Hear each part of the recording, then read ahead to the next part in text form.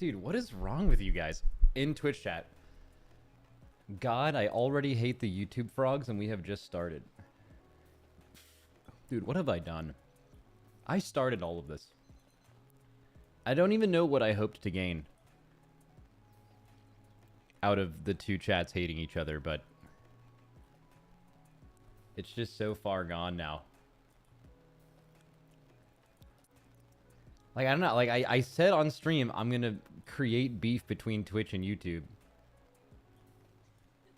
I just don't... I didn't think of the end game. I just thought it would be funny. You know?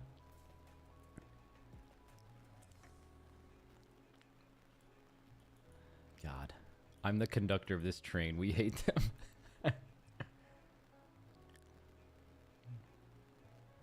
Max, I have an insane new bit for you. If you refer to soccer players as FIFA characters, it drives people mad. Especially when you imply the only reason you'd know of Ronaldo or Messi is because of a video game. Really? I could kind of see that. I think just me being clearly like a super white American dude, and anytime I say soccer, you can just tell that, like, I don't know, if I have a couple thousand viewers, maybe like 30-40% of them are European, which is kind of a lot. You can tell there's like 10 or 20 people in chat and an unknown amount of people not in chat that are immediately triggered by me not calling it football. So I don't think I need to do that. Oh yeah, Ronaldo, isn't that the guy from FIFA? It's pretty good.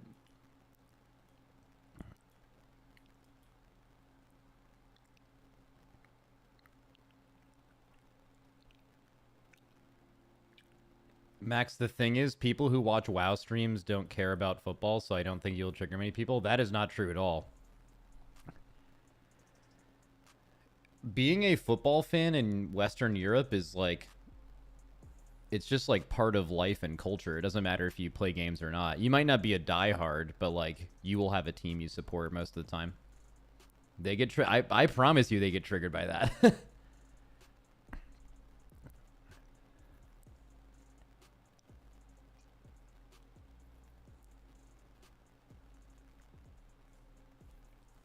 Also, man, for someone who grew up liking and watching a lot of sports and still does, can we all just take a fucking moment of silence for how unbelievably bad sports video games have become? I mean, what a disaster, man. They're all just like fucking gambling simulators now. It's really sad. They're completely uninspired garbage. I miss the days when when leagues didn't have a like dedicated video game sponsor and like games actually competed against each other, which, you know, forces games to become better, and now they're just selling the fans of their sport the same player or the same card that they bought last year. But now it's just, you know, it's like an updated version. Oh my god, embarrassing.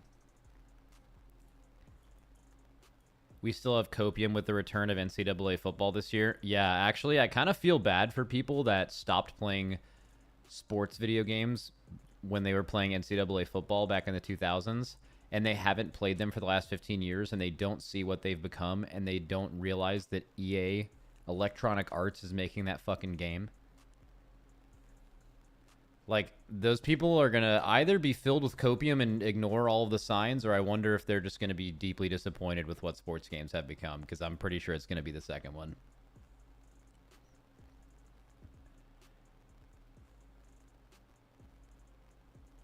People engaging with Madden Ultimate Team and Madden are just crazy to me, literally just rebuying everything each year.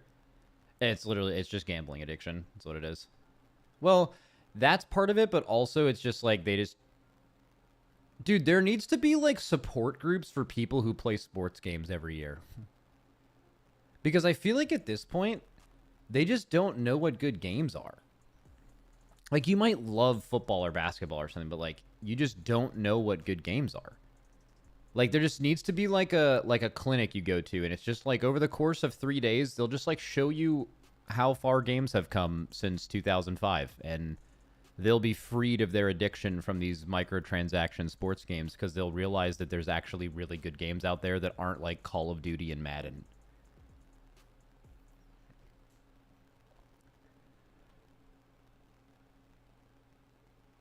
Like World of Warcraft. and that's it, actually. Actually, I think recommending, if you're someone who's trying to get out of like a sports game addiction, what would be the worst game you could recommend to them? I'm thinking it's League of Legends. Like, how do you, like, imagine you're like throwing your controller at your screen playing a game of Madden football, and then like you get introduced to what it's like to solo queue with silver and gold players. I mean, they'll probably just like, their heart will explode out of anger.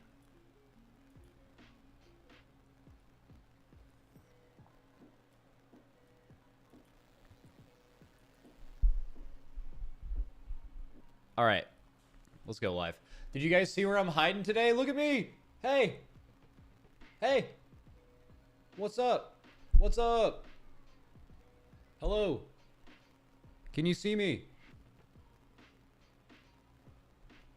I'm a little guy. All right, I'm coming in hot. I'm coming in absolutely screaming, chat, right now.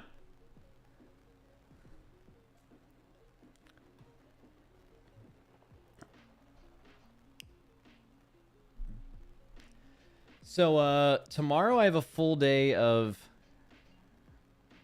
filming. And they said to make sure there won't be hair and makeup on site. So make sure you come, in quotes, well groomed. And it's not going too good. I haven't been to get my hair cut in like 6 weeks or something. So it's just gonna have to fucking do. So, all good.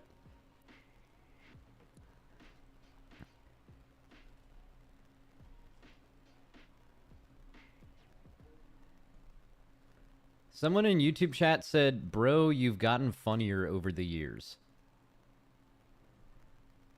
Is that a compliment? That sounds... I think it's a compliment, but like, I feel like you're saying that I used to be terribly not funny or something. I actually, dude, I might have just taken that bad. I don't know. I took that really bad. Like, you can do that to your friend, actually, one time, if you want to just be really mean, is just, like, laugh really hard at something that they said that's not that funny and just, like, repeatedly tell them that's the funniest thing they've ever said. Because then in their head, they're just going to be like, am I really that not funny? Come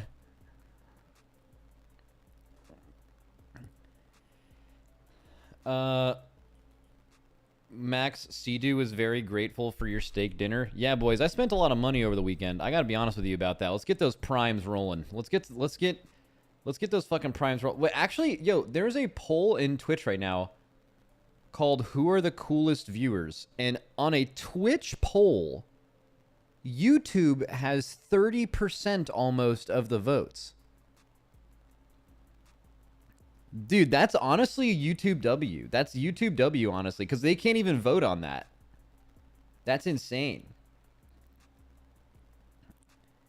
Wait, what is this? Facebook freaks or kick crackheads? Dude, does Facebook still have gaming streaming?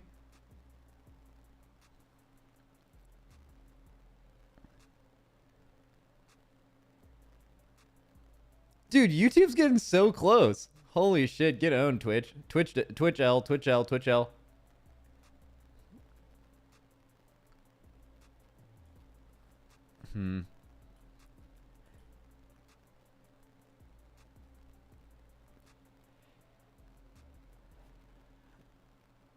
I would say Twitch is more toxic, but YouTube has a younger audience.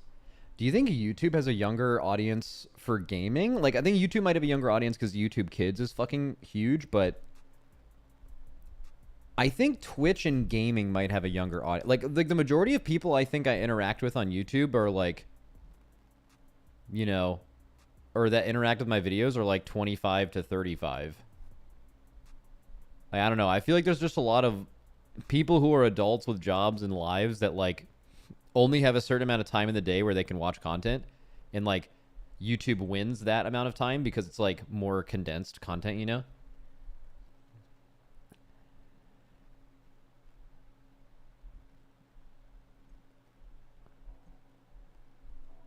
$25 here, 24 over here. Damn, there's a 24-year-old in YouTube watching me. That's crazy. Well, I mean, I don't know why I say that's that crazy. That's not even that young, but I wonder what would have to happen for you to be in your young 20s and be into retail WoW. It would probably be getting into Classic with your friends and then transferring into retail, I think.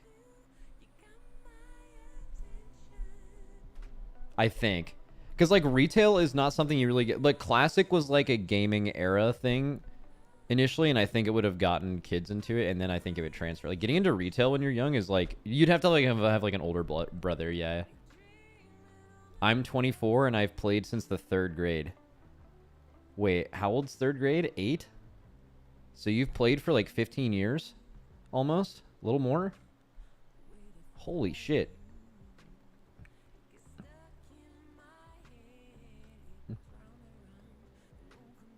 Dude, sometimes I think about how bad I was at WoW when I was 10.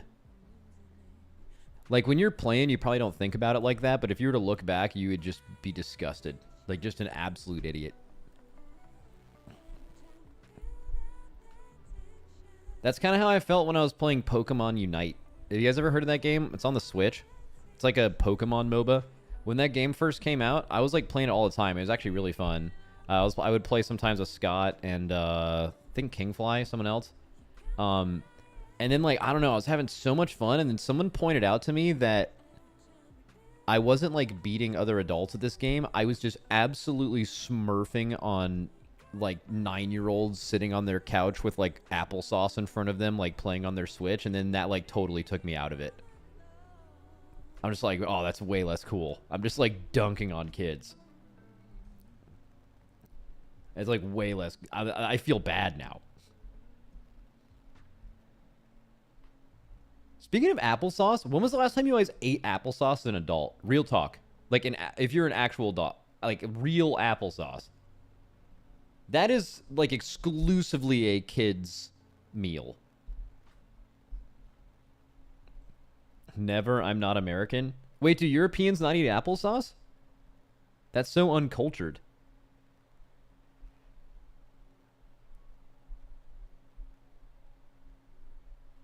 I wonder why. Actually, now that I've never really thought about applesauce before, but I feel like it's got to be like fake as fuck. Like, I got to feel like applesauce is got to be like 5% apples, then just like a bunch of sugar, which is why kids eat it, and they tricked a bunch of parents into thinking it's healthy. Am I right? I'm totally making this up, but like that sounds right.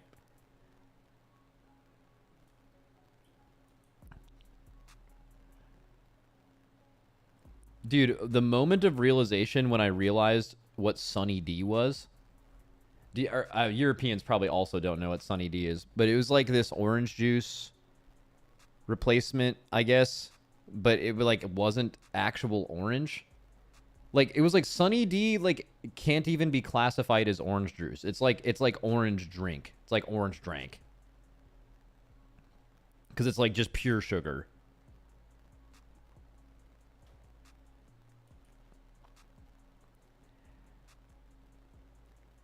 They made it illegal in the UK because of the color. Oh, shit. Okay, I don't want to hear any... Okay, can we be honest for a second, guys? Can we be honest just for 1 second? People in the UK eat fucking baked beans for breakfast. I feel like at a certain point, you got to realize that they're cooked, and like you just got to not... You just got to ignore what they're talking about when it comes to food. A little bit. Like, that's fucking insane. Guys, baked beans go hard, just not for breakfast.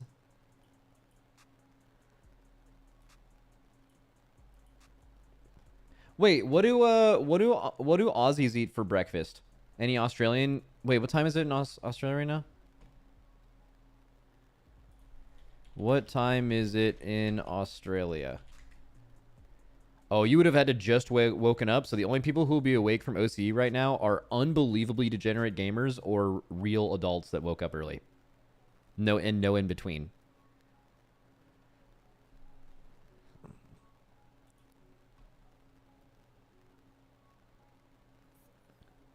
They drink beer and violence.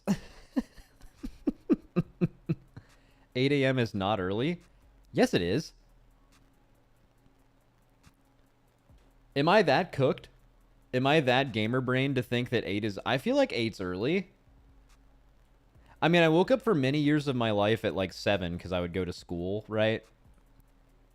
But once I went to college, there was none of that happening. That was...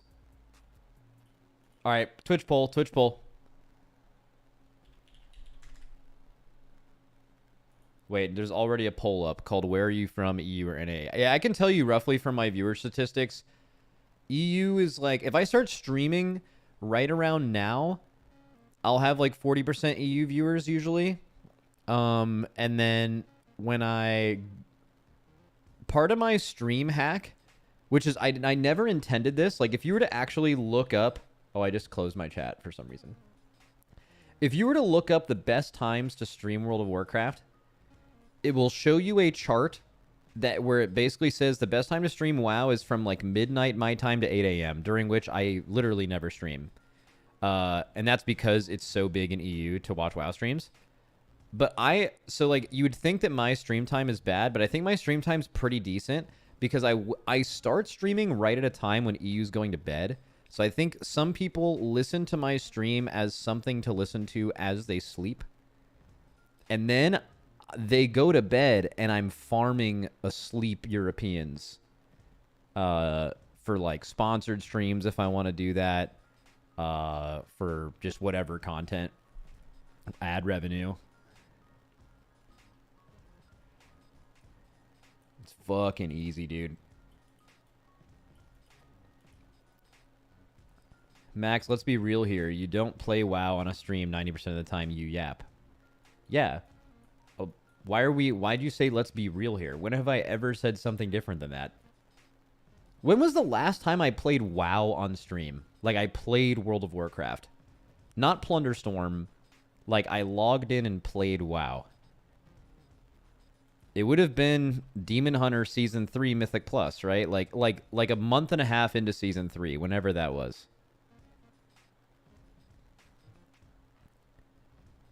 I think I'm doing it this Saturday, though. Don't quote me on this, but I'm signed up to do some kind of like charity Mythic Plus thing, and it's one of these next couple weekends, and it's just gonna happen one day where it just procs and someone messages me and they're like, "Yo, you have a dungeon tournament tomorrow." Oh, it's in 2 days.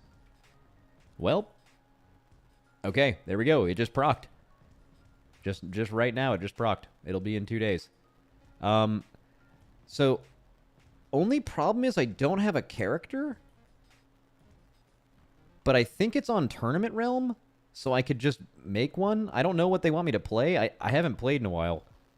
Good thing it's a charity tournament. The last time there was a charity tournament, we realized that other teams were tryharding real hard, and we were just going to joke around the whole time. And we ended up getting so many donations by not trying and turning into the goo guy in Plaguefall, and then just playing that song. That one. We played that song, but it said I'm goo dabba dee dabba die. And we just ran around as goo guys for like 2 hours, trying to finish the dungeon in time while auto-walking as the goo guy. We got the most donations, which was fun. But we did not win. Well, I guess we won in terms of whoever made the most money for charity, but we didn't win the tournament. We weren't even doing dungeons. I will... David Harbour stream when? That already happened, like almost half a year ago. I'll be right back, and then we'll get started on this. There was also another thing I wanted to do today besides the hero talent stuff, and that's Automatic Jack has a video called... Really good React content, I think. 2 videos. Will Blizzard fix healing in the War Within, and healer damage doesn't matter? 2 topics I'm really passionate about and have spoken about multiple times. And I think this is actually interesting, not even if you're just a healer, because, like, fuck healers, right? But it actually, the way that healing exists in the War Within and how it existed in Dragonflight actually affects you as a DPS a lot. Like, if you guys dislike the feeling of damage being, like, super instant, and, like, if you don't pop a cooldown, you'll die instantly instead of dying, like, over time, that's because of what they did with healing. So, like, it definitely translates to everyone else. Anyways, I'll be back in, like a minute or so.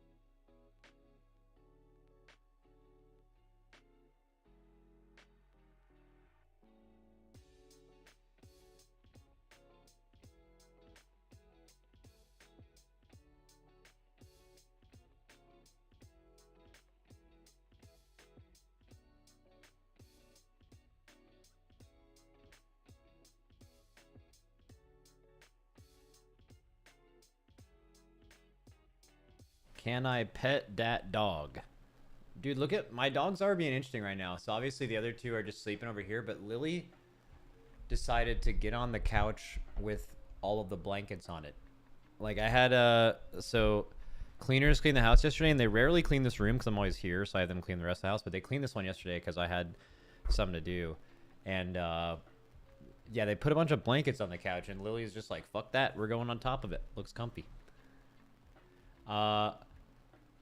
So the reason my stream's a little late today too is I went to physical therapy for my ankle. And guys, let me just tell you, if you go to a doctor, if you have some kind of injury, and they say we're prescribing you physical therapy, do not go. It just hurts. That's it. I don't know if there's any science to say it actually makes anything better. It just hurts. So don't do it, right? Just don't go to that.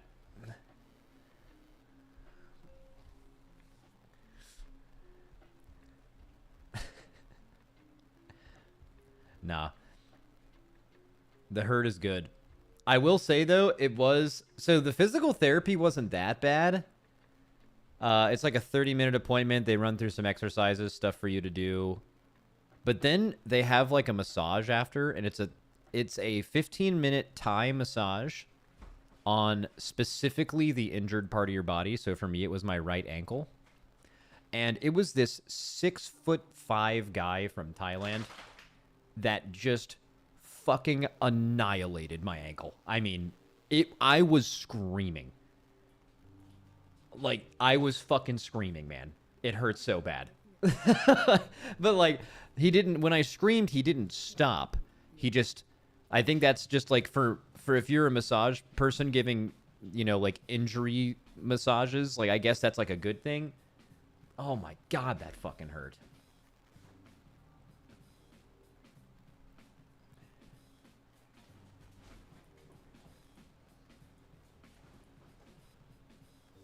Max got annihilated by a 6-foot-tall Thai guy, 6'5", and yeah, he sent my ankle to the Shadow Realm, but in a good way, I think. Wait, why is Tot not working in chat? I don't see it on my screen. Is Tot working for you guys? This is what I see. Am I bugged bad? I'm bugged. I gotta reload this or something. Weird. There we go. Quick little reload fixed it. Wait, what is this pinned message? Someone said, apples usually don't grow in Europe. They only have coconuts. That sounds crazy made up. Like, not even kind of true. Is that about the applesauce thing? I mean, fuck it. We'll go with it. That's true. Max, do you have problems with the ankle or the muscles around it? It's... I could show you like a little anatomy chart, but I destroyed some of the tendons to one of my deeper calf muscles. And it's like right along the outside of my ankle, like right above my ankle bone. So outside of my leg, on my right leg, it hurts really bad right above my ankle bone and right near my ankle bone. And it's from a hockey injury. If you saw the injury, you'd know exactly what was hurt. Max, can we get a Wolves Mavs take since you tweeted about it last night? I'll do a short one because most people in the chat are not huge sports fans, but I think that's going to be one of the most fun series to watch ever. It's just Anthony Edwards and Luka having an aura off. They're just trying to see who has more aura. Fucking crazy. Someone keeps posting drops. Wait, drops are still on, right?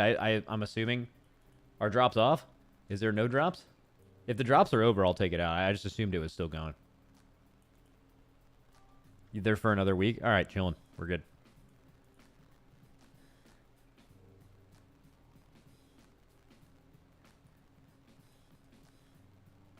Yeah, I noticed in the middle of that game that, like, Ant trying to guard Kyrie was making him really tired, and it makes you wonder, like, sports fans sometimes are in basketball are like, I want my best player to guard their best player, but unless you're like a casual fan, like, you have to realize that comes at a cost. Like, there's a reason a lot of teams put their best scorer on, like, the 3-and-D guy on the other team, so they just get to sit in the corner on defense, because it turns out it takes a fucking ton of energy to guard another really, really good player, and you could see how Ant literally couldn't do anything in the fourth quarter. He was just dead, and that was because of that, so. It was, like, so obvious on the broadcast. Anyways, we're not doing that right now. We're not fucking doing that right now. So, the other day on Alpha, Blizzard released some hero talent stuff. Except they lied. So they said Deathstalker will be available on the alpha. And then they lied about that. It just straight up wasn't. It was just not there. So Blizzard made a post, I was told yesterday, about updating that or putting it on the PTR. And I was a little busy yesterday. I was doing like I actually went on the ice yesterday to try to skate on my ankle a little bit. And then I also did like a workout after, and that was during my stream time. And I wasn't, if I knew at the beginning of the day, I would have pushed all that later and streamed, but it was just too late. I would have had to go live at like 5 p.m.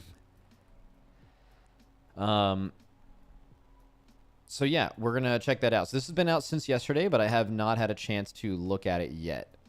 Is the best way to look at this in a Wowhead article? Do they have a version of it that's available to be seen on this, or do I have to go in-game and test it? Okay, they have it here. Sweet. But for people who've tried to look at this, sometimes Wowhead has very bad versions of these. Is it better in-game? Or is this actually, like, easy to look at and correct? I'm sure a rogue would know. Just ignore the outlaw notes. Oh, it has outlaw stuff. But, like, this is a tree between ass and subtlety, yeah, so. Max, running without a tank Saturday is a bold strategy. I know nothing about the thing on Saturday. We're going to figure it out when we get there.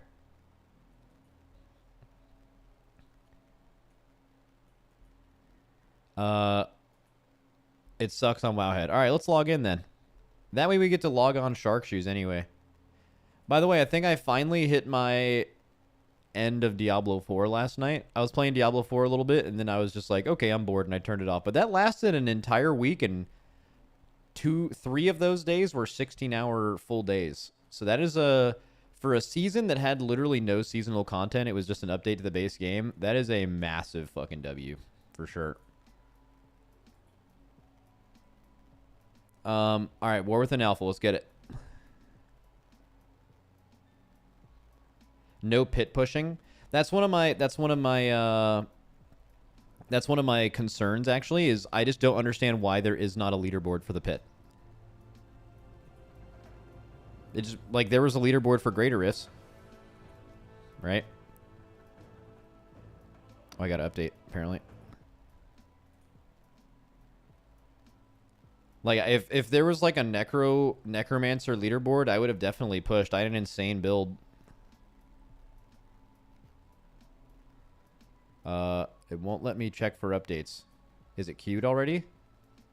Unknown game WoW Alpha update available. All right, do that then.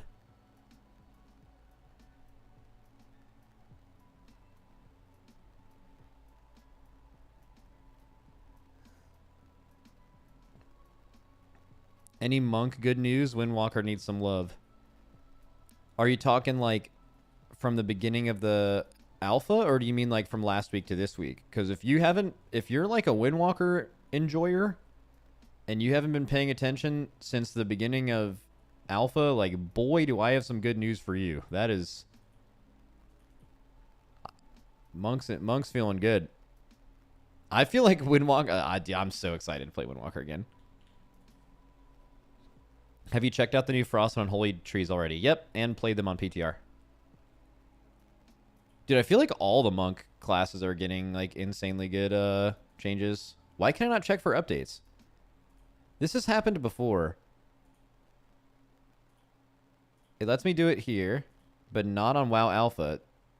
Or wait, okay, now it's let me do it. Okay, we got it. I did restart the launcher. Usually that's what happens.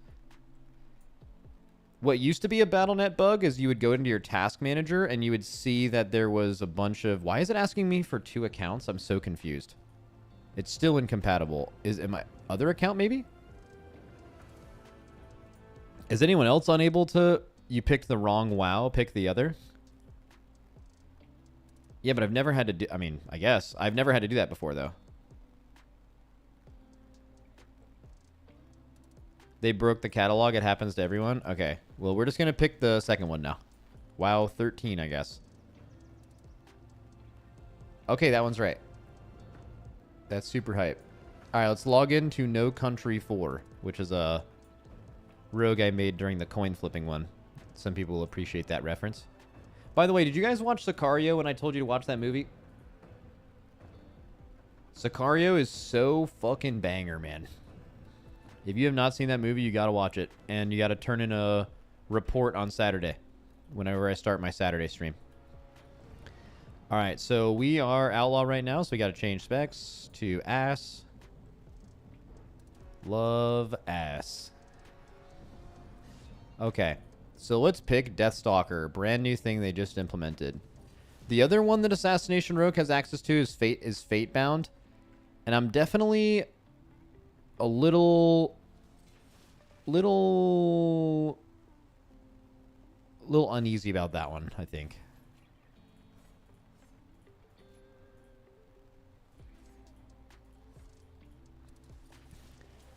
All right, let's check it out.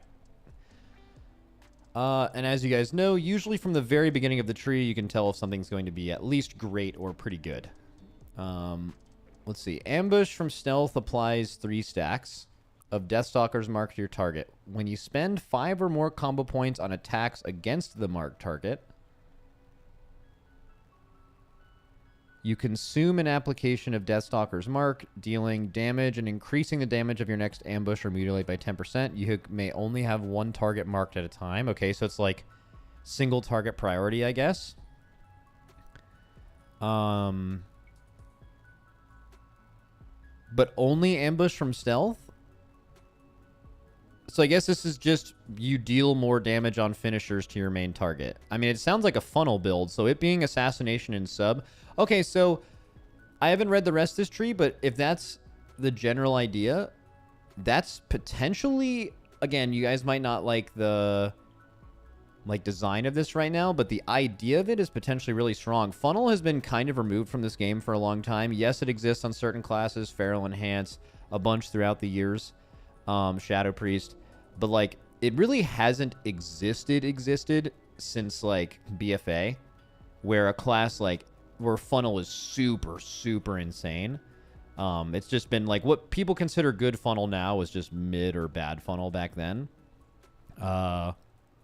So them kind of giving one of the hero talents for that, I think, is interesting. Hard to balance because sometimes it's like so strong, you know?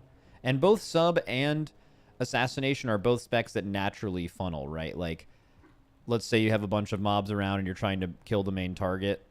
Like, you could just Fan of Knives and then use your finisher, right? For, like, assassination. Like, you have kind of built-in funnel with the way your class works, so kind of fuck with that, but it does seem a little boring, but they can make it less boring later. Let's see what they're doing here. Your next Fan of Knives, after applying Deathstalker's mark, so after you ambush from stealth, as of right now, your next Fan of Knives, after applying Deathstalker's mark, deals an additional shatter damage and generates 1 additional combo point. That seems really weak. Fan of Knives, when you're using it, a lot of times is capping out your combo points. So, or maybe it'll... No, that just seems kind of weak. Unless you're going to be applying... Because it's doing that damage to every target. I don't know if that number is high enough, but numbers can always be changed. It's more design-wise. But the extra combo point is just not super relevant unless it's like trying to make... Unless the reason you're doing this is you're going to be getting Deathstalker's marks more often than I think right now after reading one talent. And it's trying to make you able to funnel on lower target counts, and guaranteeing basically your Fan of Knives always generating 1 additional combo point will definitely make it easier to funnel on a lower target count than normal, which could be good. The damage number would just have to be adjusted, but we'll see. Slice and Dice, which is up permanently, cause your Mutilate to deal an additional plague damage. Okay, kind of super basic. Maybe a tuning knob. Here we go. This is a defensive node. Evasion reduces magical damage taken by 20%, and Cloak of Shadows reduces physical damage taken by 20%. I like that. Are rogues a class that need more defensives? Not really, but I like the idea of evasion being relevant in magic damage and cloak being relevant for physical. Cool. And then the other one is Cloak of Shadows duration increased by 2 seconds.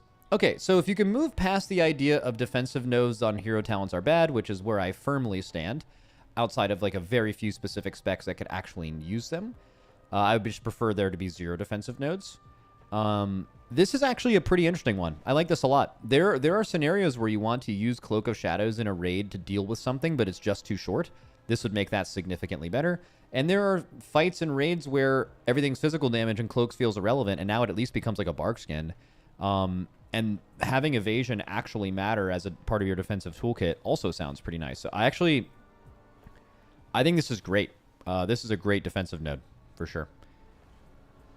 Let's see. Auto attacks against marked targets deal an additional... See, this is... Okay, so I already told you there's, like, potential value in this being a funnel tree. When I am 1, 2, 3, 4, 5 nodes in, and 2 of them are nothing happens and abilities you press normally do extra plague damage, what the fuck are we doing here? Like, that's... I don't know. I'm not a fan so far. Like, this is the... You can tell in some of the less inspired hero talent trees, it's usually the more nodes they have that are saying basically nothing. And there's 2 of them already, so... Okay. Rupture deals an additional plague damage each time it deals damage, stacking up to 10 times. Rupture duration increase. Okay, so the duration increase is at least somewhat valuable, because in a scenario where you're funneling one target, having to spend less time rupturing the other targets that you're maybe cleaving down is pretty nice. But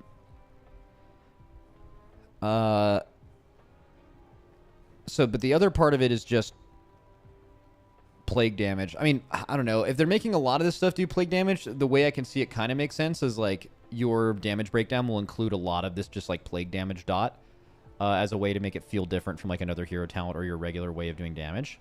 Also, it's certainly a tuning knob they'll use to make this stronger. I'm still just not a fan so far. Okay, choice node. Fan of Knives, Shuriken Storm, Crimson Tempest, and Black Powder. So all of your AoE finishers and AoE generators deal 20% additional damage while 3 or more enemies are afflicted with Rupture. I like that. Right? That seems pretty strong too. That'll probably be one of the defining nodes of this tree. That's a strong node. If you have critically struck with Fan of Knives or Shuriken Storm, increase the critical strike chance of Fan of Knives, Shuriken Storm, and Black Powder by 15% for 12 seconds. Okay, so this is just going to be pretty much baseline crit strike chance increased on your AoE finishers. Why does this include Black Powder but not the assassination dot? We just mentioned it over here. Crimson Tempest. Can Crimson Tempest not crit? Or something? Why would, and it's a no, huh? So, would you rather these spells do 20% more damage or have 15% more crit? I'm guessing the reason this is a choice node is maybe there's a build or part of a build or a certain part of a fight where you actually want to spam these AoE things but don't have enough time to put up the ruptures. So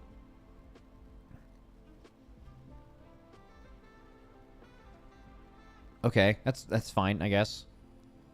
Like, I think in all reality, the design behind this was originally not a choice node, and then they were like, well, what happens if there's a scenario where you don't want to put up Rupture? They just gave you another option. I think the idea, the design here was Follow the Blood, and they made Momentum of Despair just so you had another option, but it's not, like, supposed to be super interesting. Singular Focus. Damage dealt to targets other than your marked target deals 3% plague damage to your marked target. Okay, so kind of pulling this tree together so far. A lot of the nodes aren't super interesting, but it's really fascinating to me that they're actually making a tree that is clearly designed to be like really strong funnel when they've tried their hardest to basically remove that from the game for many years now. So I hope this isn't super cool so far. Don't know what the animations are. Animations can hard carry trees. Like I said, one of the most well-liked trees right now is Rider of the Apocalypse. And Rider of the Apocalypse does basically nothing. It just looks cool, and it feels cool to be a Rider of the Apocalypse. And that makes it great. And it is great. And this tree, you know, so like you're looking at a tree that maybe does nothing, but there are other trees in the game that do nothing that can be redeemed by looking fucking insane, right? So we don't know exactly how that is yet, but definitely not looking super great so far. But I do like the creativity of trying to give them a very specific profile, where if you could only ever choose one hero talent like Covenants, that would be really problematic. But the fact that you always have the ability to choose makes it a cool option. The tree has literally 0 animations, no cap. Yeah, most trees when they're first implemented take a few weeks to get animations. Yeah, it wouldn't be expected for them to have them yet. Shiv additionally increases the damage of your next Envenom by 10%. Okay. After Deathmark expires, gain 3 seconds of 10% increased nature damage. Okay.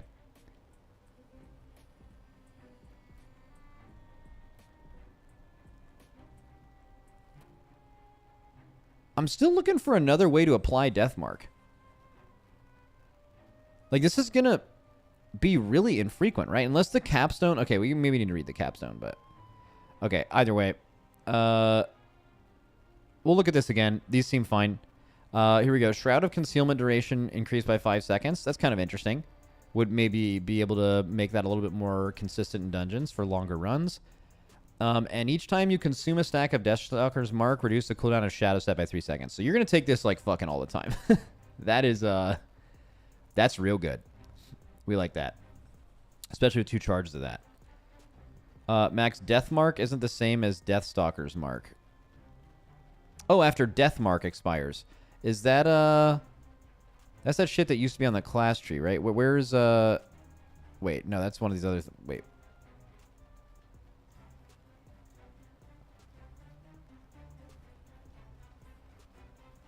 Oh, it's literally your cooldown. I see. I was confused. I thought it was referring to Marked for Death, actually. Okay, after Death Mark expires, gain 3 seconds of 10%. What the fuck? Why? That's so much worse. When you use a 2-minute cooldown, so every 2 minutes you will get 3 seconds of 10% increased nature damage. Something about that is extremely wrong. There's a number missing somewhere. It's either 100% or 30 seconds. That's fucking insane. That's just a typo. Like, there's no way that's correct. That's like embarrassingly bad. Okay. And then again, every time you consume a stack of Deathstalker's Mark, I think you're going to take this all the time. Because I'm assuming this last node is going to have to make you trigger Deathstalker's Mark just more often. Because right now, they don't get Vanish reductions on these 2 trees like you do with Outlaw, right? I think you get 2 stacks of Vanish now. Wasn't that potentially a thing you can get? So, like, over the course of, is it 2 or 3 minutes, right? You'll be able to give 3 stacks twice. So the last node has to increase it. Okay, so let's see. When you consume the final Deathstalker's Mark from a target, okay, so you've done 3 finishers after vanishing, you gain 60 energy, and your next Envenom cast with maximum combo points is guaranteed to crit, deals 30% additional damage, and applies 3 stacks of Deathstalker's Mark to the target. Okay, so this makes it so every single finisher, except for this one Envenom that's Giga Juiced, will have Deathstalker's Mark applied to it. Okay, so that makes this kind of stuff. So you're gonna... Can you still have 2 charges of Shadow Step? Is that if you already know Shadow Step, instead gain an additional charge, don't you have 2 stacks of Shadow Step? Or is that just for sub?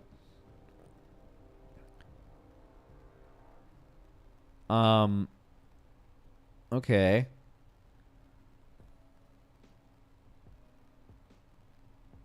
We get it by default. I mean, that's still... I mean, you're going to get crazy reduction on this. You're going to be able to Shadow Step fucking permanently. Max, problem for Assassination is they want to garrote in their stealth windows. Oh, right. Because of, like, new Shrouded Suffocation, right? I forget which one of those, isn't it? Or, yeah, it's literally Shrouded Suffocation. It's just not as strong as it was in the BFA Azerite talents, but... It's like you're going to want to garrote. And they also... Didn't they extend your stealth window, though? To specifically allow you to get more things off and not feel hard stuck, you know? I feel like in single target... I feel like also with this tree, you just wouldn't always just garrote, but... You can just open with ambush and then garrote. Yeah. But, yeah, Subterfuge lasts longer now. That was the change they made, so... Okay. I actually like this more than I thought. So I haven't played Sub in a very long time, and I haven't played Ass since Shadowlands. But I think this is within the realm of being, you know, in quotes, fixed by tuning. I think a couple of these nodes are kind of boring. It's more just like, we want your auto attacks to do plague damage now. So, like, you're just... Basically, this is more funnel. This is more funnel, right? We can't spend all charges on a single target. Is that a sub problem? Someone said something about this earlier. Someone said sub will stack to...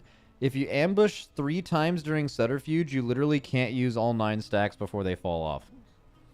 Okay, I mean, that's just a... That just sounds like a little tuning knob adjustment, right? But doesn't throw the whole thing out, right? Like, I feel like when you guys see these things on alpha, especially early on, you shouldn't expect to, like, log in and play and the gameplay seamlessly works perfectly on something designed like this. Like, you're looking for concept, you're looking for ideas, you're looking to see if the whole general idea makes sense or could be cool. I think the general idea makes sense and could be cool and could be strong. The fact that you don't use the things in time could just be changed by how many you apply. They could simply make this apply 2 instead of 3, but give it, 50% more power or whatever the percentage would be, and change some few numbers around and be fine. Or they could make it last longer or whatever, right? Like, there's multiple ways to make that work. You just have to assume. I actually think, dude, just right off the bat, I think this is a better starting concept and idea than both Fatebound and Trickster. I actually think this has a lot of potential use. It's just not good right now. I think this is definitely gonna... I think with some iterations, this will be, like, pretty strong. Man. And, like, the first time in the game, we're gonna get some real funnel in a while, too. Theme kind of bangs. Also, like, if you could imagine... I wonder, what could they do visually here? What could they do visually? I'm trying to think. Like, is there, like, a big shadow thing when a Deathstalker's mark gets consumed, or when you apply it, something like that?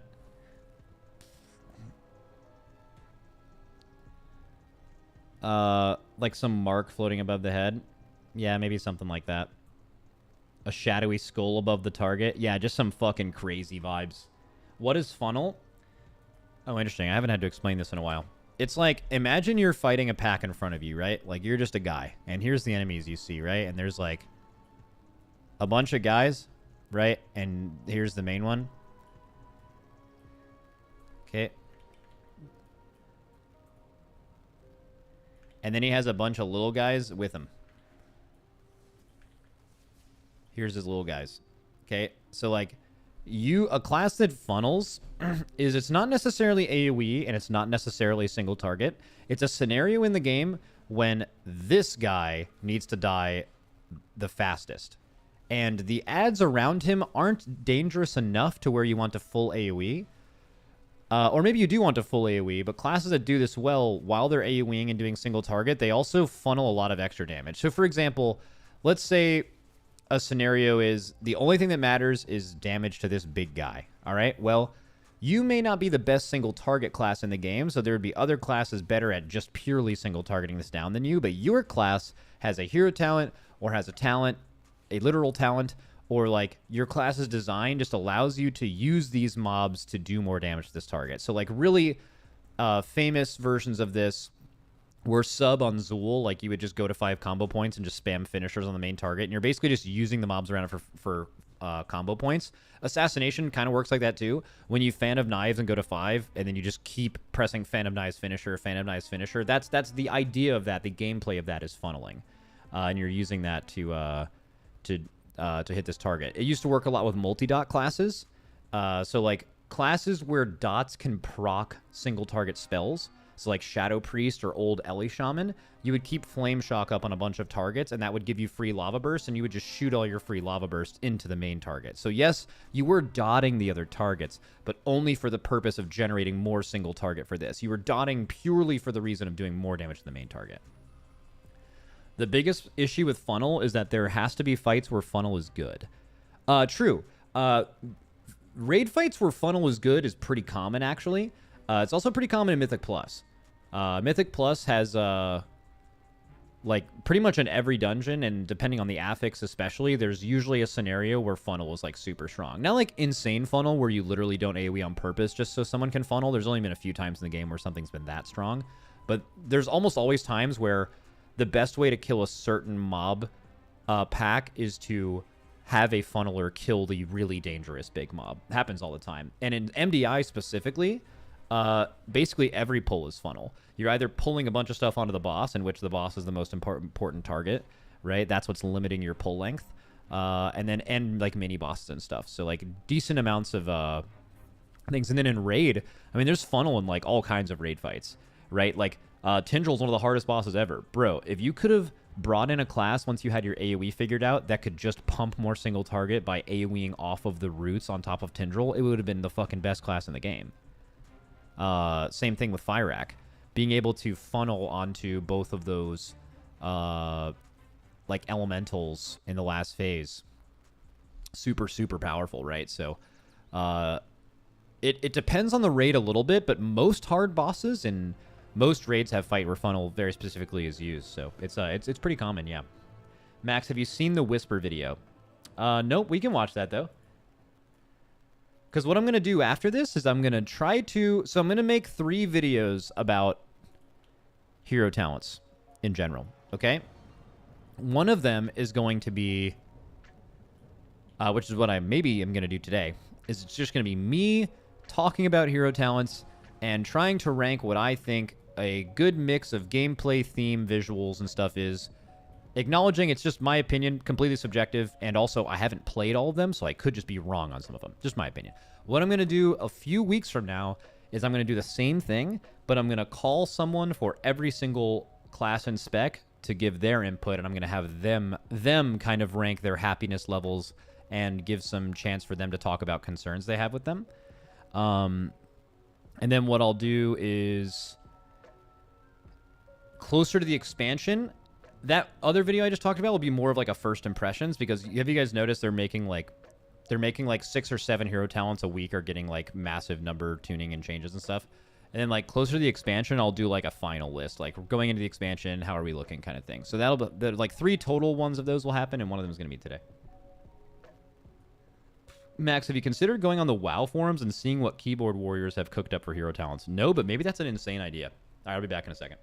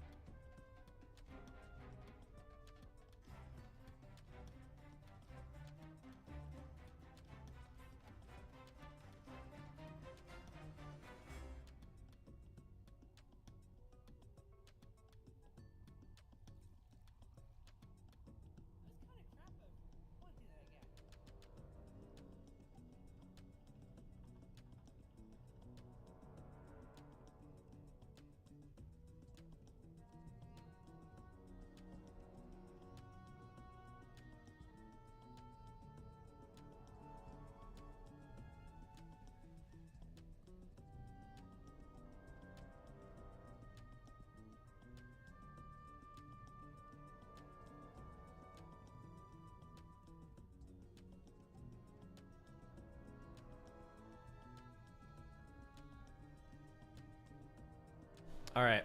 Are we going to watch this Whisper video? Oh, he's in chat. If Max actually pulls up my video, I'm going to get dragged in the streets. My content quality is gutter tier. I don't give a fuck. I mean, my basic thought on the tree is I think this is one of the coolest ideas they've had for trees. I think a couple of the nodes are boring, but I kind of like that they're fucking with funnel. Like, if anything, it's like a little one-dimensional, but I think this would even... Something that would make this good on funnel would also make it good on single target. The only thing that would make it bad is, like, AoE. Like, another tree being, like, AoE-based, so you feel like you can never play this. But even in AoE scenarios, which is, like, typically Mythic Plus or AoE bosses, funnel is usually really fucking good. And it's not like they're making your AoE bad. They're making your finishers just, like, a lot stronger, too. I do have an issue with this other node. Like, if some of the issues you guys have talked about, which is, like, the design of this makes it so you can't actually spend all of these in time, they can fix that in like... That's probably all... If people have complained about that, that's probably already fixed, and you just won't see it on the build until next Wednesday. That doesn't sound like a problem at all.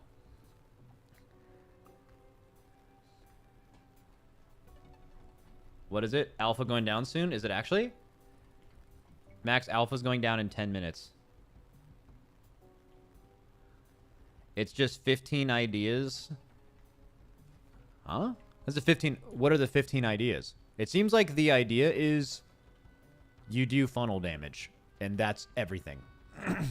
With a node that makes you do more AoE damage, so it can actually compete with a tree that isn't exclusively trying to do one thing.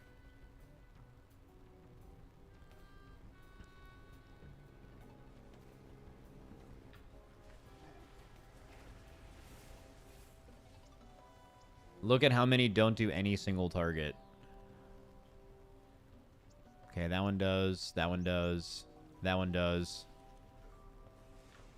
Damage dealt to targets other than your marked target deals 3% plague damage. Yeah, so that one, singular focus sucks. It's hilarious it's called singular focus too, and like on a single target it literally would do nothing. Shiv additionally increases the damage your next envenom by 10%. This one's... Lingering Darkness is like actually funny. The funniest explanation of Lingering Darkness is that somehow this actually isn't a... This isn't a typo.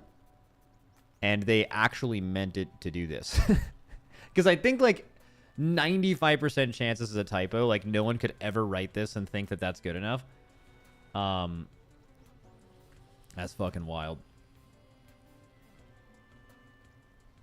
What is it? There's just so many placeholders. There's no way these aren't placeholders. I don't think that's true. Guys, are rogues overreactors? I can't tell. I don't pay too much attention to the rogue community. As far as I can tell, the rogue community is actually pretty good. But are they overreactors? Because maybe they're not overreactors. I'm genuinely asking. I have no idea. But like the other trees they have are also like definitely really problematic. So like to get a third one that isn't a slam dunk means they're just gonna like pick holes in all of it because they're already down bad. I'm dooming hard.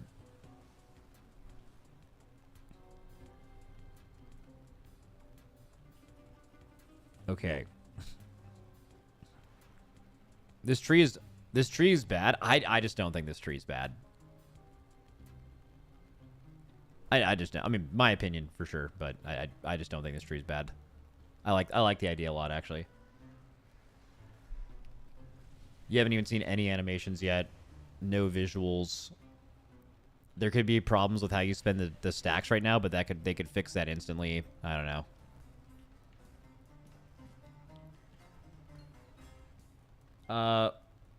They're on tilt from the other two. Yeah, and rightfully so. I'm not a huge fan of either of the other ones.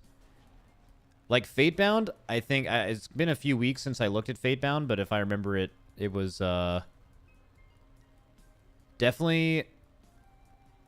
It's either going to be you don't think about this at all and you just do your rotation and stuff happens, which is pretty mid unless the visuals are awesome, or you are like actually thinking about extending coin flips by doing the things that let you control that. And then that sounds even worse, where like that just sounds like annoying gameplay, like not fun gameplay, especially if you play Outlaw. Like maybe this is not true with Assassination, but Outlaw, I definitely think holding Adrenaline Rush and like Vanish for later stacks of the coin flips is going to be like super fucking annoying and way too much going on. And then the other one, aren't they remaking the other one? Maybe I've... maybe I've not been keeping up with the times, but didn't they say they were redoing the feint thing? Because like I mean, you don't even need me to tell you why the feint one's bad. I think all rogue trees look hella mid compared to other classes trees. I don't think, dude. I think that's maybe if you're saying like they look mid compared to the best ones in the game for sure. Like there's fucking mages out here with 3 really good ones, so definitely vibes there. I feel you, but I don't think I forget the name of it. Is it Deathstalker? Bro, I don't think Deathstalker is bad compared to other classes trees at all. Actually, I think that one's pretty good.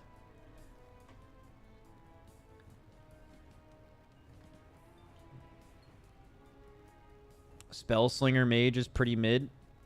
Is it mid compared to the other trees that Mage have, which are like the best in the game? Or is it like actually uninspired in mid? Because a lot of the gameplay of it seemed cool.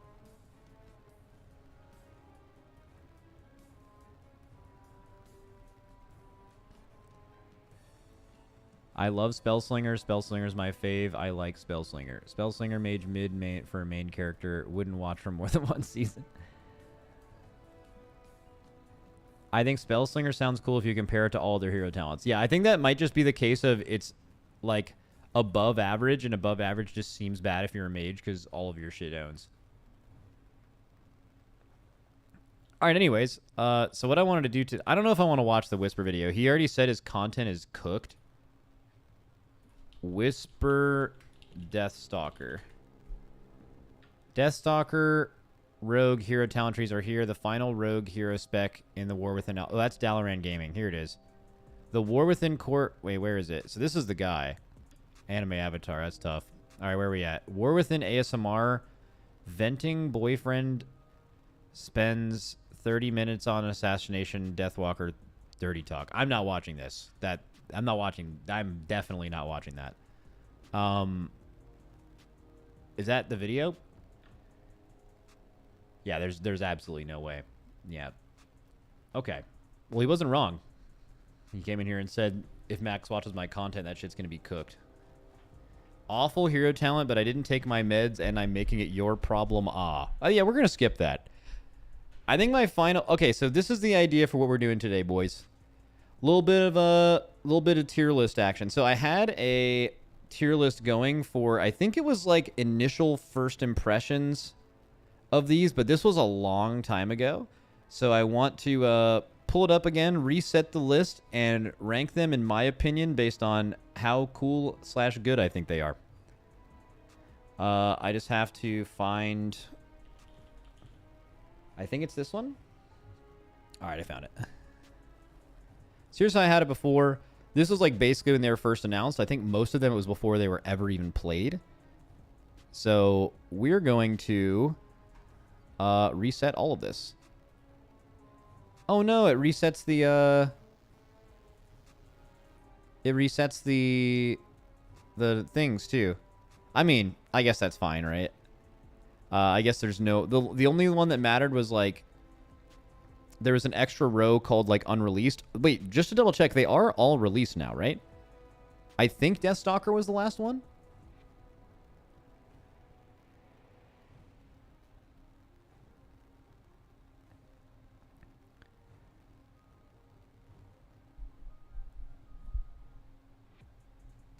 Totemic, yeah, Totemic was out. Yeah, I'm just looking through the list. I think everything here is released. The only thing is we probably can't rate Trickster because Trickster is currently being reworked and it's not out yet. And what's another one?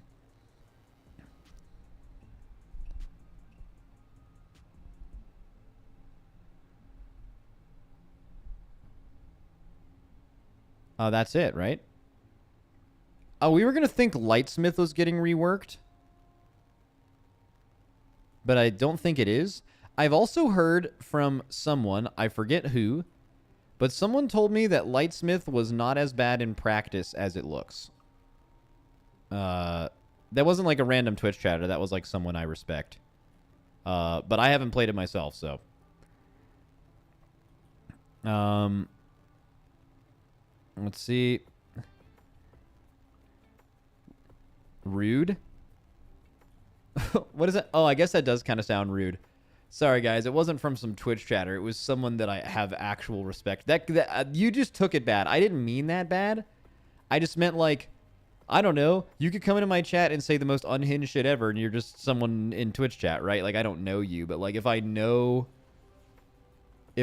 someone and they say that, and I know they have good takes, which could be some people in Twitch chat. There are people in my Twitch chat like that, just not in general. Okay, you guys are just gonna take it bad. It's fine. Just take it bad.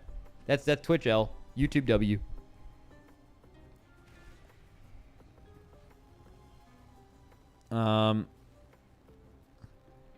No problem. Pretty sure people you respect have a lot of shit takes. Keck W.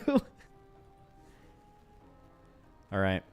What's the best way? We're gonna take another break before we start, but what's the best way to start this? Would it be to have? So the ideal way to do this is my screen is like this. My chat is probably here. No, that's bad. Where's a place I can put chat where it's not ass? Maybe I could move some of this over, actually.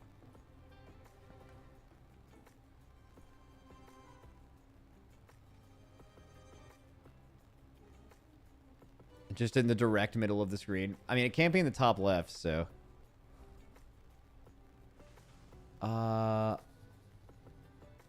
Top right corner? Isn't that going to be covering tooltips? Oh, no, it won't. That's actually perfect. Good shout, chat. You guys always know. So, can I want a thing where I can just scroll through every single hero talent. Is that this? I think it is. Oh, this is perfect. This is perfect. So I am going to do this based on my own opinion, but some of the time that again, this is going to be entirely my opinion, but when I need some help and I know literally nothing, like I'll read it, I'll get my takes on that, but then I need some idea on visuals and gameplay because I actually haven't seen it, then I'll ask chat for like a little bit of help, but it'll still mainly be my opinion. Again, if you guys are hoping that I actually talk to people of these classes and get their takes, that is happening just at a separate time. That'll be like probably like 2 weeks from now, I think, because I want some more alpha builds to go out first. And also alpha's currently down right now. They said they don't know when it's coming back up, but there likely will be a new build. It's not going to be huge. So if you guys know, like when alpha builds come out on Monday, it's not like they have all their work due on Tuesday. They don't have all their work due on Tuesday and they finally put it in. They're constantly making changes to alpha. You just only see those changes when they put out a new build. So sometimes when they put out a new build, those changes were made a week ago. They just, it's just not updated. So they could do another alpha build today and it might just have like 20-30% of what's in a normal build, but who knows. Whatever they're working on. I'll be back in like a minute or so. Be right back.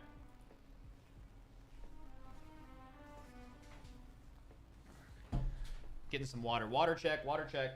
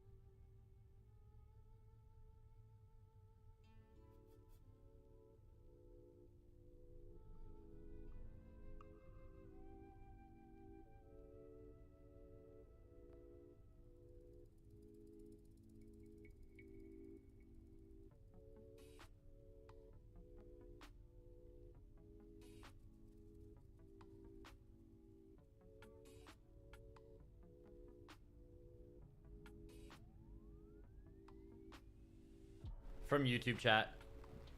Twitch is for chatting, YouTube is for watching. Ain't that the fucking truth, man? Ain't that just the absolute truth?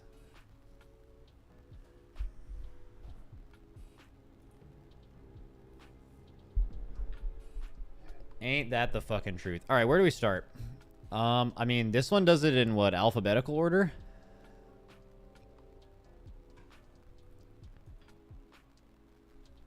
I'm seeing which ones I'm excited to talk about.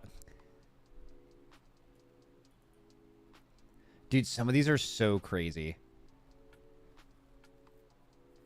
Guys, you know how insane, how fucking insane renewing blaze being applied to another target is?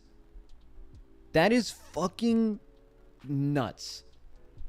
It's so good. Like, dude, okay, so I can give you some raid examples of this being, like, so fucking OP. But let's talk about some other shit. Can you imagine giving this to a tank in Mythic Plus? Like, it's probably one of the best cooldowns in the entire game. One of the best external cooldowns ever. Giving it to your tank in Mythic Plus. Fucking insane, man. Alright. As good as Monk Bubble? Well, Monk Bubble and this are trying to do two different things. But I would say overall, yes. Guys, Renewing Blaze is fucking cracked. Like, let me give you an idea of... Because I'm not exactly sure what the numbers are on it. But here, let me just give you the exact numbers. Oh, of course. It's just not going to work. Maybe I have to go up here. Sure. Evoker, Devastation, Flame Shaper. So you can either have it on a minute and a half or a minute cooldown, and it does this, but it basically just... The Flames of Life surround you for 8 seconds while this effect is active. 100% of the damage you take is healed back over 8 seconds, and you can also augment that to make it heal you faster. But, I don't know. Just any tank cooldown making you... It's constantly ticking as it's happening, and then after the last point of damage you take, it's for another 8 seconds. So it's like... fucking nuts. It's like really, really, really good. I would say this is probably effectively better than... Like, if you use this at the right time, like, if you're renewing Blaze, most tanks go through cooldown rotations. It's like, you know, as if you're a Druid, right, you might, like, open with, like, Barkskin, because it's a really short cooldown, and maybe Incarn, and then after your Incarn, you'll Rage of the Sleeper, and then after your Rage of the Sleeper, your Survival Instincts, then your Barkskin's back, and then, like, and then you need something to figure it out. If you can ask for Renewing Blaze or call for it during a time of a cooldown downtime, it would be as good as literally any cooldown in the game, like sack or anything. It's not 100% on the tank, though, is it? You can 100% put it on whoever you want. It's on your target, and then it's on proximity if you don't have someone else targeted. So it does function as an external.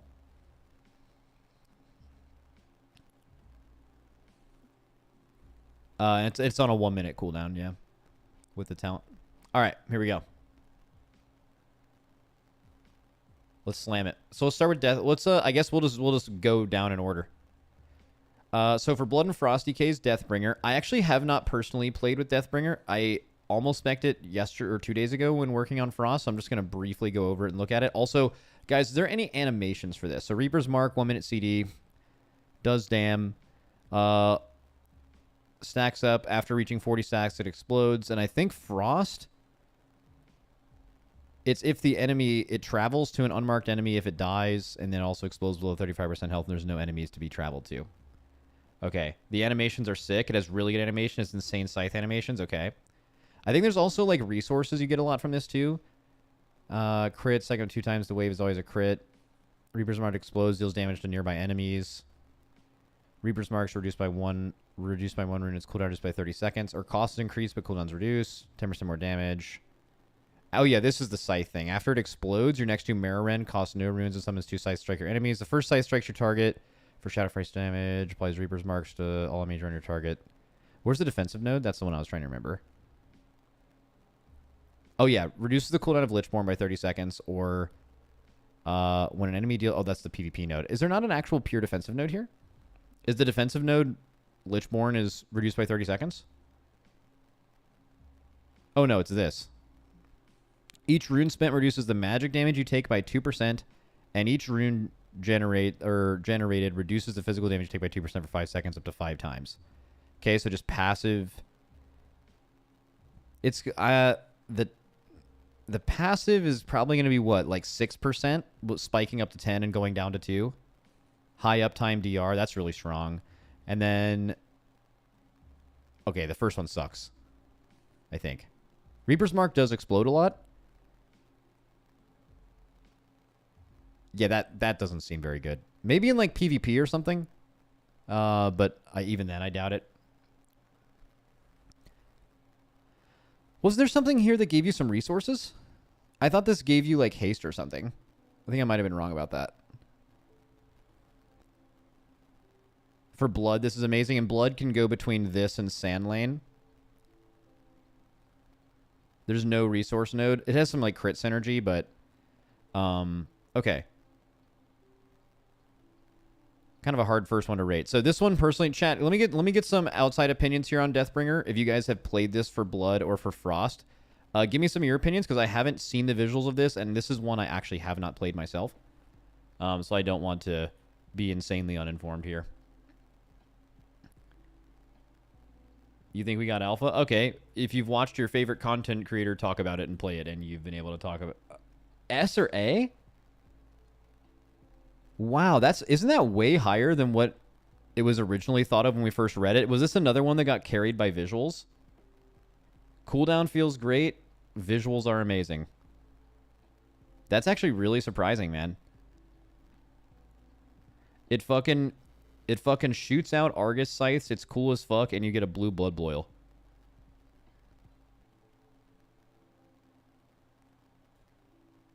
Damn. Thinking that's S. S is a strong category, though. I think people are afraid to say their shit's S because they wanted to leave some room to complain that some other one's shit is better. But, I mean, if this just feels great, it gives you an extra button. That button feels good. It doesn't feel extra. The defensive node is nice. It looks sick as fuck.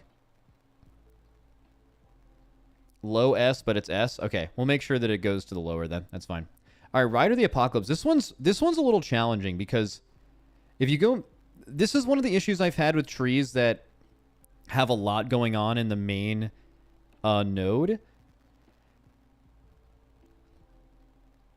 Because they end up spending the entire talent tree just describing what these things already do. So they're like Mograine, Whitemane, Trollbane, Nazrim. All right, so based on theme already, no one else needs to say anything else. It's just sick, right? Like 4 horsemen, super iconic in WoW. You're like the 5th horseman. Like you can literally mount in combat, which we'll talk about in a second. But like, look at this. Your damage increased by 5% when you're inside the death and decay from this guy. I don't know. That's just like, they just use this node, a couple of other nodes that I think they're... Well, at least a couple of them. Let me see. Oh, no, it's this one. Yeah, so 1, 2, 3. 1, 2, 3, and then there's a 4th one somewhere. Whatever. They spend most of these just describing what happens when these horsemen are out. And I feel like they could have done that in the original node. That being said, the nodes that are not based on that kind of make up for it by being super OP. I think maybe a lot of people confuse this, and I even noticed about this talking Deathstalker earlier today.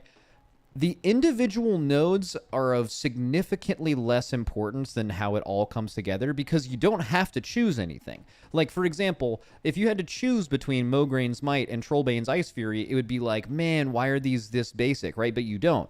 You kind of have to look at it in the totality of it. Like, kind of the you having to pick certain nodes thing is literally only relevant when you are leveling. That is the only time that it's relevant outside of choice nodes and like what the whole package looks like altogether. So like maybe I'm being a little bit too critical of this, but the other ones like really, really, really carry that. So cooldown of Horn of Winter and Death and Decay is reduced. You'll feel that in the class, especially if you're playing Frost like we were trying the other day, especially for like a breath build. A lot of the stuff where you just do more damage or these things are more powerful with there isn't important, but let's talk about a couple of the other nodes. So this one is you get AMS on yourself at 80% effectiveness every 45, or actually, have people tested Pack of the Apocalypse? So it says when you take damage, 5% of the damage is redirected to each active horseman. Does that mean if you have 4 horsemen out, you're taking 20% reduced damage? Or does that mean that it just caps out at 5%? Because if it's the 20% one, this is fucking crazy. Because you get this out like every minute and a half. So it does stack. I mean, that's so strong. You'll always take that unless Horseman's Aid specifically like helps you remove mechanics from a fight is why you would take the first one. And then let's talk about this node. So this is probably what puts it an S alone. Like, if you talk about the way that your gameplay changes, like, outside of your Horn of Winter and Death and Decay being lower, that's, like, really the only feeling you get. Except for the Runic Power nodes, I think. The refunding rune thing from Feast of Souls. But it's basically just, like, no gameplay about this whatsoever. It just looks cool and the theme is cool. And, except for this node. While outdoors, you're able to mount your Death Charger in combat. If you guys have tried this or seen someone do this on Alpha, you are going to level faster than every other class in the game. You're literally mounted permanently while killing things. It is super broken and really cool. I don't think it's bad for the game either, and I think it fills a theme that a lot of people have wanted for a long time, and I'm surprised it's the first time in WoW that there is, like, mounted combat, right? And as if that wasn't great enough, the second node, which is what you'll take doing any real content, and not in the outdoor world, it turns your Death's Advance into a 10-second Divine Steed that Paladins have with 2 charges, and you also have the Death's Advance benefit of being unable to be slowed below 100% of your movement speed or knocked back at all. Which is, I think it is, without a doubt, the single best movement button in the entire game. So, talking about gameplay, a class that is famously very slow is now going to be significantly faster in a raid environment. So, super, super strong. I think Rider of the Apocalypse also goes into S tier, probably ahead of Deathbringer. So DK is so far eating good, but I haven't... it doesn't say it replaces Advance. It does. So Sandlane is one that I was like... I think this one came out really early, and we didn't really know what to expect from them yet, so I'm just going to give this another brief look through. But I don't think this one is as good as the other ones. But before I start looking at it, can I get an aesthetic? What does the aesthetic and visuals look like for Sandlane? Right? Because that's like Death Strike, Death Coil. Is like pretty up there for how it looks. Like, what about it specifically looks cool? Like, you're like a vampire, right? That's the bit of this. While Vampiric Blood or Dark Transformation is active, you gain this gift, and that increases the effectiveness of your essence, right? And makes you also get a new ability in Vampiric Strike that replaces one of your cooldowns, like, or one of your buttons that you press. Which, by the way, I have... Does anyone else have Heart Strike and Scourge Strike on the same bind for Blood and Unholy, respectively? I just realized it. It's my 3. That's 3 on both classes. I don't know if anyone else went through the key binding process and ended up binding those the exact same buttons, but it can be super easy to remember what Vampiric Strike is. Heart Strike has a Vampiric Strike doubled. This extends the essence. Heals you. Oh, and increases your haste. Okay, the haste is super important. Preach said he loved the gameplay of Sandlane. Okay. What was this? So, the defensive node is 3% leech. While Lichborn is active, you give that leech to 4 other party members, except it's 6%. So you give your entire party 6% leech. I don't think that's strong enough to play around it. I mean, like, the question is, like, how strong is Vampiric Aura going to be compared to, like, Ancestral Guidance? Or Vampiric Embrace? Right? Like, how much group healing will you do if you have 6% leech on a party? I mean, that's not bad. Also, 12 yards is not super good, but in Mythic Plus, that would work most of the time. Seems like a random restriction that it's 12 yards, too. And then the other one is just IBF reduces your damage you take up to 40%. And then also killing an enemy reduces it by 3 seconds. If that happens in Mythic Plus, that is going to be super strong. You're always going to take the second one, yeah. So maybe make that leech node a little better. And oh yeah, and then you summon a blood beast. Does that look cool? What does the blood beast look like? Is it like a shadow fiend basically, but just blood? Or is it like bigger than that?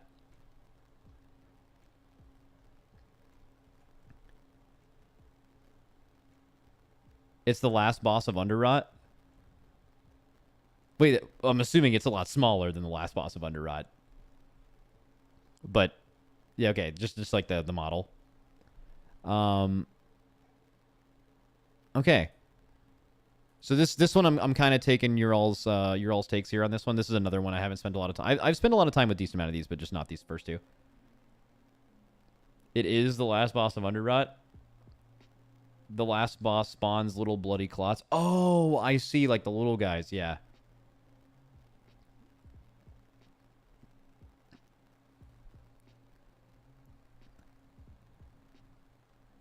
DKs have a lot of defensive power. I could see you taking the leech as unholy to help your group with weakest links. I don't know if DKs do have a lot of defensive power. Oh, I guess with the new class tree, maybe, actually. I feel like not before that. DKs were actually surprisingly not super tanky this expansion, in my opinion.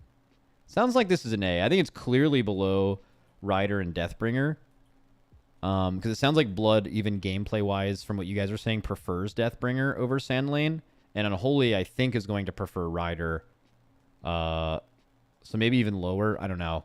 I'm kind of just deferring to you all on this one. I have not played with this once.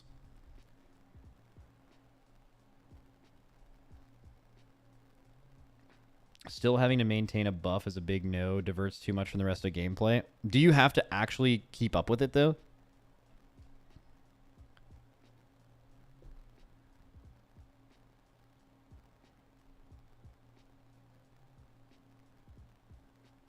Like I feel like if you press Vampiric Strike on cooldown, do you have to think about a buff? Like, it's just going to maintain itself. It's not maintaining the buff. It's that when it's up, you spam Vampiric Strike and ignore the rest of your kit. Well, that would feel bad as Unholy, too, especially if you're not specifically trying to Scourge Strike at that time. You ignore Death Strike during Vamp Blood. It's bad. Okay, I'm going to leave it at B. What are you basing your rating on? All of it is overall gameplay, feel, theme, and visuals. So pretty much everything. It's also very subjective. Some of these where I have very little experience with them, I would definitely revert to a lot of your all's takes as well, because I think you guys have a lot of experience with this stuff. Some of you guys have either played this on alpha, or you have spent a lot of time watching someone who plays your class because you care about it, right? I'd say probably 30-40% of them I'd feel pretty confident about. But I haven't looked at a few of them in a while, and the visuals specifically. Actually, would be great if I could see a video of the visuals. But I doubt there's a bunch of people that have. Are all the trees out? Yeah, the last one came out yesterday. And it's also going to be different for certain specs too. I know Farseer, I think, totally depends on what spec you are. Totemic totally depends on what spec you are. And currently Alpha's down, so we're kind of waiting. All right, so let's look at the two DH ones. So I don't remember being super excited about either of these two. I know I think it was Fellscarred. Is this the one that changes? Yeah, so this one, unless visuals have been added, are going to be really hard to rate, because I remember we're reading Fellscarred and not being super interested in it. But I know that if the visuals looked like what the icons looked like for your Metamorphosis I-Beam and stuff like that, for example, let's just say you went Metaform and you had this massive reddish purple I-Beam, that could make you feel totally different about this. And if there's any class in the game that would go crazy for really cool visuals, it would be Demon Hunter players. Demon Hunter players are they fucking wear Naruto headbands and shit, so they'd be all the way into that. As far as I could tell, the visuals still haven't been updated on this, and they're clearly supposed to be different. So it's going to be really hard to rate Fellscarred, but...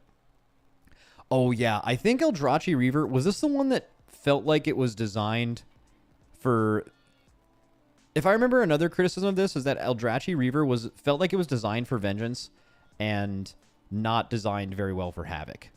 And Fellscarred was designed for Havoc and not very well for Vengeance. It just seemed like they had, you know, one in mind for each almost. Or it's the other way around.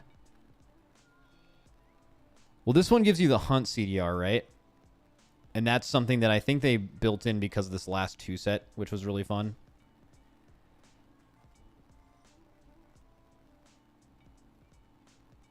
Oh, yeah. Yeah, I see this now. Oh, the Vengeful Retreat being cast a second time within 3 seconds is going to be fucking sick. For sure. That is definitely fun. Actually, I'm starting to think, is that not like just super overcapping on Fury? Each successive enhanced ability deals 10% increased damage. Okay. Oh, yeah, but you have like a rotation of them, though. Like when you pop meta, I think your I-Beam, Blade Dance, Annihilation, and there's one... Is it Sigil of Flame? I think it's Sigil of Flame is also... Is that what this one is over here? This one's slightly different. It's like when you throw a glaive... Oh, okay, that's it. So when you throw a glaive, it just makes your next Blade Dance or Chaos Strike do extra shit. So you have like a order of abilities. Or consuming 3 soul fragments allows you to cast Reaver's Glaive. Wait, is that a different ability than Throw Glaive?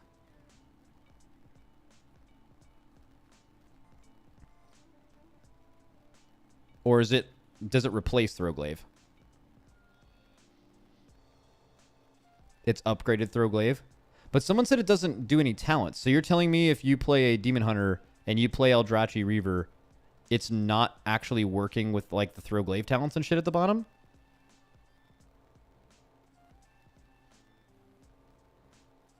Is that what you said? Someone up there said that. It says it doesn't trigger any talents.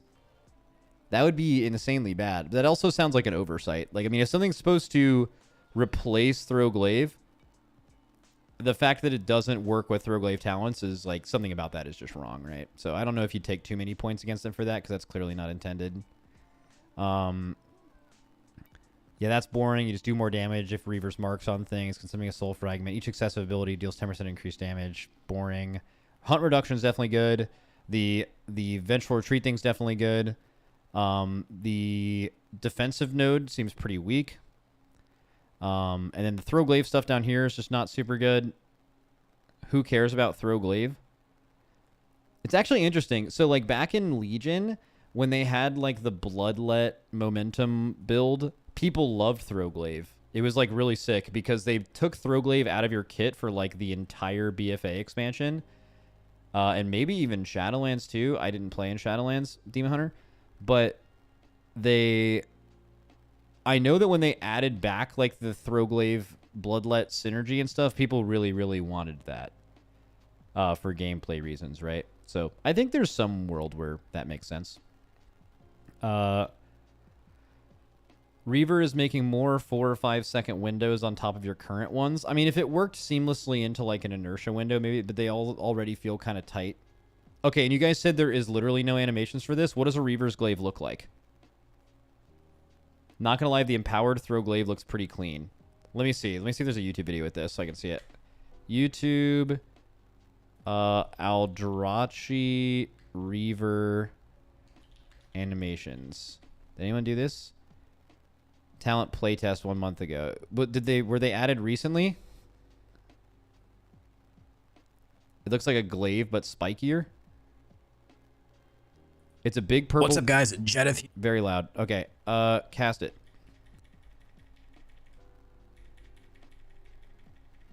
Okay. When does your Reaver's Glaive turn Reaver? Okay, he has 2 stacks. Isn't it 3? Okay, there he goes. Number 4. He's got it. That shit lit up. Press that shit now. Oh, here we go. He must press it right now. Okay, he's about to press it. Okay, that's pretty sick. I don't know if that's the only visual that's different, but that's definitely cool. Yeah, we like that. That looks nice. You'll notice that too. We like that. That's cool. Okay, I was gonna give this a really, really low ranking before that, but I'm thinking maybe like a C. That was gonna be a D. Maybe like a C. The visuals look nice. All right, Felsguard. Again, I don't think they've added the visuals to this yet. As you can see, when you activate meta... Oh, the one thing that does feel nice about this is, at least when you're playing Inertia, the idea that you're going to get an extra charge of Immo Aura when you press meta is really sick. Like, that is a significant gameplay improvement, in my opinion. And the idea that, like, you're going to have certain buttons at the beginning of your meta pop the fuck off. So, like, meta is not just, like, doing damage over the whole time. It's going to kind of ramp, and you're going to do more damage initially from having, like, more empowered abilities. I really like the idea of, like, having empowered abilities. And if you look at the icons of them, the icons are sick, just the visuals don't match it yet. So I could see, I think, like, the Sigil of Flame is upgraded to be called, like, Sigil of Doom or something. It has some crazy icon, but, you know, if you can't actually play it, then, you know, what is there to do? But, I don't remember the defensive node here. Wasn't it, oh, yeah, it was really weak. It was, like, you get more leech. Okay, that's, like, kind of nice over a long period of fight. Oh, the other one is 5% of all non-fire damage taken is instead taken as fire damage. So just a 5% DR as stagger, which is pretty strong. Actually, is that strong? Like, maybe it'll be nice in Mythic Plus to have, like, more passive DR is, like, kind of nice to not get one shot. That's why Verse is super strong for, like, classes that go way up in the Mythic Plus levels. Fire damage taken reduced by 10 is super strong on any super fire-based boss. So, like, think about Smolderon, think about some Mythic Plus bosses. Like, that could be pretty nice. But, like, I feel like a short stagger like that actually wouldn't do anything. It would require the same amount of healing. What is it? Stagger on a class that self-heals is bonkers. True, they do a lot of self-healing, and they do a lot of self-healing over-healing, so that would be less over-healing with that, which would feel good, too.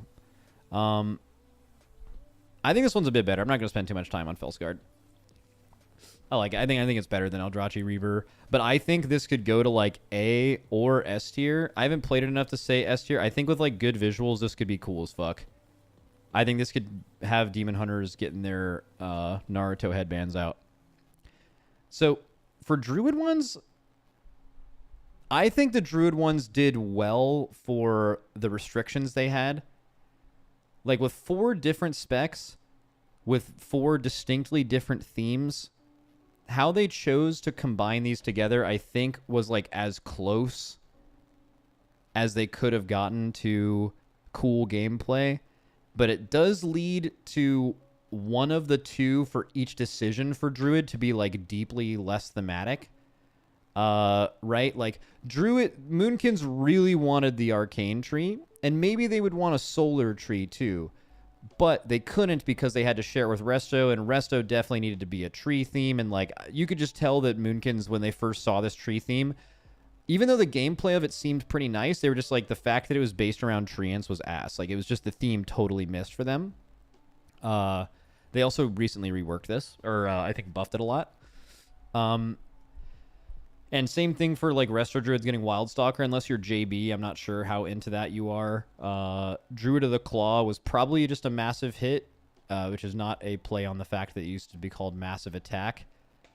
This is, like, the form swapping one, right? Like, I think that's just super insane. I think Druid of the Claw is, like, one of the cooler ones. The thing is, I don't know how the actual gameplay worked of this. So, like, basically we'll start with Druid of the Claw. So Druid of the Claw is one of the easiest ones because it's one of the only themes that is consistent across 2 classes. Like, Feral and Guardian are both, like, bleed physical damage stuff, and, like, that fits here. This Ravage thing literally used to be called Massive Attack, which was fucking awesome. I wish they would have kept that. And then even like Elun's Chosen, like Balance and Guardian Druid, they have like, this is the thing, like, if you've played Guardian, there is a distinct, like, arcane theme and a bunch of different talents you can take that this plays into that too.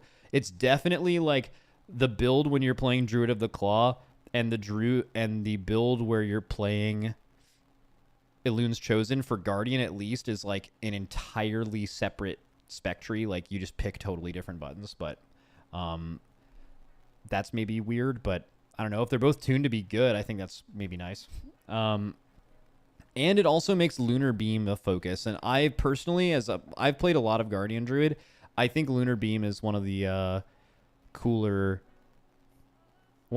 buttons that's just never been good enough. And at least from the looks of this, it sounds like it'll be good enough. So Druid of the Claw is basically making you want to form swap a lot. Like, I think there's a world in, like, maybe lower ranked keys where a Guardian Druid could literally go cat form to do damage while tanking. They keep the ability to frenzied regen. They keep Iron Fur while they are in cat form. There's also, I think there's potential to, like, swap to bear form for damage as well. Just a lot of cool stuff there. I haven't seen people actually play this on the beta, but I would be interested to hear, like, what the gameplay of this actually feels like, if they've actually captured that feeling of form swapping. Oh, super important with this is they also added a new talent, which makes this way less ass, down here, called Fluid Form.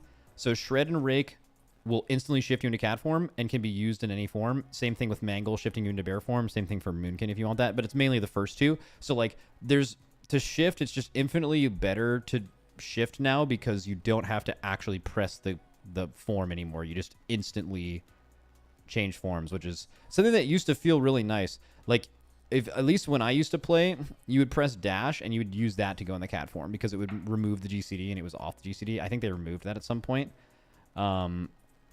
Fluid form really needs to not be Mangle and should be something defensive. What, like Iron Form or Iron Fur? Like, you press Iron Fur and go bear form instantly off the GCD. It feels like shit right now. Yeah, because, like, the reason it ever felt good was when you could press off the GCD stuff that made you go other forms. Like, when you press dash off the GCD back in the day, like, that was the fastest way to, like, go cat form, for example. Oh, it's also it's in an awful spot. For example, where you would want fluid form is specifically the spec where you don't want any arcane talents, but you have to get 2 points in Moonfire and Sunfire damage is increased to get fluid form, which makes no sense. Like, fluid form is going to be more used by Guardian and Feral than any of the other ones because of their hero talent, yet it's on the complete opposite side of the tree as them. Super strange. But in general, I think the tree is actually really cool. Probably not going to spend too much time on this. I just think it's up there. I'm interested to see how different this is going to be compared to a lot of the actual community people's opinions and see how wrong it gets. Because I haven't played all of them. All right, Elun's Chosen. This is the one that I think that gives a lot of resource back, makes Lunar Beam cool for Guardian. Wasn't there a node too that reduced the cooldown of Celestial Alignment? No, I think I'm thinking of Keeper of the Grove. It, like, reduces the cooldown of something to, like, and there's a choice node to make it line up with Celestial Alignment by taking a few more seconds off the CD.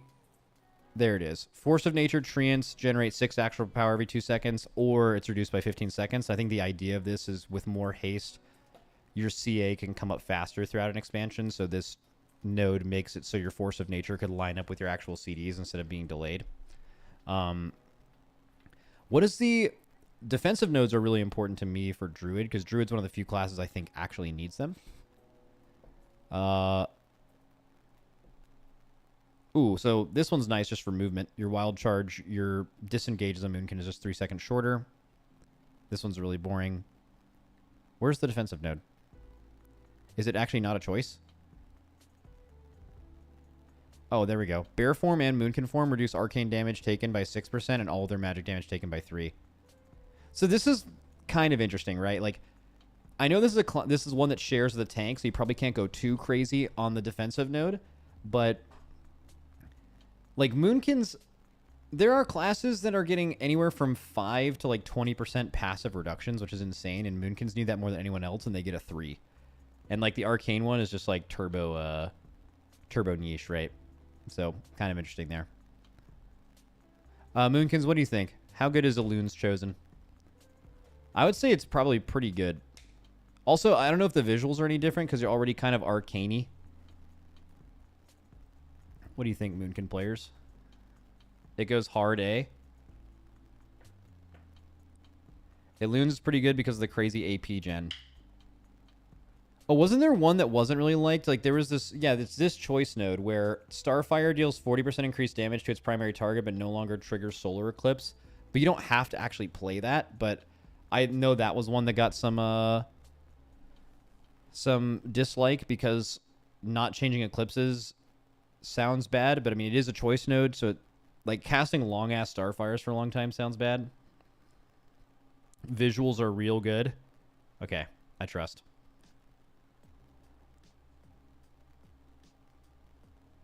Keeper of the Grove. Okay, so I'm interested if Moonkins have come around on this. I know they massively buffed this last week. But when I first read this tree, it was like Moonkins gain a 1-minute cooldown. Moonkins gain a 1 minute or 45-second cooldown that's decently powerful. And I feel like if you were to add that to most DPS specs in the game, that would feel really good. But I know they were majorly turned off by the fact that regardless of where the power was coming from or what the cooldown was, the cooldown was just treants. Treants have famously been like weird tank cooldowns. Like they did almost no damage, but you would use them to like tank for the tank for a little bit when they were out of their cooldowns. But obviously they did make a node where your treants no longer taunt and they do more damage. That's what you will pick most of the time. It would be hilarious, by the way, because they have a choice node here where Force of Nature, they have 50% increased health.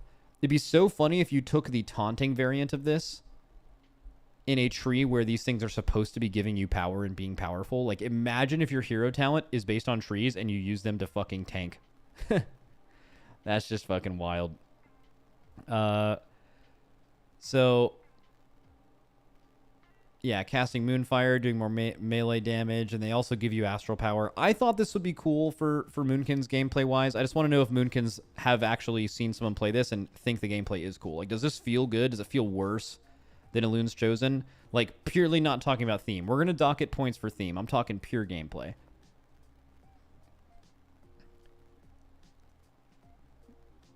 For Moonkins only.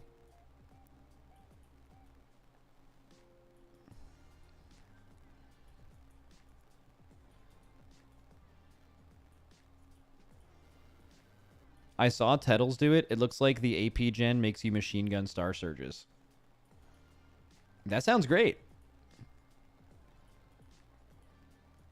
You know? Oh, that's sick. Okay, so no one actually knows. I'm going to say... Well, also, like, we have to talk about Resto, too. So, Resto are in this weird spot where they've turned, like, their main healing cooldowns in-game into, like, random spawning trees. But they also still, like, do pretty decent healing. This is going to give Resto Druids, like, a decent cooldown every minute or 45 seconds. And that sounds like something as a healer that's pretty good.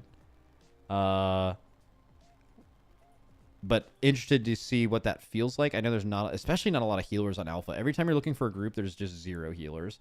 Yeah. More healer cooldowns, Pog. I mean, I guess, but what is the defensive node? I remember it being Barkskin. Oh no, it's Regrowth. Yeah, this was weird. This was one of the early ones, and there's no node for both Moonkin trees. There's no choice node where almost everyone else's defensive is a choice node. They just get the ability to regrowth themselves, which gives you a 8% DR, which is definitely pretty good.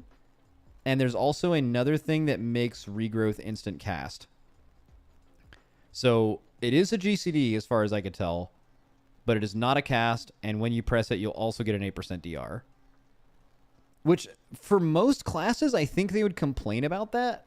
But I think for Moonkins, it's going to be somewhat acceptable because before people would just be like, Lamau, just go sit in bear form, idiot. Which is like the worst argument ever. But this is better than that. So maybe, I mean, they can do this and go bear form, right? They can do both to survive.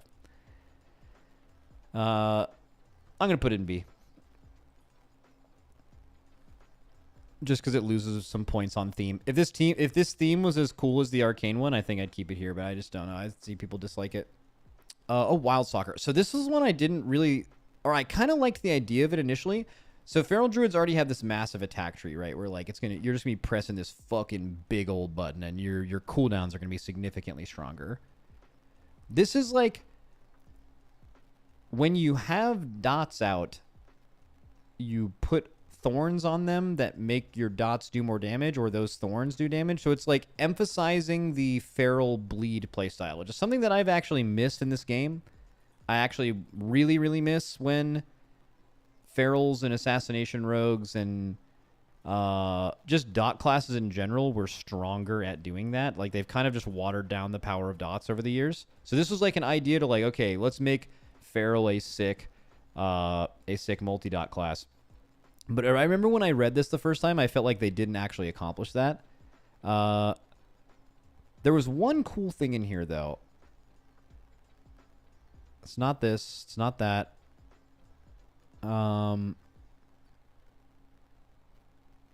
This is it. Healing you receive is increased by 10%, and your regrowth healing to yourself is increased by 50. I don't know.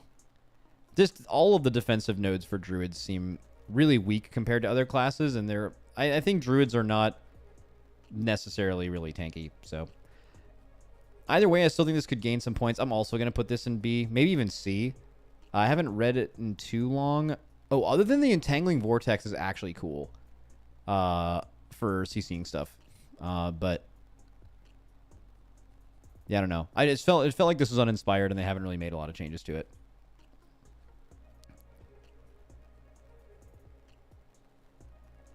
All right, done with that. All right, now we get to one of the classes that have significantly high amount of good trees, Evokers. So healer, we'll go through the healer and support one real fast. Yeah, you have like Empower CD, CDR, Empower spells, send to the Chrono Flames. Does repeating damage. So they're big time bronze Dragonflight tree, which is like kind of augmentation's entire thing. They have some crazy nodes in here. So number one, hover becomes a teleport. I haven't actually tried this to see how far it goes. But like, you will still be able to cast while moving, and you're still going to get the like movement speed after you hover, but the initial part of it will be I guess it's like a blink. Man, I wish alpha was up. I would actually want to test this. Let me see if someone actually has play of this. Chrono Warden. Yeah, let's see if someone has a Chrono Warden thing. I just want to see. Oh, Dratnos had. He's not going to play. He's just going to talk about it. I want to see what the warp looks like. It's super scuffed. Okay, give me some gameplay here. All right. Cast hover one time. I can look at his cooldowns and see if he's cast it recently. He has not cast hover yet this dungeon. He has still not cast hover. Not once. Not one use of hover. Continuing. Please cast hover. Oh, he did it. Okay, right here.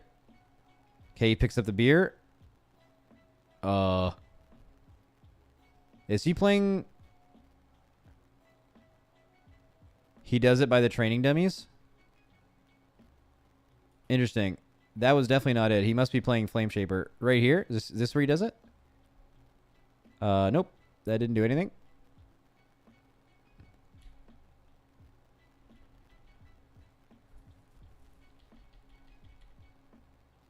Okay, so he's doing Flame Shaper first.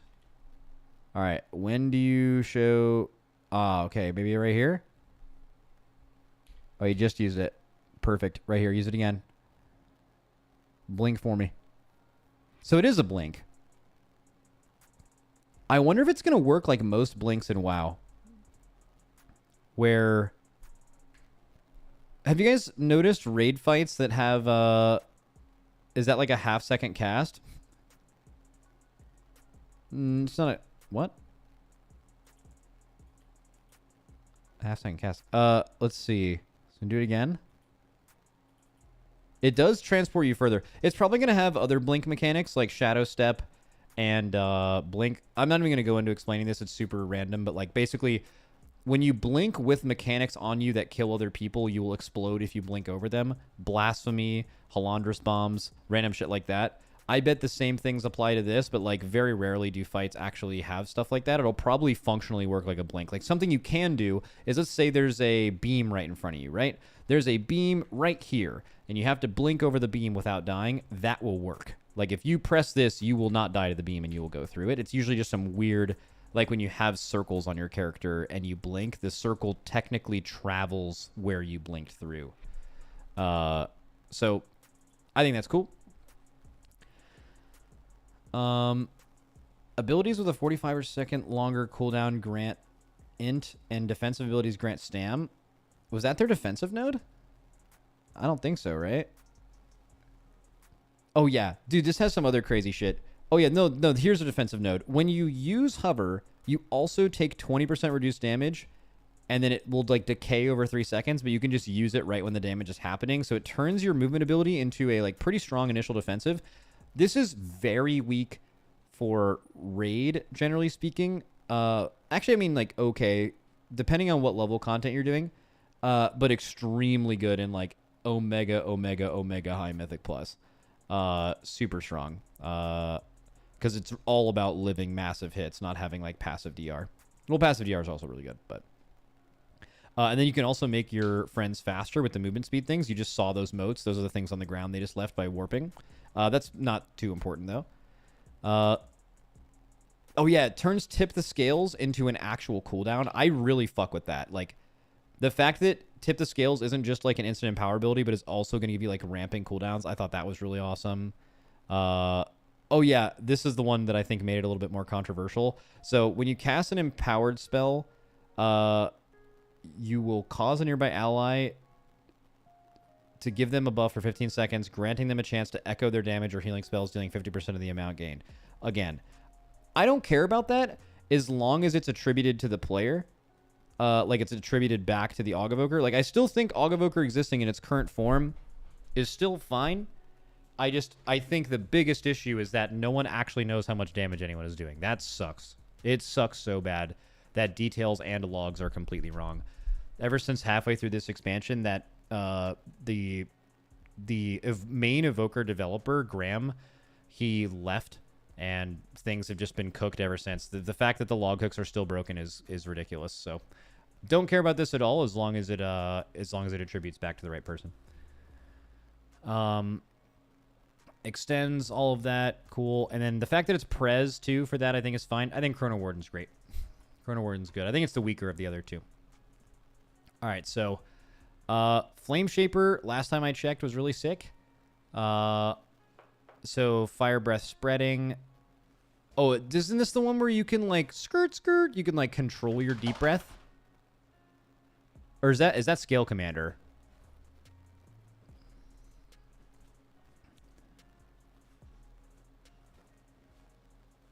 I think that's Scale Commander, yeah. Critical strike chance against targets above 50% health increased by 10%. Say a little crit synergy. Also kind of further dipping into your mastery, which is this is a devastation tree. Also pretty good for healer too.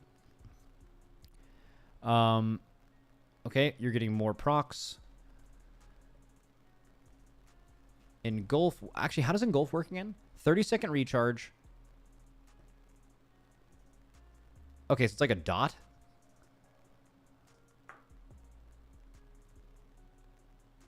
How does this work? 30-second recharge, 25-yard range. Looks like a dot. Dot or a heal. I mean, obviously a hot, yeah. It doesn't say how long it lasts. It says 30-second recharge, 5-yard, 25-yard range, but then it just says it does damage based on dots. Oh, okay, so it's not. So it's an instant hit. It's burst damage. 2 charges burst damage based on your periodic stuff. Okay. That's why I was wrong. Casting this reignites all active Enkindles, increasing their damage. Enkindle also essence abilities do dots, so you'd want to use this and extend. You're going to have to see the gameplay of that. Renewing Blade. Oh, this is what I'm talking about. Life Cinders. This is one of the best defensive nodes in the entire game, and it's not even defense for your own character. Being able to give Renewing Blaze to other people is insane. If people are not already thinking about ways to use this, it's extremely underrated. Very strong. Your wounds have a small chance to cauterize, healing you for 30% of damage taken. That's just going to depend on uptime. But you're going to always take Life Cinders in high-level content. But also, if you're like just doing a random pug raid, you can throw in Draconic Instincts. But like Life Cinders is fucking omega broken. Consumes 4 seconds of Dream Breath from the target. Well, that would be for Devastation. It would be Fire Breath, I'm assuming. So I just need a preservation take on this. How is this for healers?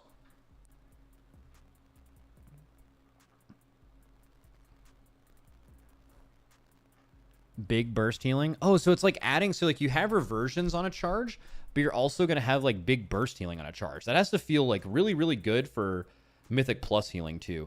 Like most healers feel like they need buttons that constantly target heal a specific character. That's why like Holy Paladins were so good in Season 2. Because you like constantly want to keep up pots anyway. This is like designed for Mythic Plus. You think so?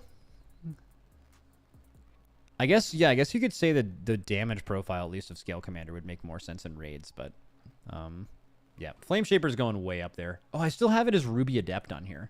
Also, I think Chrono Warden might also be S tier.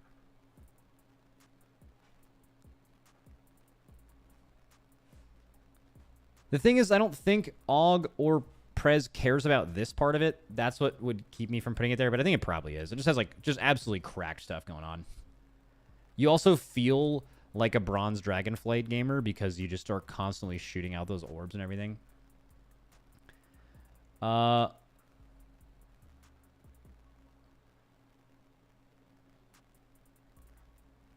Scale Commander. Scale Commander's tree. Yeah, so this is just insane. So just know that a decent amount of your disintegrates will be a AoE disintegrate striking 3 targets. That alone puts this in A tier with like nothing else happening. They also make your Obsidian Scales go up by 5.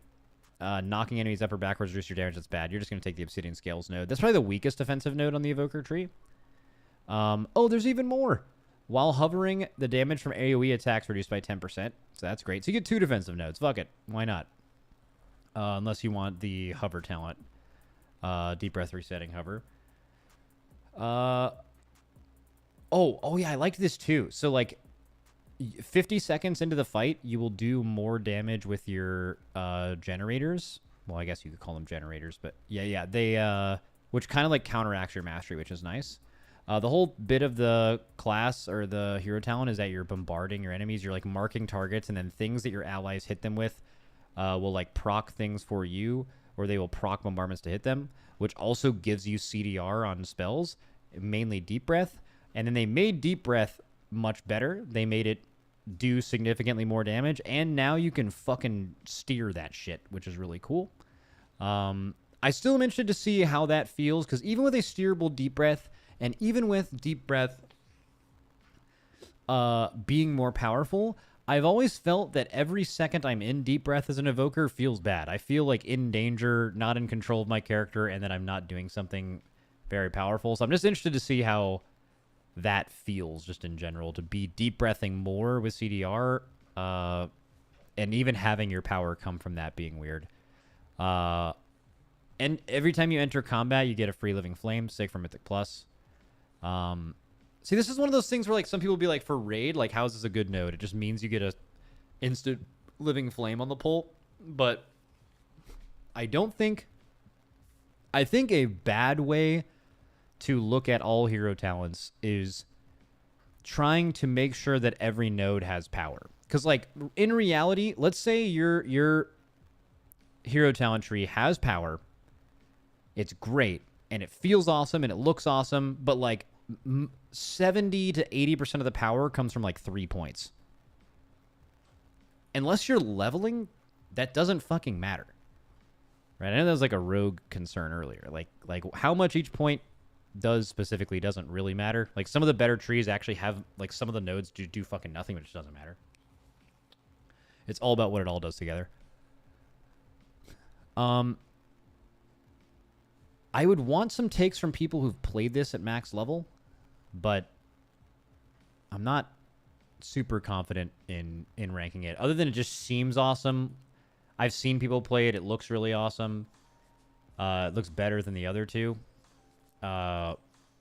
but I don't know if they're all 3 S tier. Like, I would need an Evoker player to be like, yes, you're right, they're all 3 S tier, because that sounds wrong. Like, I bet one of them feels significantly better than the other two, you know?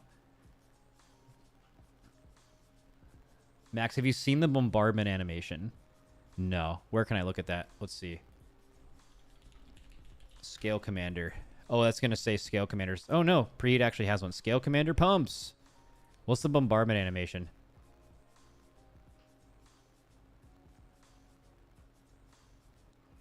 Okay, he's popping off, but...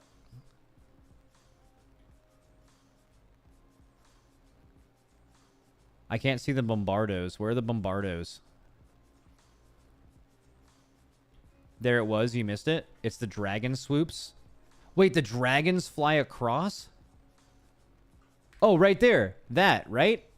Or is that just the other Evoker? Or is that the bombardments? Like, the dragon comes in and literally drive by fucking... Oh, that's insane. Oh, that's so cool. All right. Do we go into despair mode? Should we talk about Hunter Hero Talent? Guys, Hunters, if you guys hear your friendly Hunter complaining, let's just take a second and just try to make them feel better, man. Hunters have, and I don't even think it's close, the worst class and spec trees in the entire game. Hopefully they address those soon on alpha. Judging by like looking at the list of just 2-point nodes that are on each tree, they've kind of addressed those in order, and now like Hunters are by far the worst when it comes to that. So hopefully Hunters, you guys get that soon. Your day's coming. But let's take it just a second to look at the hero talents. So hero talents for Hunter have been a huge miss. Just in general, they kind of had to nail the theme. Like, I think when you think of Rider of the Apocalypse, another one when I just saw all the names. In fact, the first time I used this tier list ranking that you're seeing on my screen was actually when I only saw the names and we ranked them purely based off how cool their names were, and Dark Ranger was at the top. Right? Like, so, like Dark Ranger is like a huge bat chest thing. Like if you're a Dark Ranger enjoyer, you want to just look like Sylvanas, right? You want to have like shadow chains chaining things to the ground. You want to have shadow like hounds flying out of you. You like the theme has to be really cool, right? They even gave you like shadow multi-shots and shit like that. I'm actually interested. I want to watch some Dark Ranger gameplay because it sounds like they did get the theme right. It just isn't fun to play. Like, read this. Disengage will chain the closest target to the ground, causing them to move 40% slower, whatever. Dark chains. That's some Sylvanas shit, right? When multi-shot hits a target affected by Black Arrow. By the way, Black Arrow, one of the coolest hunter abilities that's ever been in this game. It's been gone since old school survival, right? Like, that's cool as fuck too, right? They added, the multi-shot hitting Black Arrow, shadow energy erupts. When Black Arrow resets the cooldown of aim shot, a barrage of dark arrows will strike your target. Right? Like, there's stuff in here that should look sick. So I'm interested to see why the theme is bad. So let's look at a Dark Ranger Hunter. I want to see these animations. And analyzing Dark Ranger hero talents as Arthurian. All right. Does he play it on alpha? Nope. Skipping video. I need to see animations. Dark Hunter versus Ranger, which is cooler? From Supa Tees. We like Supa. All right. So show me what... Okay, so he's Dark Ranger right now. Let's skip past the talking, the yapping. Let's see some buttons here. I want to see the Shadow Dog. Wait, what is that little arrow? What is that little, like, target reticle? What the fuck is that? On aim shot. That's not Dark Ranger specific, right? That's like... Alright, so he just has... I'm waiting to see something Dark Ranger-y kind of happen.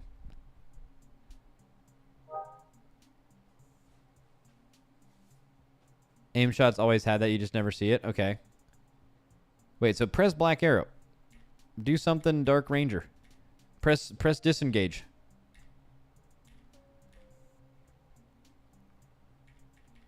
Skipping. Exhilaration. Oh, wait, what is that? Oh, that's the shadow chains? Let's see. So he disengages and like... Well, why is it just... Okay, well, that animation doesn't look finished. Okay. Well, that doesn't... Okay, but I think that when that's finished, that's like... That's going to look pretty cool, I think. Like, if you disengage and some Sylvanas-ass shadow chains just, like, yank some targets into the ground, like, that's going to be cool as fuck. But, okay, where's the dog? Did he say he showed the dog? Where is Shadow Dog? Oh, he was just hovering over it.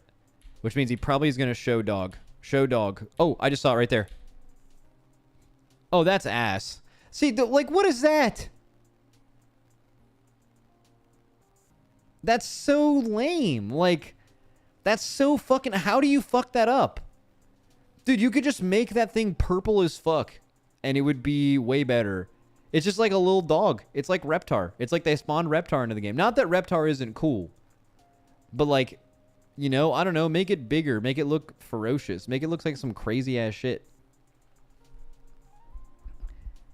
Okay, that's tough. Okay, so the theme and visual... The theme is there. The visuals are totally not there.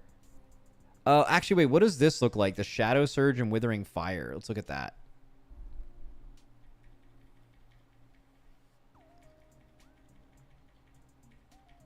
Yeah, so show Shadow Surge. Let's see that. Yeah. And Withering Fire. Okay. Let's see. He would need to press multi-shot, right? For it to work? Looks like he's just doing single target right now.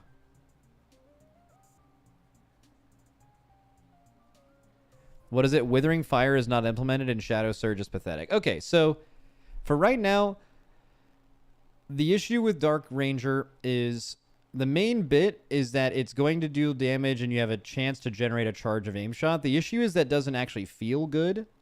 Like, I think for both BM and MM, what it resets is not super cool. Some things I did like about this is they wanted to make True Shot like a more I think there's a choice node somewhere that makes True Shot. Oh yeah, when Black Arrow resets the cooldown of ability, you gain focus, and then also that's the one where this is the one that I thought should have been baked in. It just like doesn't matter that this is there. It doesn't like help there. It just, like upsets the flow. Yeah, I don't know. Just totally missed. Also, there's like some kill shot stuff. And I think that's just in general, they need to make that better for maybe both specs, but definitely BM. So Dark Ranger, I want to say it can't be D because the theme alone and the name, very similar to Rider of the... Bro, if Rider of the Apocalypse wasn't called Rider of the Apocalypse, and if no one cared about the Four Horsemen, Rider of the Apocalypse would deadass be like B. Like, that carries so much. But I don't think it can go in D just because the name, basically. But also, them failing so hard with the name does make you want to put it in D. So, yeah, we can put it in D. God, Hunters are so down bad. It's by the way, I'm not even complaining about Hunters complaining. You guys know I find it annoying when people just complain all the time about their specs. Hunters 100% deserve... And you all deserve to not make fun of them and just listen to them complain and be a good listener to your friendly hunter friend in the next coming days. Because then we're about to go into Pack Leader, which should be like the most easy slam dunk ever. It's between BM and Survival, right? You should just feel like you either have more pets or your pets are like big and beefy or for whatever reason. It's like kind of like the BM fantasy, but just more. And it doesn't really do that at all.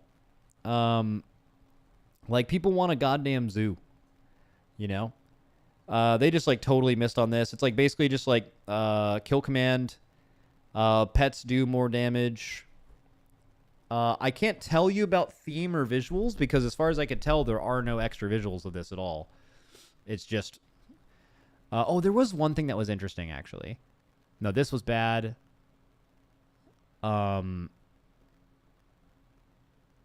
No, where's the defensive node? The defensive node was interesting.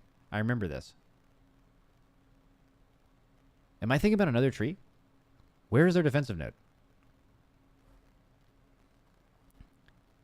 Is this their defensive node?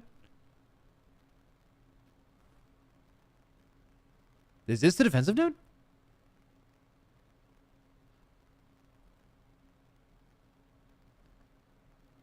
I mean, that's insane. That is so bad. That's insanely bad. That's crazy. What was the defensive node of Dark Ranger? I forget.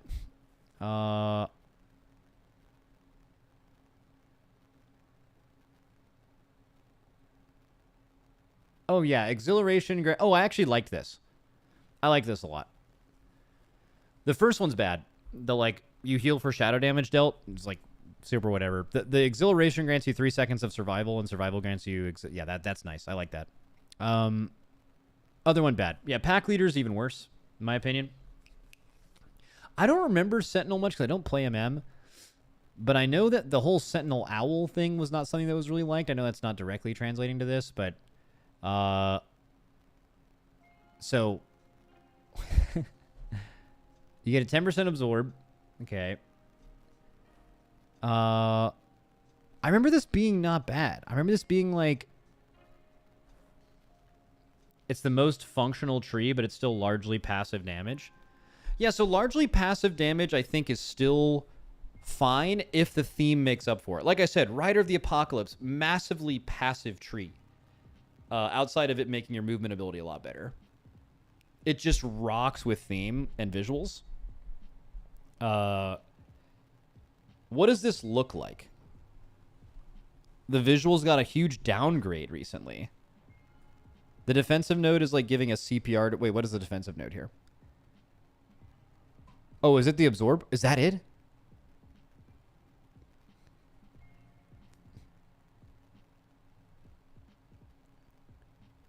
Can't be it.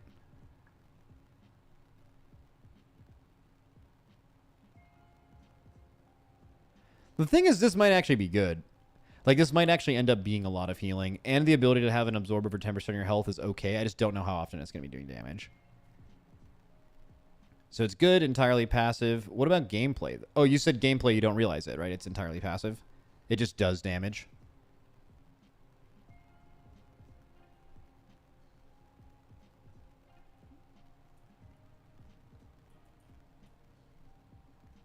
What is it? Are you sure anyone cares about the theme if the damage and playstyle is bad? I have no theme.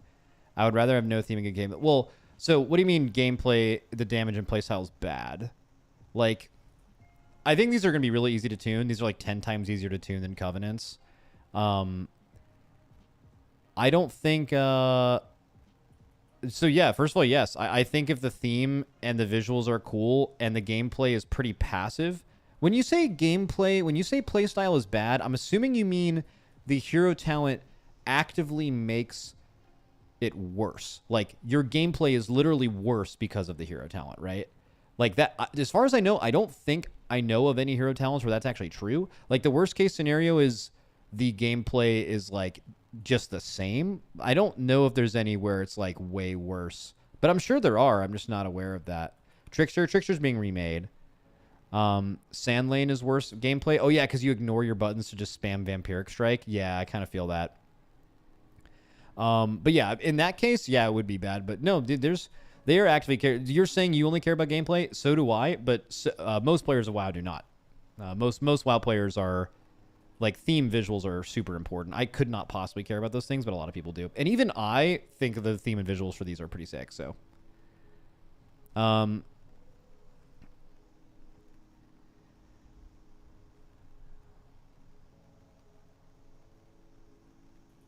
I can't wait for Max to put Summon Grandpa spec in S. I think it's going to be hard to, right? Because Ellie doesn't like it very much. I don't know. Hunters, what do you guys think? These two are really bad, but where's Sentinel at? It's entirely passive, but usually passive is carried by a good theme. By the way, power level doesn't matter. Like, you guys are saying whether something's strong. Like, whether something is strong or weak right now is completely and totally irrelevant. They could make 2 number changes and it would be... Have you guys seen hero talent changes on the PTR the last couple alpha builds? They like, well, they're buffing these things by like 100% or nerfing them. Like that shit is going to look totally different on live. You're looking at gameplay, theme, and visuals primarily.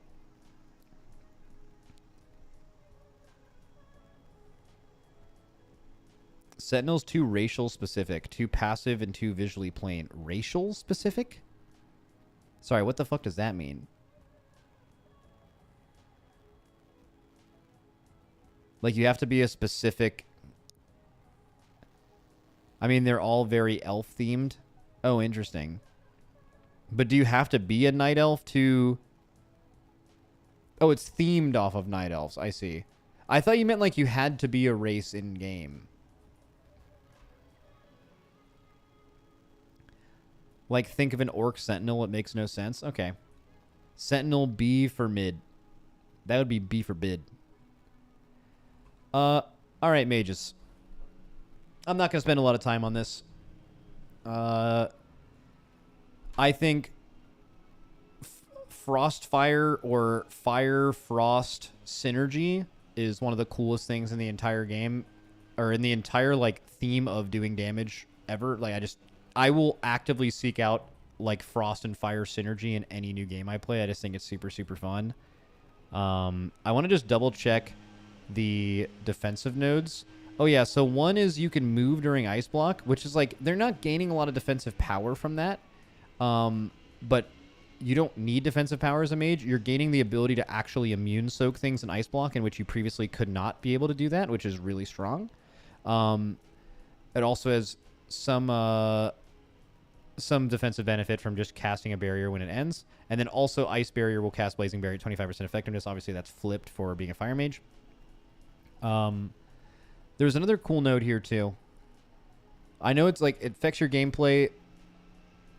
You're actually pressing buttons at different time. There was one thing that I saw weird with this, and I don't think it's Frostfire related. It's them making Ring of Frost and Ice Nova a choice node. I think that's super weird because now Frost mages are never going to have Ring of Frost, and that just choice node just doesn't make any sense to me, but that's not related to this tree, but kind of involving Frost Mage. I think it does kind of... Isn't there a Nova? Oh, yeah, see, Kaz... There is Ice Nova text in here, but I guess that doesn't actually matter. You don't need to actually expect that. There's a guy outside your window? Yeah, he's landscaping my yard. He's chilling. He does that every Thursday. And this is really cool, too. I'm just going to throw this in S. Call it a day. Call it a day. Why not?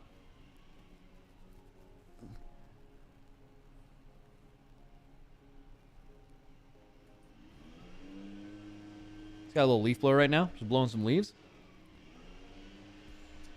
Spellslinger. So Spellslinger's really interesting. I initially read this and I thought it was really cool. Like, it had a lot of good gameplay elements, but obviously that is requiring people to actually play Spellslinger and give that feedback. This is just purely off of, like, the things they wrote.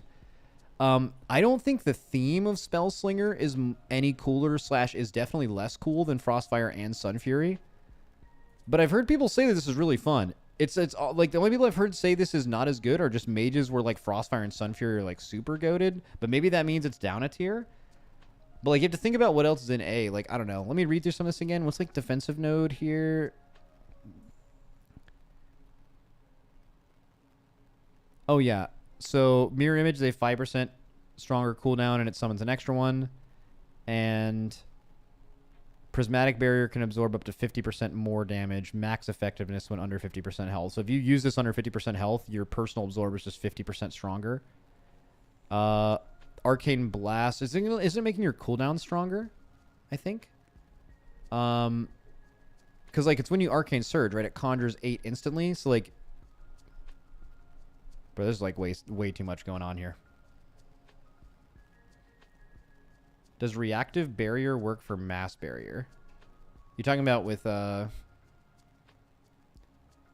Reactive Barrier? Oh. Good question. When you Mass Barrier, does it actually put Prismatic Barrier on people? MC says no, so I'm guessing it's not S tier. MC? Who the fuck is MC?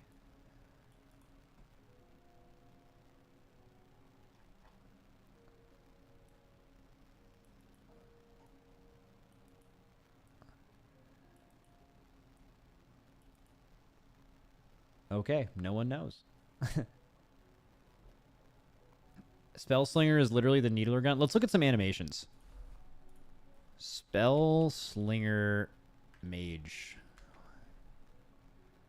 I tested the new Arcane Mage in World of Warcraft. All right. Let's go, Venruki. Conjure Splinters. Here we go. See if we can see them.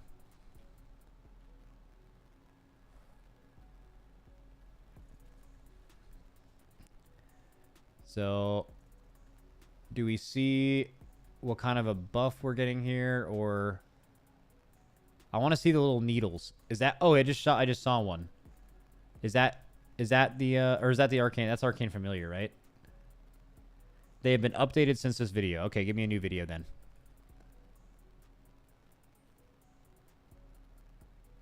Arcane rework is amazing. Okay.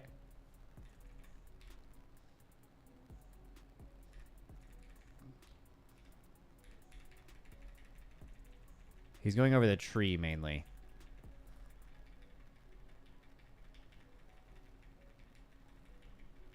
It's just arcane. Okay. So no one has a video with the new things. First 3 minutes, shilling your Patreon goes hard. Yep, gotta make money, dude. Someone linked something in chat that doesn't work. Yeah.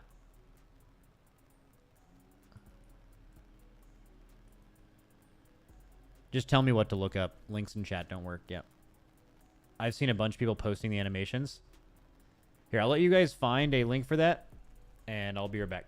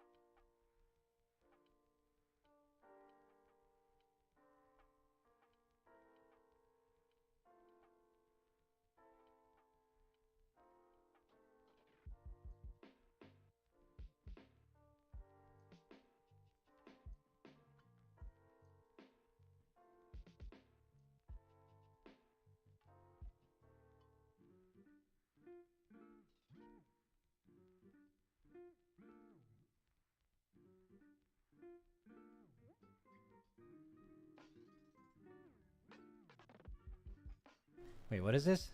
Max does the existence of what?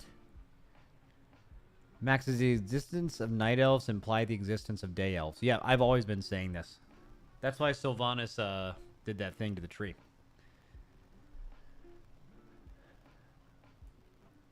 Okay.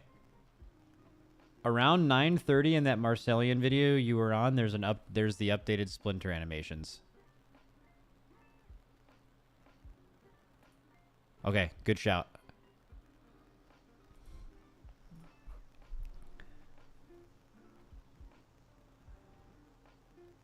Oh, there they are above your head. So he just popped Arcane Surge, right? So that's why it generated the 8 splinters.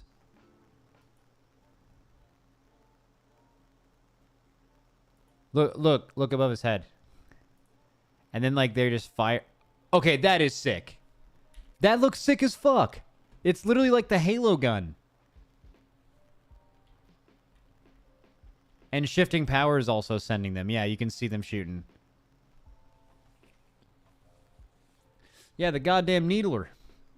I fuck with that. That looks sick. It procs a lot more later game. Oh, yeah, he was at a lower level, too. Fuck yeah. All right, so this fucking bangs, then. Because the gameplay of it sounded good. It was just about the visuals and how cool it was. Like, the other two visually and cool-wise they're just better. I just wonder, what is the defensive note again? Yeah, we talked about this, the barrier thing. Oh, yeah, shifting power fires a barrage of 8 splinters at random enemies within 40 yards over its duration. And then what happens? So, like, splinters also have some other effect. They don't just do damage. They, like... Oh, yeah. Shatter all... Whenever you have 8 or more actively embedded arcane splinters, you automatically cast Splinter Storm, which deals the remaining damage of all the splinters insta, so a big burst. It will conjure an arcane splinter for each one shattered and unleash them all in a devastating barrage. And then it also has a 20% chance to grant you clear casting. Like, I don't know. You're just fucking popping. I feel like this goes in S2. Probably like a little lower than Frostfire, but yeah. And then Sun Fury, we're not going to spend a lot of time here. You summon an owl. Your actual combustion window is like more interesting. You're popping off more. Your owl like mimics some spells you do. You're constantly calling down meteors. I think this is the best defensive node for mages too, if I remember. Where is it? Oh, maybe not actually. Flame Barrier grants 5% avoidance while active and 5% leech when it breaks. Okay, that one's super ass. But it doesn't fucking matter. Sun Fury fucking claps. Probably the best one in the game. Actually, I think there's one better than Sun Fury. I'm not going to spend a lot of time on that, though. The animations of this are insane. Let me actually... So I know they've changed it a few times, but let's look at... What is... Is it Preheat who had this? So Sun Fury Mage. First impressions. I remember seeing a clip of someone doing an opener.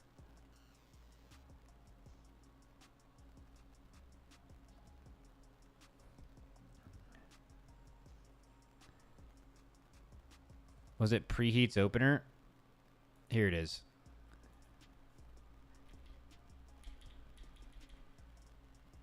Here we go. Yeah, he literally runs out of mana. There's so much shit going on. Fucking owls popping out. He's blasting. Meteors are falling down. Meteorites. Fucking... Look at this shit, bro. I mean, visually, like, the best in the whole fucking game.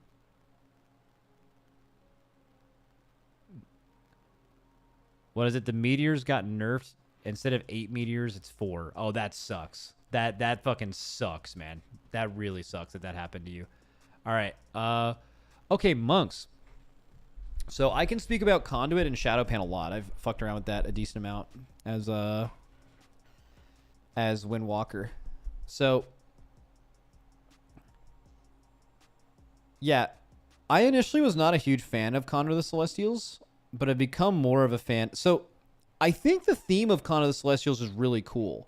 Like initially people were saying the theme wasn't that great, but like, I mean, if you're into monks at all, like the whole 4 Celestials has to be sick, right? Like that's just, you're into that. that's a monk thing, I guess, you know? So I think the theme of this is actually like as good as anything, basically. It's just people don't care about monks as much as other things. But I mean, you're talking about if you're a monk, right? Initially I disliked the fact that you were channeling this for 4 seconds, but this actually does decent damage. And the active use of this, which is the capstone, is pretty insane because all of these celestials are pretty powerful and they're like, you bring them in at extra effectiveness and you can do it right before your cooldowns, and specifically Windwalker. This build feels really nice. Yulon feels incredible. They even were smart enough to make Fists of Fury cast 50% faster when this buff is on you, which allows your like burst window to feel fucking crazy with new Storm, Earth, and Fire, which has like a little bit of Weapons of Order in it. I don't know. This just, when you press this button, what it feels like after you use the active is incredible and makes up for the channel. And you're constantly just spawning the 4 Celestials. They recently buffed this. They buffed the Red Crane to be better. I don't know if it's listed on this tooltip. But like the Yulon CDR reduction is like fucking nuts. And you can take Zwen's Bond to make Zwen be a 1.5 minute cooldown and line up exactly with this and your Storm, Earth, and Fire, which is like kind of an interesting damage profile. You can choose not to do that, but you can also do that, and it's really good. So I'm just a big fan of Conduit. I have no idea how this works with Mistweavers, but I've heard from them it's generally pretty positive. So just a fan. I actually don't know what their defensive node is, but I don't think it really matters. Your defensiveness as a monk is pretty chill. Yeah, it's pretty weak. Defensive node is pretty weak. But I like it. Gameplay is good. You feel it. You feel it, and you feel it in a good way. The Heart of the Serpent is the main thing. Like, you don't really feel Strength of the Black Ox, but I think they did change this, actually. Yeah. After Zwen assists you, your next Blackout kick refunds 2 stacks of Teachings of the Monastery. That feels way better. Yeah, okay. So I'm just going to put Conduit. Dude, I don't know if Conduit goes in S. I think it's an A. But Mistweavers would argue it's S. And I think... So before, I wanted to put it in like B or C before I got to play with it. And Mistweavers were like, nah, this is fucking S. You're an idiot. And... I think it's S, actually. Yeah, I think it's good. I think it's nice. Also nails the theme in the visuals, too. Master of Harmony, I'm not too familiar with at all, actually.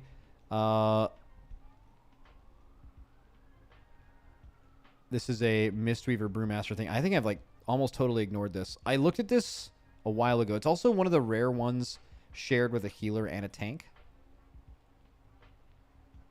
Let me just double check here.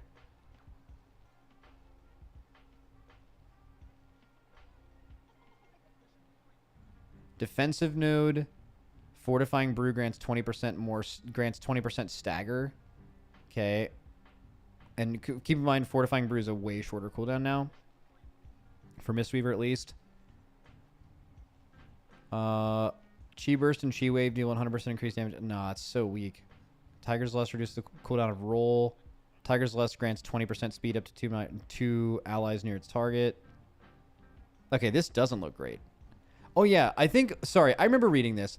So Thunder Focus Tea and Celestial Brew have 1 additional charge. I remember this now. I was like, just because of that one node, this is sick for gameplay. Like, giving Celestial Brew another charge for Brewmaster is so good. But I didn't really understand a lot of this vitality and healing stuff. It just sounded like something you would need to play with to understand. So I'm just going to leave this open to any Brewmasters or Mistweavers before I go to Shadowpan. I don't know.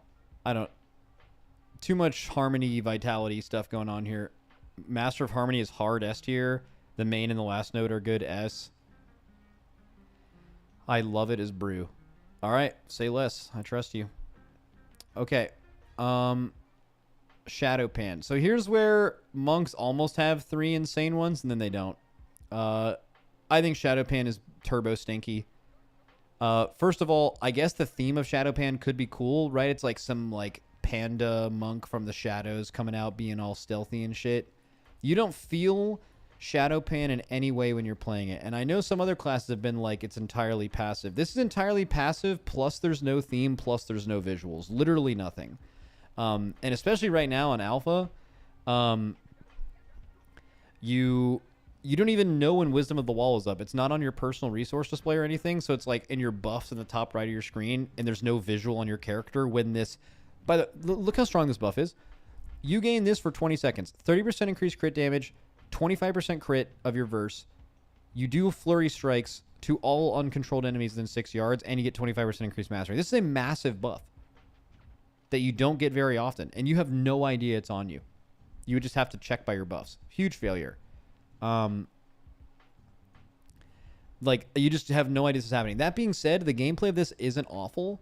You do... So, for example, every 50 energy you spent reduces the cooldown of Storm, Earth, and Fire. So you actually get some passive Storm, Earth, and Fire reduction, kind of similar to your Chi spending talent that reduces Storm. So, like, you get lower cooldown Storm, Earth, and Fires. That's the only way you really feel any different here. Energy spenders are like just Tiger Palm, which I guess there are some talents that make Tiger Palm do more damage, but it's just not interesting.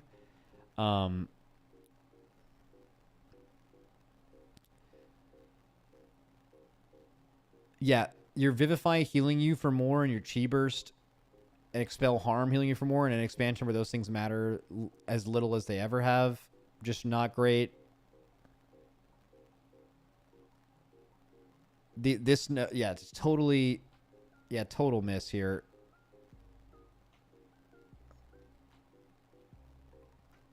Like, I don't know. Flurry Strikes doesn't feel bad, and the reduction doesn't feel bad, and this buff is very strong. It's just, I don't know. Plus, also, you're a class that... So, when you could criticize Wisdom of the Wall as, like, a really big buff that you would want to have in your cooldowns, Monk is a class where you kind of have your cooldowns whenever you want, right? Like, they're giving you Storm, Earth, and Fire...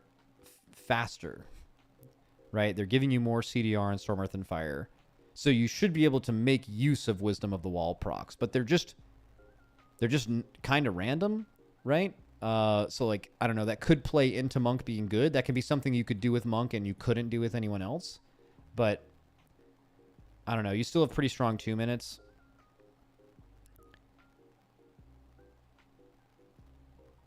What is it? Shadowpan should have had the best theme, but it has none. Yeah, like complete... You have no idea you're a Shadowpan monk.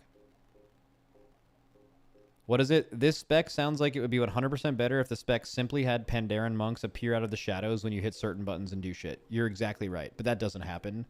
So you just totally miss on theme. But the buff is really good. The reduction on Storm, Earth, and Fire you feel, but the rest of the tree is just like totally whatever. And they totally miss the theme. I don't know if I could put it with Eldrachi Reaver, because like I'm pretty sure if Eldrachi Reaver literally had Wisdom of the Wall, it would be up a tier. You know? Wisdom of the Wall is definitely good. It can't be A, though. That's crazy. You can't have literally no theme in BA. You would have to have crazy good gameplay, and it just doesn't. All right, Paladins. This can be pretty fast. So I think Templar is the single best hero talent in the game.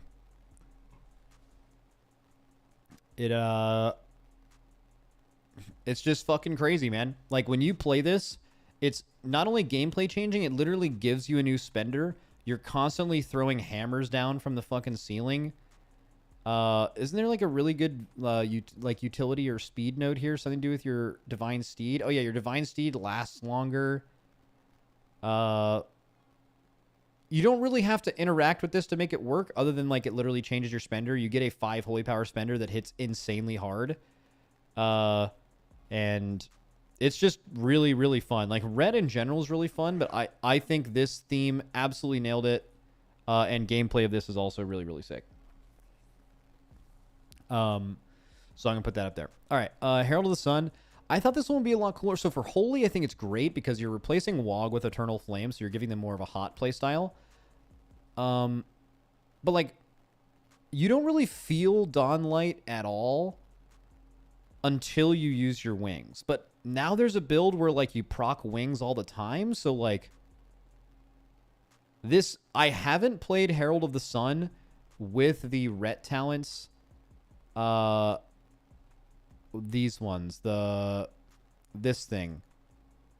Where is it? Is it a capstone? Where's the thing? Okay, I don't know where the hell this thing is, but there's a talent you can take that that makes it so you no longer press. Oh, it's a capstone in the bottom middle.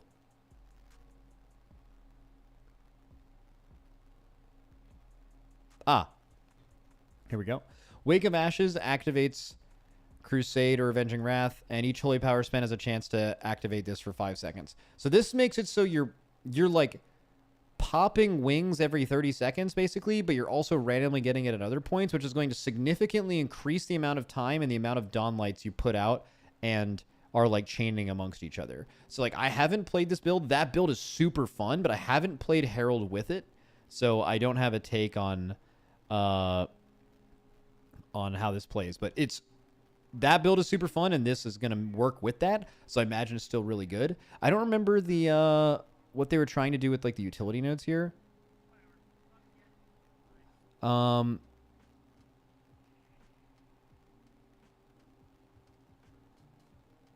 Is there one? Oh no, it increases your damage. Oh, is this? Oh, am I looking at the holy version of this? Maybe that's why.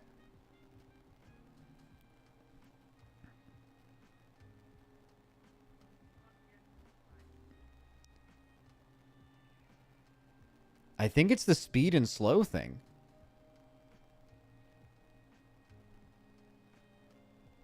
Dude, am I crazy? Is this thing missing a defensive node? Just straight up?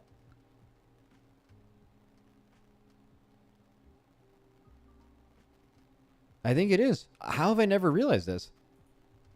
There's literally one hero talent tree out of 39 that just doesn't have one. That's fucking crazy.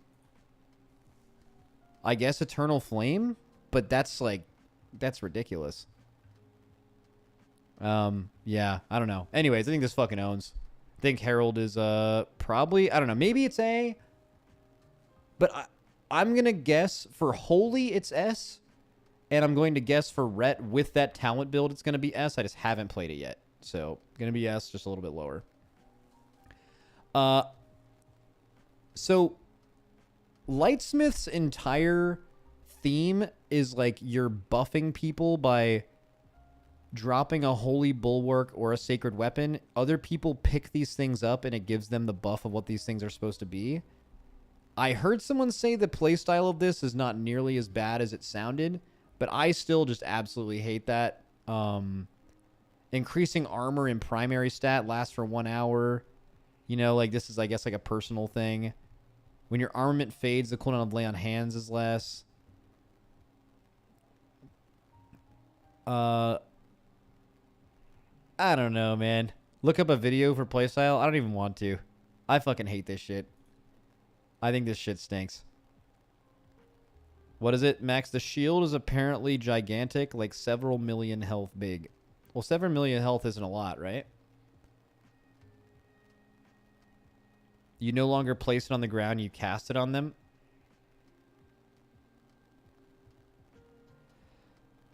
I have very negative feelings about this. I would need to have someone tell me what the how it actually feel. Avenging Wrath summons an additional one, and during Avenging Wrath, your sacred weapon casts spells on your target and echoes effects on holy power spenders. Alright, I would have put it in D. I'm going to put it in C because someone said it feels a little bit better than you'd think. I still just really dislike this. And it's competing with a lot of great ones. I'm putting it there. This is also my opinion. It could be wrong. Who knows? Skipping past that.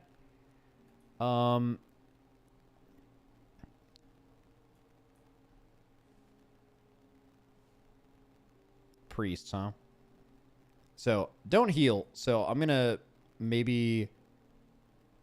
I want to know from people who played Oracle. So, Oracle used to be a huge problem. It, like, replaced Power Infusion. And they also made the gameplay of this way better.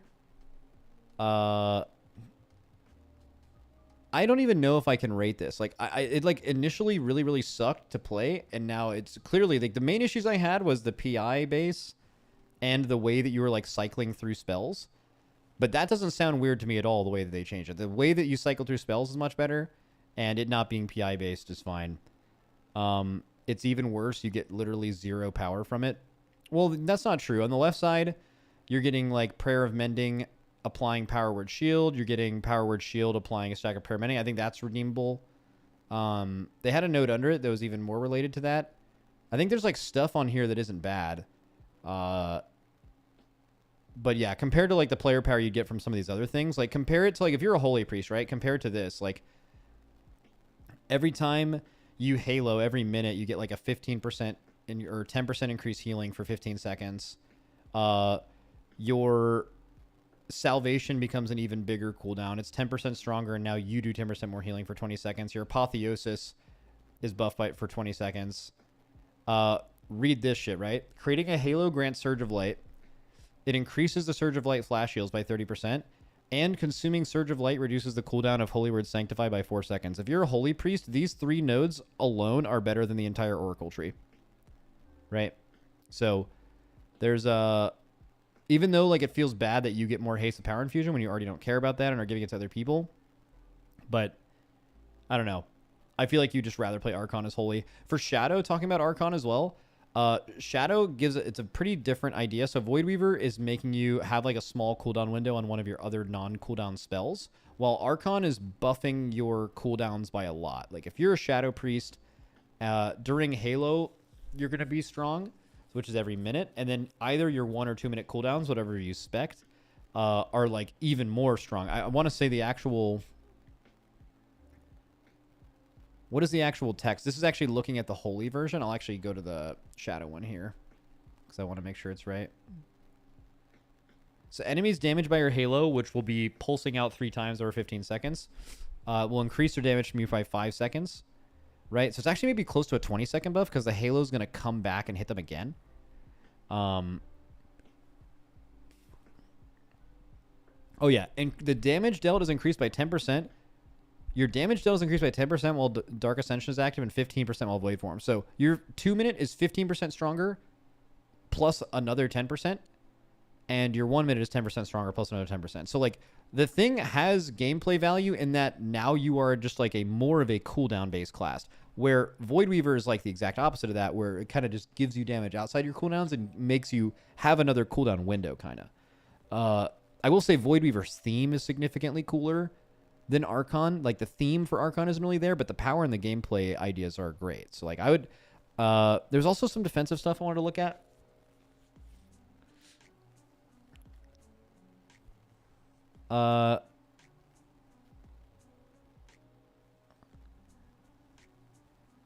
Oh yeah, I forgot about Void Leech. Every 2 seconds, you siphon an amount equal to 3% of your health from a nearby ally if they are higher health than you. Fucking hell yeah. So you heal for, what, 1.5% of your health a second? That's pretty good. That's, like, really good. That's so troll. It's almost exclusively in a raid going to be sucking health from people who are 100%, which is, like, totally fine. Like, could it cause a death on like a boss that's about to do 100% of your health and you just get Void Leeched? Like, yeah, but like it's very rare. But Embrace the Shadow is even better, which is just a passive 3% DR. I think it depends on the fight, but I think Void Leech is really good too. There's one other thing, and just in general, the visuals of this are fucking awesome too. So I would put Void Weaver in S, just somewhere in there. Oracle for Holy, I think, is probably an S. For Shadow, I know Shadow Priests were kind of down on it, but I think Oracle's S too. Just because of how smart it is, that it is so different than Void Weaver's damage profile. Oh, not Oracle, sorry. I meant Archon, yeah. It's so different than Void Weaver's damage profile. And I think that will be used based on that, assuming good tuning. So, big fan. Gonna still put Oracle at the bottom. They didn't make these 2 things better, but there's still like very little player power in it. And I don't know. I just feel like Oracle's the only hero talent in the entire game that is for 2 healer specs. There's no other one in the entire game.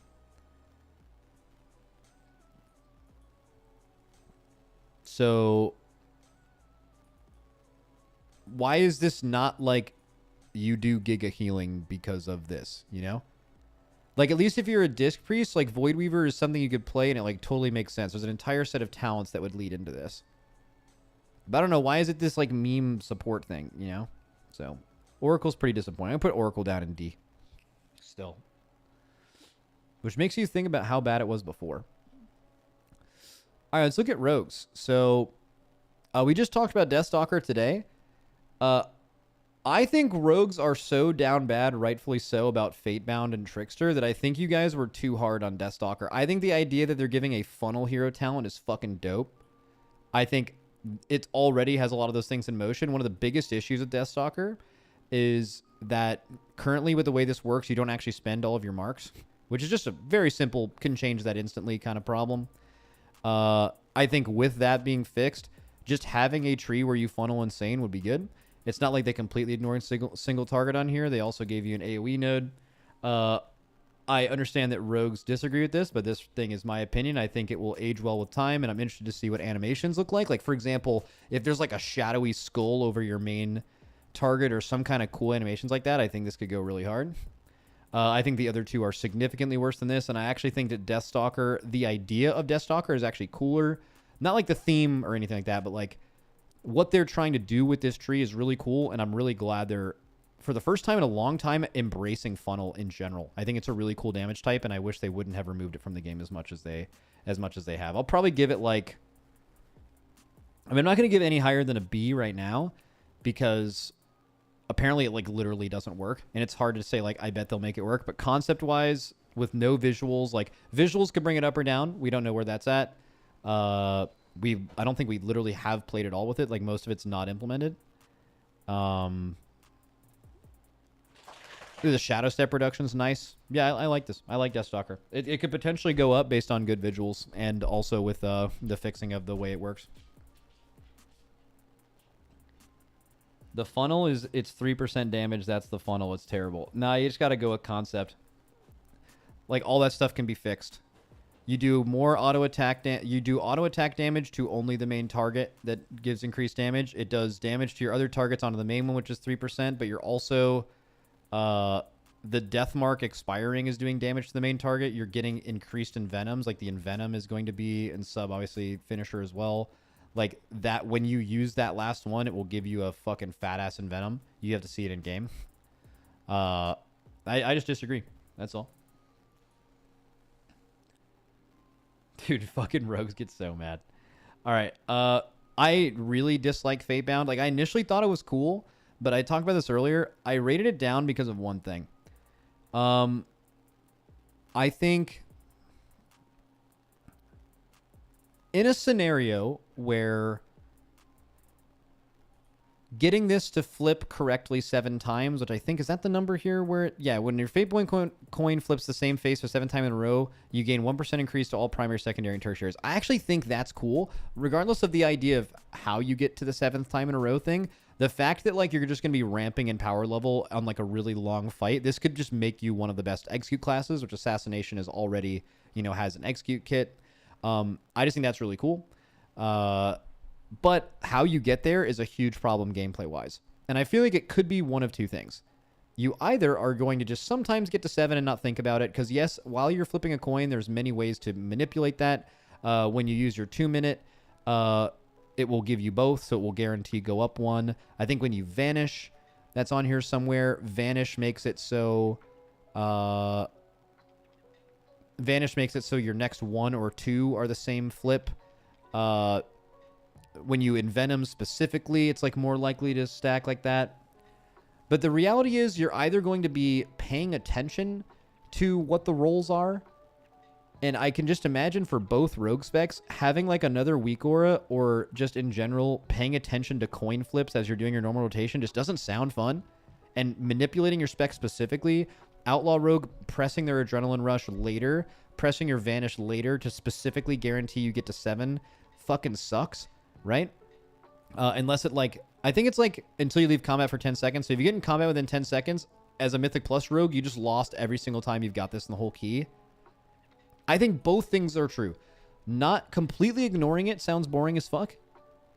And paying attention to it sounds not fun, especially as Outlaw. So I think both of those kind of take this down a few notches. I think the general idea of like flipping a coin isn't ass. Like, I don't know, that kind of sounds cool. Like some No Country for Old Men shit, you know? Like, what's your fate? I kind of like it, but I looked at the coin flip animation in game. I don't know if it was changed yet, but I don't know. It's just not super cool, and because it's going to be happening every finisher, it's just going to be whatever. But it also has the potential to be one of the strongest in the entire game. Like, if you can stack this throughout a Mythic Plus dungeon, you are going to be insane. Like, it's going to be crazy. Like, think about, like, balance in Mythic Plus, where, like, if there's a really hard boss at the end, maybe Outlaw or Assassination aren't... Well, Assassination's never good at Mythic Plus, but imagine they're, like, not that great in general, but, like, the last boss is the hardest part of the key, and rogues are literally 15% stronger by the end of the dungeon. I don't know. That's interesting and really weird. And it's super weird in Raid, too. I don't know. I'd probably put Fatebound, I think, like, a little lower. I think Fatebound has a lot of potential, though. But I think right now it's a little lower. It doesn't stack. If it doesn't stack, it is intended to stack. It is fucking laughable if this grants you a 1% increase and that's it, because this will happen pretty frequently. It is insane if that is not supposed to stack. It should be a lot higher than that. It is 1% intended. It's confirmed. They confirmed it. I mean, that's just insane. Like, if Blizzard said this is written correctly, there are no typos, it currently doesn't stack, and it is confirmed to not extend on purpose, I mean, that's just embarrassing. Like, that's just laughable. Like, insanely dog shit decision making and design, if that's the case. But I haven't seen that myself, so I'm not quite sure about that. But that doesn't even sound realistic. That would drop it down an entire other level if that was the case. But I just don't even believe that. Okay. Let's see. Trickster's really bad, and it's currently being remade, so we'll just judge it on the version that's there, which is probably the worst in the game. Moving on. All right, Farseer. So, Farseer opened my eyes a bit, especially when things are initially announced. Like, Farseer was just every Shaman saying this sucks, and then they got to play it on Alpha for one day, and they said it's great. Resto Shaman specifically. So that was fun. Makes you really wonder sometimes. But yeah, basically, as far as I can tell, the reason that this is really fun isn't because you're spawning old dudes all the time. It's because you get 3 stacks of Riptide, and that's good. Where is that? Oh, I'm looking at the LE version of this, I think.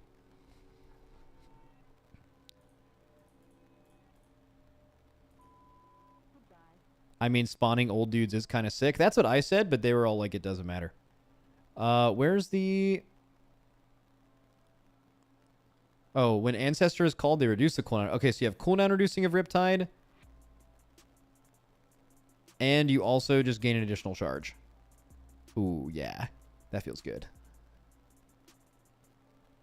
45-second cooldown. Your next healing or damage spell is instant. It costs no mana and deals 10% increased damage and healing. If you know Nature Swiftness, it's replaced by this and causes Ancestral Swiftness to call an Ancestor to your side. Sweet. Okay, so just in... what was the defensive node? I think that was interesting. Oh, bad. Bad. Reduces the cooldown of Nature's Guardian by 10 seconds and causes it to heal for an additional 5% of max health. Dog shit. Earth's Shield has an additional 3 charges and heals you for 25% more. Yeah, I don't know if that's good, but it sounds dog shit. That's insanely bad. Yeah, I don't know. I think for I don't know how this is for Ellie, though. I've only heard Resto Shamans talk about this. Crazy how down bad Ellie are. You just don't even hear about them. So Lava Burst has an extra charge. I don't know why Ancestral Swiftness would feel really good. You're definitely feeling bad with no defensive node as an Ellie Shaman. Oh, this is nice. When an Ancestor is called, they reduce the cooldown of Fire Ellie and Storm Ellie. That's kind of nice. Getting CDR on offensive skills is definitely good. That's probably the thing that feels the best about this tree.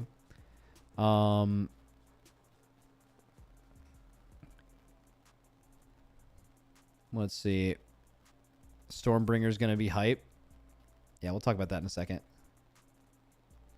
Yeah, this doesn't look good. Okay, so I would say this is like borderline S for Resto. I'd say it's like totally guessing, probably around B for Ellie. So I think putting it somewhere in the middle makes sense. Yeah, let's do that. Wow, wahoo. It's D or C tier for Ellie. All right, we'll leave it in A still, though. All right, Stormbringer.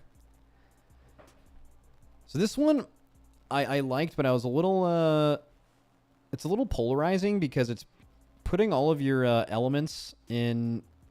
Or each of your build... If you look at an Ellie Shaman build, they've got like a bunch of fire stuff, a bunch of lightning stuff, and some decent stuff in the middle that usually trends lightning. And... Or, sorry, yeah, trend storm, with like Primwave being a little different, but... They... I don't know. It's just weird to see hero talents basically be Farseer not really being fire-based, and then Stormbringer being definitely nature-based. Right? So you're kind of forced into playing that. The same thing for Enhance, where like Enhance definitely wants to play Lightning build for Stormbringer. Farseer is defo fire-based. Oh, did I miss that? Well, Lava Burst gains additional charge. Maelstrom increased. Increase the damage of Earthshock, Elemental Blast, and Earthquake. It's kind of both. When an Ancestor expires, they cast Ellie Blast. Okay. Fire Ellie and Storm Ellie, kind of same difference.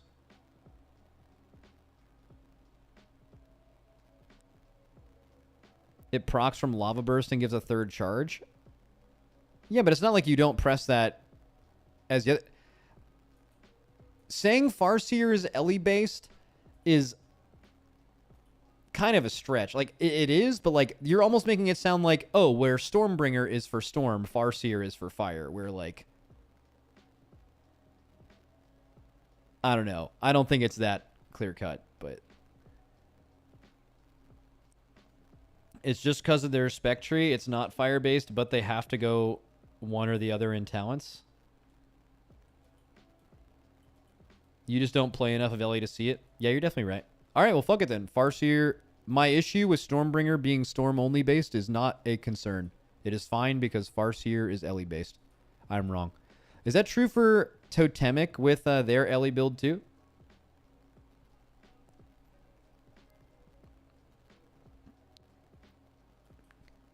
I think one of the other issues, just in general, is judging by Kalamazi's Twitter post showing all of the classes in the game with 2-point nodes. Since this post, Warlocks have been reduced to basically 0. A couple of other specs have been reduced to basically 0 DKs. And it shows you what classes need the most help. This is not a exact example of like the classes that are the most outdated, but generally speaking, the more 2-point nodes you have, the worse your tree is, and like the most in need of changes yours are. Right? Warlocks were up to bat. Destro had the most of any class. All Warlock specs had their points significantly reduced. And Hunters currently probably like the worst across the board, but like way up there are Ellie and Enhance where they need their trees looked at. So hopefully a tree rework will hopefully make some of these hero talents a little bit better. But all right, so let's ignore that concern about Stormbringer. Let's just look at Stormbringer. So spending Maelstrom or Maelstrom weapons gives you stacking haste. Gaining a new stack does not refresh the duration, which means it's probably going to be...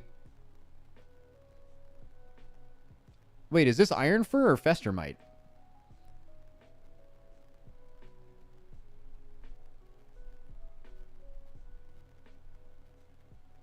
It sounds like Festermite, not Iron Fur. It sounds like it's Festermite, which is dog shit. That means that, like, if you spend a bunch of Maelstrom near the end of your 15-second buff, you're going to get, like, 3 stacks of 3% haste just for it to go away in 1 second. That's so bad. Why is this not Iron Fur? But, I mean... Yeah, I don't know. Whatever. Hopefully it's, Hopefully that is fixed, or it's not as bad as I think it will be. Increases the crit chance and damage of all your nature spells. Makes it a little bit better on single target, a little bit better on AoE. Oh, you just straight up gain Lightning Rod, which is cool. Targets struck by your Tempest deal 10% less damage to you for 6 seconds. That's super insane for Enhance. That's basically going to be like a... At least when I played Enhance, it's going to be almost a 100% uptime on 10% DR, which is super strong. No idea how that plays on Ellie. Your nature damage crits reduce the target's movement speed. That doesn't matter. Tempest summons a nature feral spirit for normal duration of that. Storm Strike, Lightning Bolt, and has a chance to strike your target for nature damage. So I do have some issues with Stormbringer. They're more on the enhanced side. So if you guys are familiar with enhanced, when you're playing the Storm build, you can like proc Ascendance, and when you do, you just press Storm Strike, and it does your Chain Lightning or Lightning Bolt for you. It doesn't cast Tempest unless you're in Lightning Bolt like order, if that makes sense. But like Tempest is just as good for AoE as it is for single target. So it's a very simple change they can make. They just need to make it so pressing Chain Lightning or Lightning Bolt works with Tempest, if that makes sense. Like, and then that just solves that entirely and it won't be an issue. But like, other than that, it was really, really fucking fun to play. Like, really fun to play.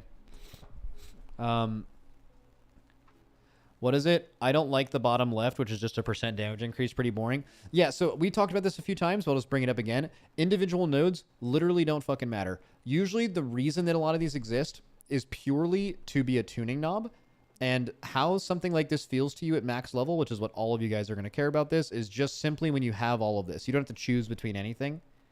This doesn't matter that it's there, yeah.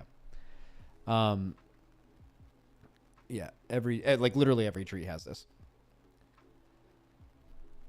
Yeah, okay, so this bangs. As Ellie, how fun is Stormbringer? Like, if you're playing some nature-ass build, like, is it fun? Have you guys played it? I played it as Enhanced. It was really sick.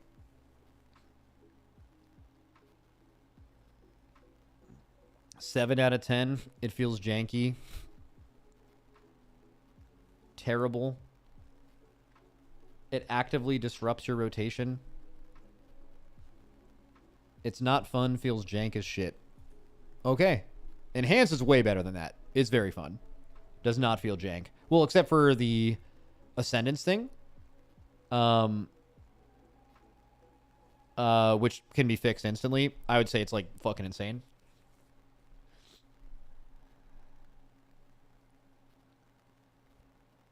Seven, 8 out of 10. So it sounds like it's like you have to stop casting your filler because of it. Stormbringer definitely seems built for Enhance and ported to Ellie. I think it's B. It's definitely better than B for Enhance, but that means it would be like C or D for Ellie.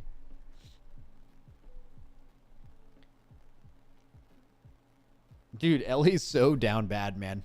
Ellie's just ruining the... Like, Farseer and Stormbringer would both be so much higher if Ellie just didn't exist. Max, have you tried Mop Remix yet? Yeah, I played through all of it and did all the content on PTR. Not on live, though. I have no reason to play it on live.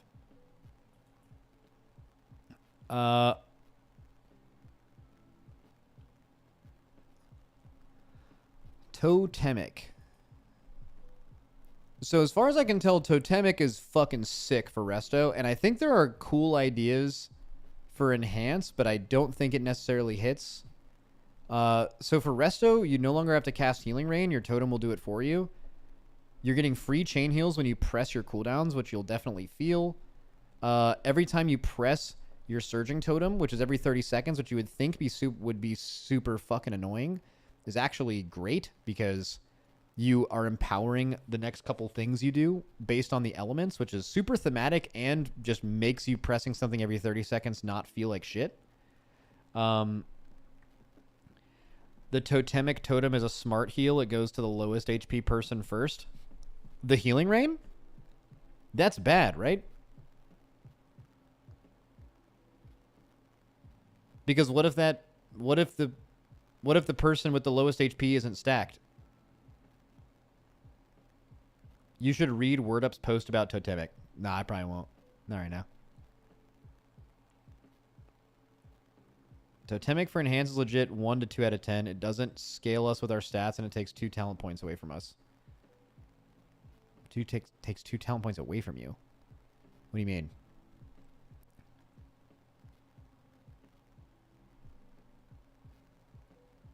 Wind Fury and Sundering.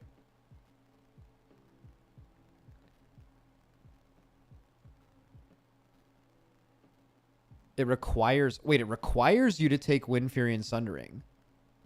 That's really interesting. I'm surprised it just didn't give you this for free. Replaces Wind Fury Totem, so you literally have to spec Wind Fury Totem to have Surging Totem be pressable. And Ascendance. Well, the Ascendance thing's a choice node.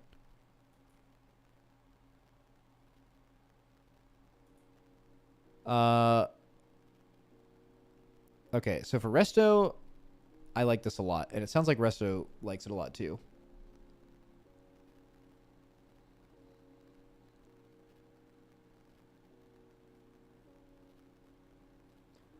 I'm not too concerned about the talent thing.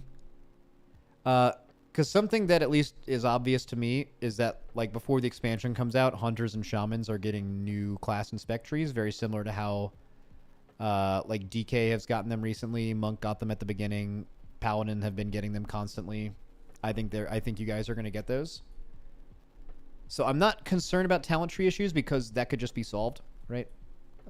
Surely. I mean, I have no reason. I don't give a fuck about Shaman. I have no reason to think that's true. I mean, one thing is unquestionable. They have been, like, doing, like, 3 or 4 either class or spec trees complete rework every single week. There's how many more weeks until the expansion?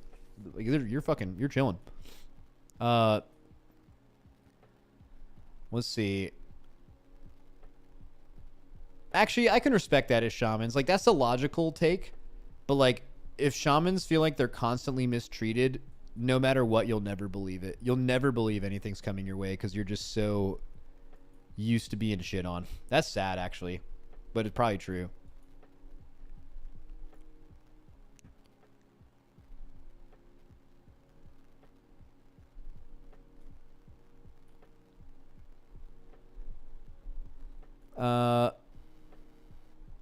Yep.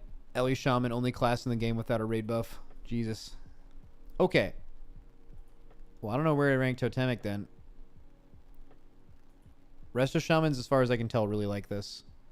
So same thing as Farseer, where Resto Shamans would rank it pretty highly. It sounds like Enhance. I don't think the whole, like, taking 2 talents thing, just fucking figure out some other talent. I think that's like, that's Realms are up. Oh, did they push a build though? Was there an update or not? I'm gonna put it here. Dude, Shaman mains are so down bad. Alright, so if there's anything I don't know, it is what the fuck Warlocks are on about. But I spoke to THD recently, and he said that all 3 Warlock hero talents are good. So one I know is a goddamn S is the one that spawns all the dudes. That one's fucking sick. Diablo's throwing that up there. Hellcaller, let me remind myself. So Wither replaces Immolate.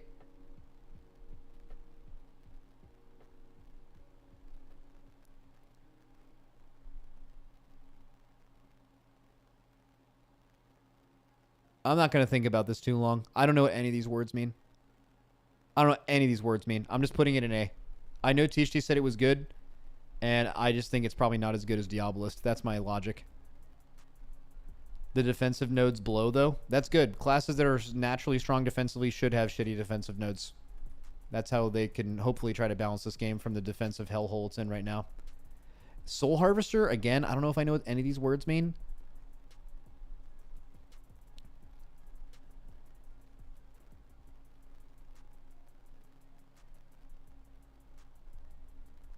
I don't know. Yeah, same thing. Just putting it in A. Calling it a day. I don't understand. I literally know nothing about Warlock. Other than Warlock good. Okay, let's look at Colossus real quick. I haven't looked at these Warrior ones in a while. Get THD on? No, I'm going to do a stream in a few weeks where I actually call other people for this. This is just my opinion.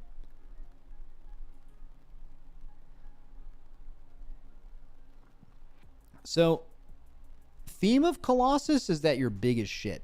I just feel like you should be more than 5% size bigger. That's all. Like, I think you should see a 20-man raid group take a still screenshot of that raid group in action, and you should instantly be able to point out who the Colossus is. I just don't think this is big enough. All good, though. So 45-second thing, which apparently is like the same as like the current legendary weapon on use. Apparently, it's like the same vibe. If you know what that feels like, you know what this feels like. But while doing it, you take 10% less damage, are immune to stuns and knockbacks and forced movement. You can dodge, block, and parry. It stacks up. You can stack up something to buff the damage of this next thing 10 times. And then if you start stacking it more than 10, it will reduce the cooldown so you can get more active uses of it. As far as I can tell, using this thing will fucking blast. And you're like a Colossus, so you're just some fucking giant demolishing beast. Interested with the defensive node? I think both of these suck. When your health is brought below 35%, you gain a second wind. Or healing sucks. Sucks. Oh my god, that sucks. Rally sucks. And then no stranger to pain. Total damage prevented by ignore pain increased by 15%. So ignore pain is weird. If ignore pain says you basically have an absorb for 1,000 and it will just absorb 50% of the damage you take. If you change that to 65%, but it's still 1,000, it's the same thing. So does this do anything, or does it increase the absorb of ignore pain by 15%? Right?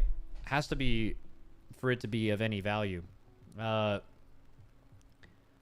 Mortal strike and cleave damage increased. Everything deals more percent per target.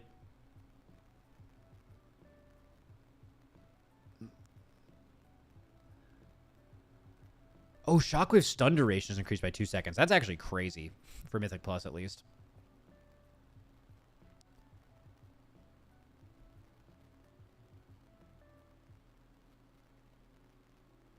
Oh, yeah. Oh, man. The rest of this tree doesn't seem that good, but just Demolish and the effect Demolish will have both seems really cool.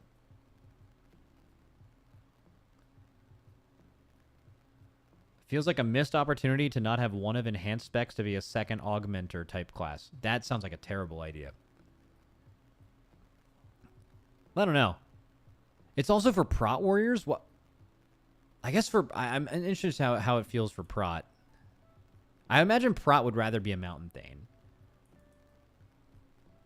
Who said that? Dude, remember how delirious the community was when they first made Aug Evokers? Like, everyone was just saying things and just didn't know what they were saying. They're just saying words. One of them was like, Aug wouldn't be that bad if there were just a lot more support classes. Like, I wouldn't have an issue with Aug as long as there was like 3 or 4 of them. And it's like, how is that not making this problem significantly worse? People said that all the time. That was like just the weirdest shit ever. Like, that wouldn't solve anything. They're just fucking saying stuff. Okay, I don't know where Colossus goes. I'm going to put it in B until they increase the size. If they make this like 25%, 30, 40, 50%, we can start talking about an S tier. All right, Mountain Thane. You're an absolute beast. Your thunderclap turns into some crazy giga thunder ability, and you're a lightning god. I've seen some POVs of this. You actually do look like a fucking lightning god. So, theme, visuals, banger. Gameplay for prop being thunderclap based has to be sick. Making your avatar stronger sounds really fun. I'm just going to put this in S tier, dude. I don't even know what the fuck I'm talking about, but let's get it. Might even be bad for Fury. I don't care. All right, Slayer. This was one that I feel like had to hit.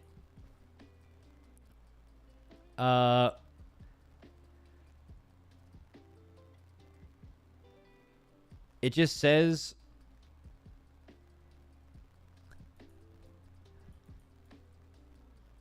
Like, when you were to rank these by just their names, Slayer was at the very top.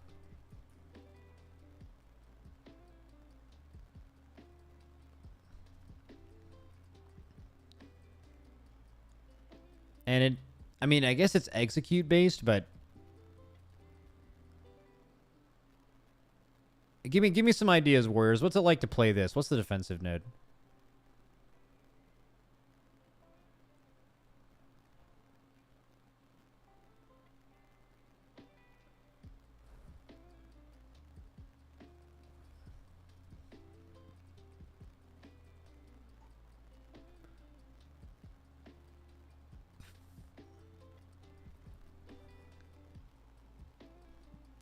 Where the fuck is it?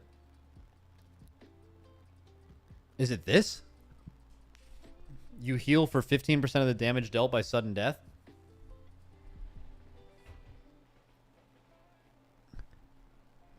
I mean, that could be pretty good.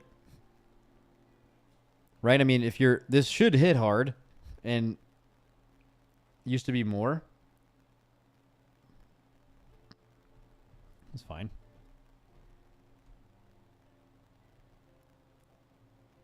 Slayer is crap. You're telling me you're going to stop executing for Bladestorm. Slayer needs to play the opening riff from Angel of Death when you hit cooldowns. Alright, sounds like it's somewhere in the middle. Cool.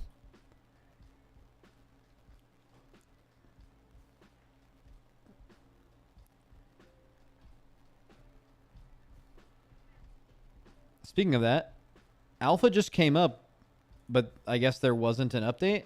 So they just took the servers down for... I guess it's fine. There was already an update this week.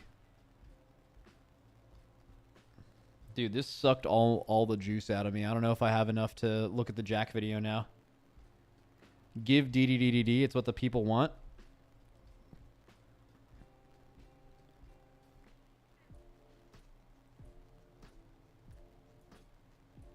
I mean, if there was an extra tier... I mean, I think it's just these four, right?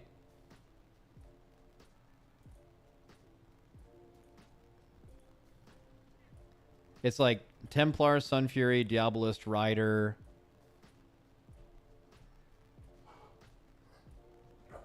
What is it? Look at the S tier. I mean, it's fucking scuffed. I mean, the S tier is real. I mean, in reality, like half of the hero talents in the game are fucking great. It's true. They've done a pretty good job. You think Scale Commander? Yeah. Scale Commander fucking slaps.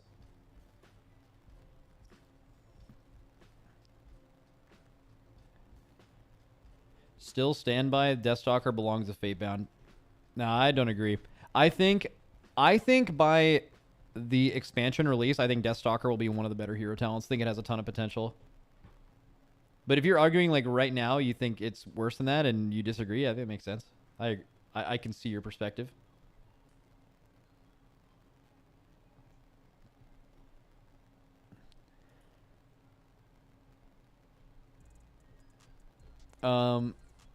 Yeah, dude, maybe like what are the real... Frostfire's a candidate. Voidweaver's a candidate. That's like pretty much it to go in the top. It's like maybe these two as well.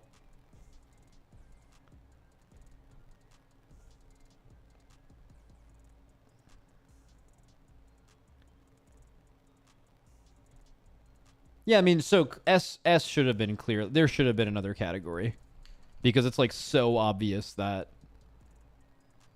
there's like a tier within S that's different. So who's in the worst scenario right now? It's like rogues and hunters, right? Rogues and hunters are the... Or wait, let's just make a list real quick. So, notepad. Classes ranked in order of how we feeling about our hero talents.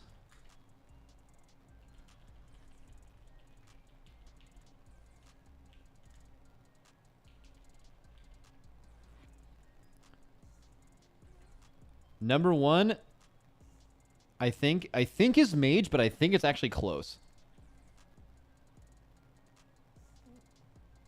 I think Mage is it's close, but it's up there. I think Evoker is second. Third is interesting.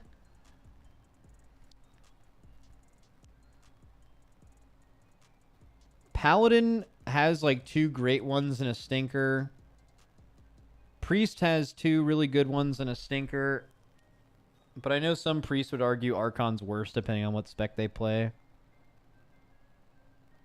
It could actually be Monk. Like, Monk has 2 good ones, but not an Omega good one and a stinker. Wait, it's Warlock. It's fucking Warlock. It's easy. It's easily Warlock. It's easily Warlock. It's easily Warlock.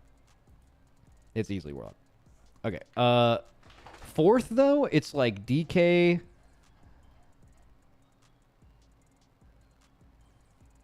Two greats and a stinker means everyone gets a great one and just ignores the other one. I think that's even worse. That's worse than you think, though, because that means you're just gonna play the same shit the whole expansion, which kind of sucks.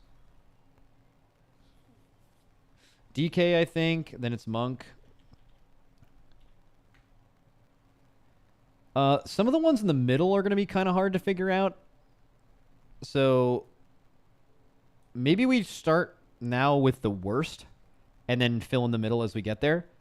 So the worst is definitely Hunter v Rogue, with DH being pretty close. Like, those are the bottom 3, I believe.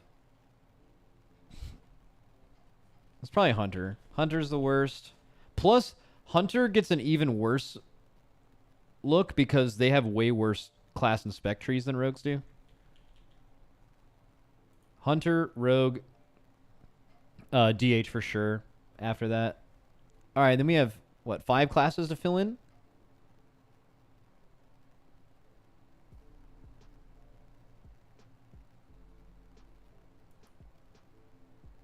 Where are we at? So it's like Shaman or Druid are like mid as fuck.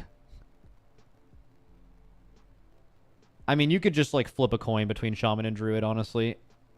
I think Shaman's worse. But like, it's weird. Like, if you're a Resto Shaman are like 1. It's so fucking weird. Like, Resto Shaman are legit number 1 or 2. It's just Ellie Shaman are so down bad that they just tear down 2 of the things. They tear down Stormbringer and they tear down Farseer. So, Shaman, but like Resto, it's way better. Well,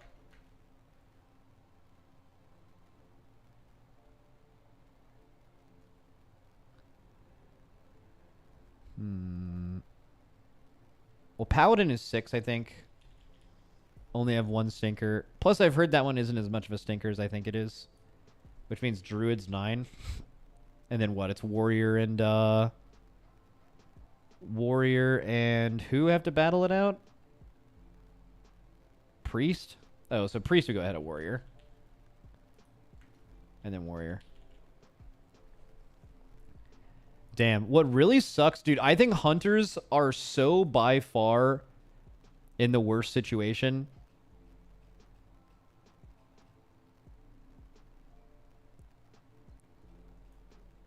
Because their class and spec trees are fucking awful. They're so bad. I think your list is wrong, but it was nice to hear. Yeah, I mean, it's just out here making content. This is just my opinion. I mean, I didn't even claim that I've played all of these things. Like if I really wanted to do this well, I would like spend 3 or 4 days playing literally all of these and understanding how to play on every spec in the game. Like that's I'm just hey, fuck that. You know what I'm gonna do is in 2 weeks I'm just going to call a bunch of people that actually know what they're talking about, and then I'm just gonna have them do this.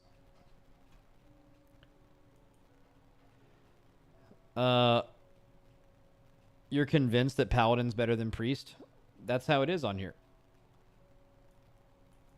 That's it. That's how it is.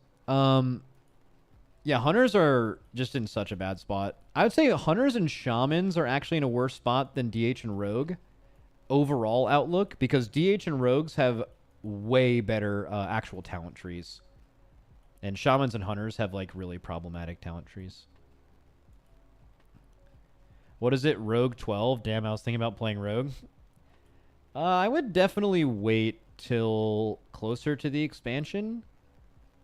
Like, the thing is Rogue actually has an updated and good set of class and spec trees. Even recently got some more changes. Not sure if those changes were good or not, though. I haven't checked. I think the hero talent stuff can change pretty fast, but it's definitely not looking awesome. Right? Like, would you rather be a spec that has 3 really good ones right now, or more? Because, like, I don't know, they're making a ton of changes. Like, look at the beta notes.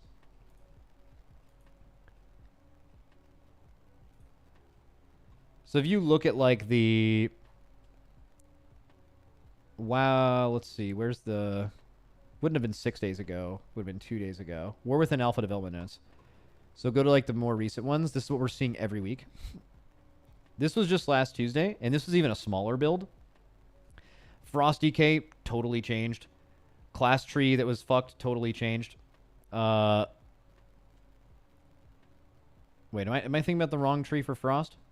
No, it was last week for Frost. This was mainly just class tree changes, which were majorly good changes.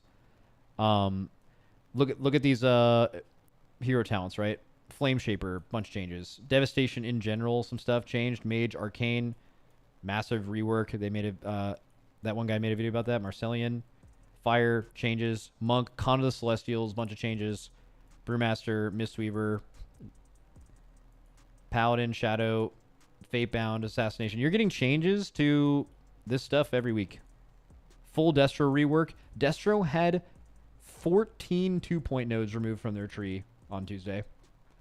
Previous week, major Mountain Thane changes, major Slayer changes, Little Colossus, major Demo, complete Demo rework, right? Diabolist, Farseer. There's a lot of shit. Ton of shit. Every week.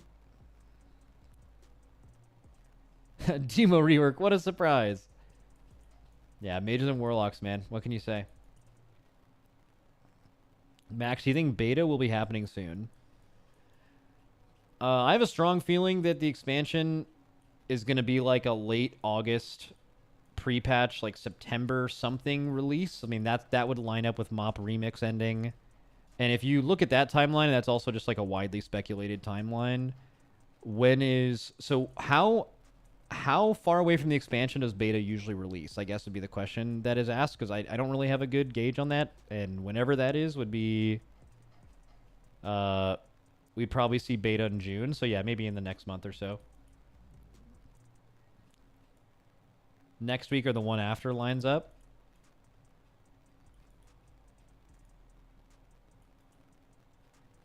What is it? I don't know. It just feels shit not to get some cool shit like mages get, but that's life.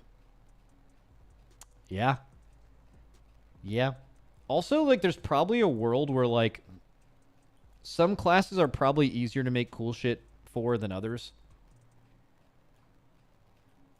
Like, I don't know. With mages, you have, like, 3 entire elements, 3 completely distinct playstyles on a pure DPS class. Like, if you're sitting there to be able to make a hero talent for that, there's just, like, there's easier material than, like, what they've done to hunters, you know? Like, one of those specs is a complete abomination, and 2 of the hero talents have to include it. Not to say, I mean, actually, Hunter's probably a bad example, because Hunters have 2 really good ideas, they just suck. Like, Pack Leader should be a sick hero talent, it sucks. Dark Ranger should be a sick hero talent, it sucks, right?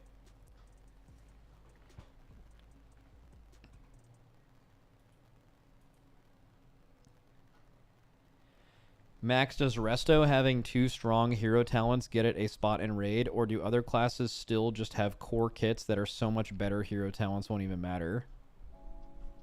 Healers are weird. Like, so the Race to World First healer selection is like different than most guilds because we care a lot more about healer damage than a lot of your guilds should. Like it's just a requirement. So like ours can sometimes look weird, but like one issue with Resto Shaman compared to like Disc Priest and what were Resto Druids for the first half of this last expansion was they just like do a ton of damage while healing, and like you don't really have a lot of time to not heal during the race. Like you find time, but you don't really have to. I think they're gonna give shamans a raid buff or a reason. Like I think so, because like if you look, I used to have a Google sheet that was good for this. Let me see if I can find it. That shows you how much the like required raid spots have gone up between expansions. I need to try to find this. I don't know what it would even be called. It would be like an untitled spreadsheet, like one that... Oh, I think I randomly found it.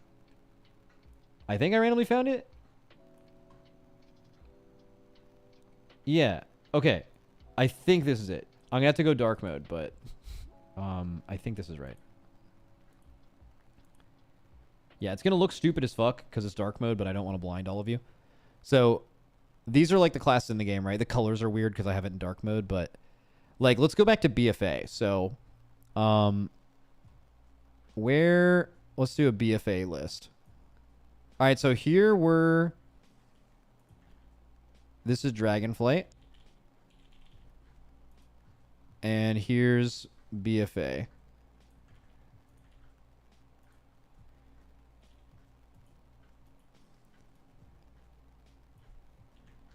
Does anyone else remember what classes were needed in BFA? Can help me out. Wasn't it DH? It was... Oh, let me move this over because that other shit will be confusing. This is also super not relevant. I'll just put this over here or something. DH, Warrior because of Battle Shout. It was Warlock due to summons. It was Mage due to Arcane Intellect. It was Monk due to physical damage. It was Priest due to Fort. Oh, when I'm saying BFA, I think I meant Shadowlands. But whatever. We can just let's do a full timeline. Fuck it. Let's do all three.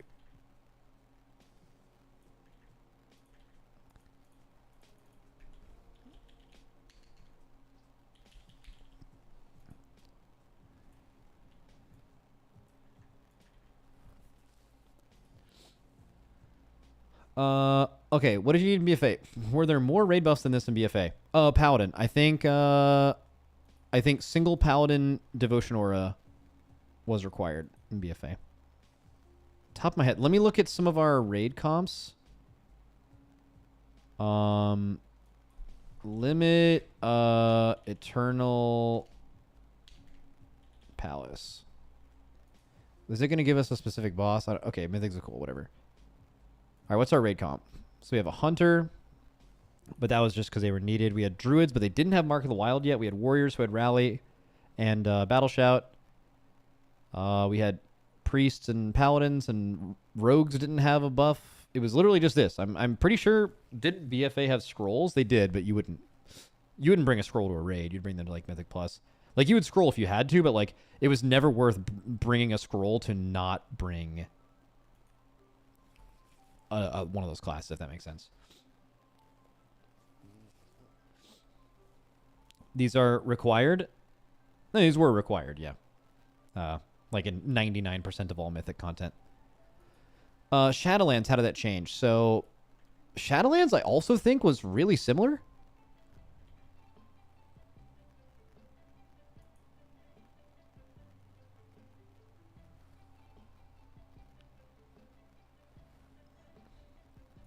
Oh, I guess one of these too is also like DK. Like DK was a class where, so for both BFA and Shadowlands, you had personal loot. So in a raiding environment specifically, there were always bosses, usually end bosses, that required Death Knights. And because it was personal loot, you had to bring them to every other Mythic boss so they had enough gear for it. right? You didn't have the ability to choose who to give gear for, so you couldn't actually sit people who you thought were going to be in on the end boss. You had to bring them to every boss, so they randomly acquired loot throughout the rest of the run. So it was like DK, basically, for those 2 expansions. Was there another one that they add? Did they add... Was Mark of the Wild a Dragonflight inclusion? Oh, yeah, you're right. Wind Fury. Yeah, Wind Fury existed. I think it's just enhanced, though.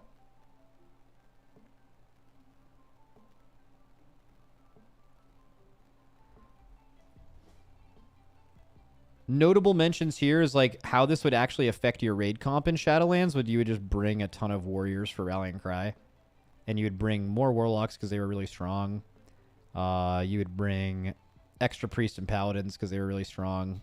That was like the end of BFA all the way through Shadowlands, actually. And then you have this expansion, which I'll just repost this so it's like the same.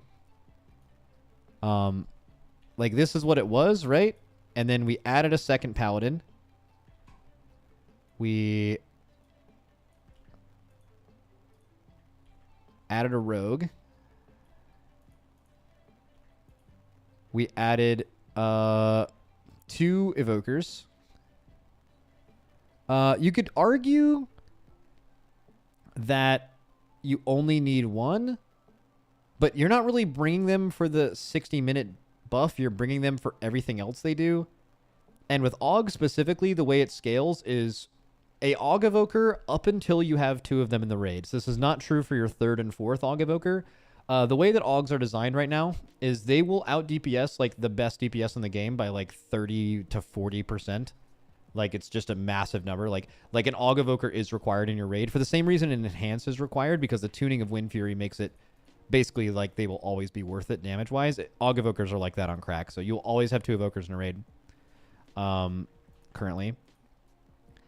And how does that line up with... Okay, so monks, no. Mages, no. Warriors, no. DH, no. Isn't there another thing? Hunter. Oh, yeah, they added Hunter. True.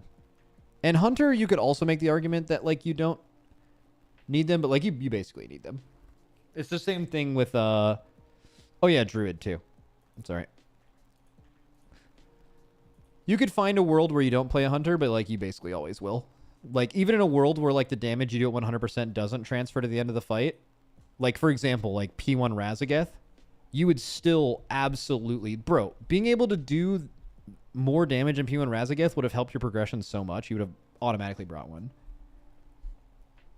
Why do you need a rogue? Due to a trophic poison. Rogues have a talent... Where's this shit? Where do they move Young Atrophic? Is it baseline now? There it is. Coats your one-handed weapon with a non-lethal poison. Each strike has a chance of poisoning the enemy, reducing their damage by 3%. So basically the raid bosses will have a 100% uptime of 3% damage reduction to all their stuff, and that's fucking insane. Yeah, need that. That's real good. So now 15 of your raid spots are predetermined, right? But it's weird. There's one random omission here. Literally every spec in the game is included in this list. You can make an argument that for paladins, it kind of omits ret in a way.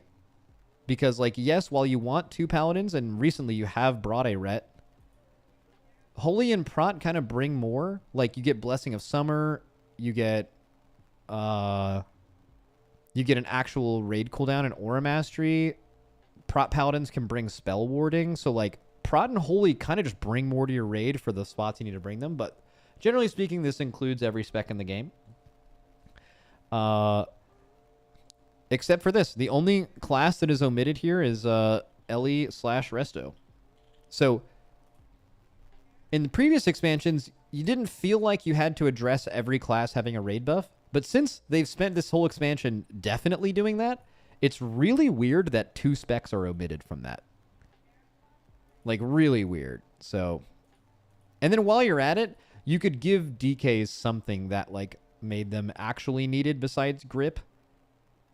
Because Blood DKs grip so much better than DPS DKs do, and have a better raid cooldown too. Like, I don't know, something like that. But Devastation's kind of cooked too.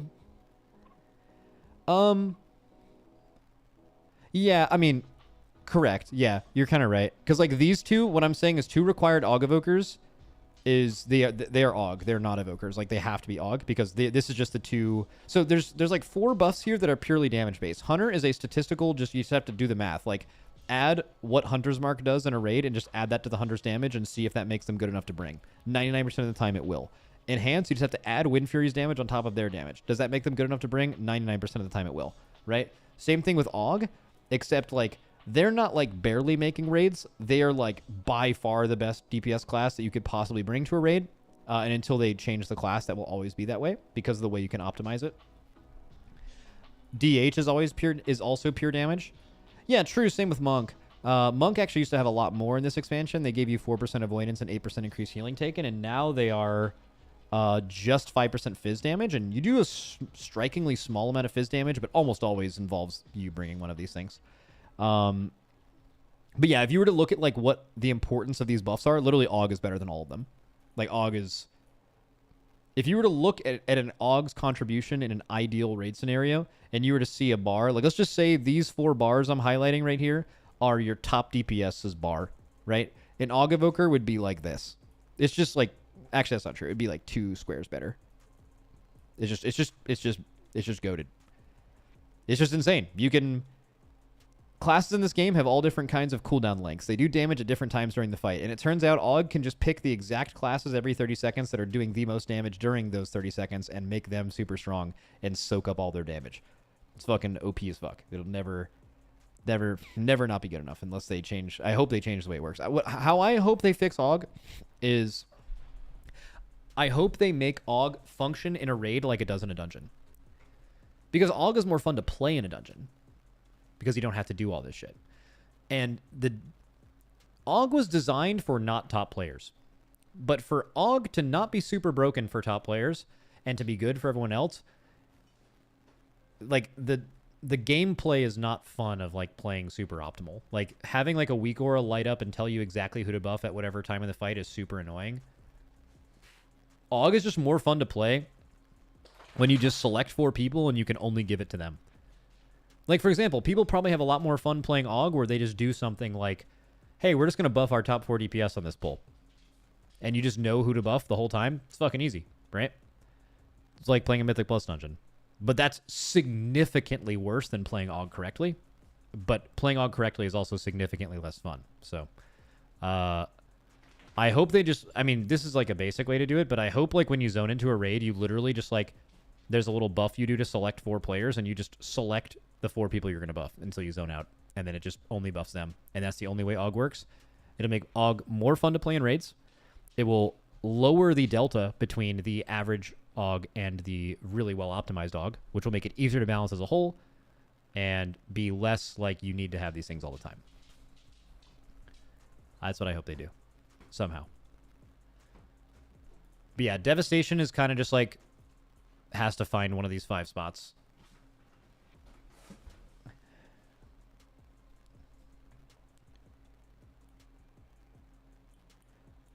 What is it? Why are people not okay with having a high ceiling spec? That's not really the point. So if it was just like high ceiling and really fun, I think that would be cool. The issue is playing Evoker in a raid at a high ceiling is fucking awful. Like, it's just fucking annoying. You're constantly out of range of the person you need to buff. So you have to find them, and you have to like do fucking in-between pull homework to find out exactly who's doing the most damage just to make your weak aura light someone up at the right time. That interaction is not fun. It's fucking ass. Yeah, I don't know.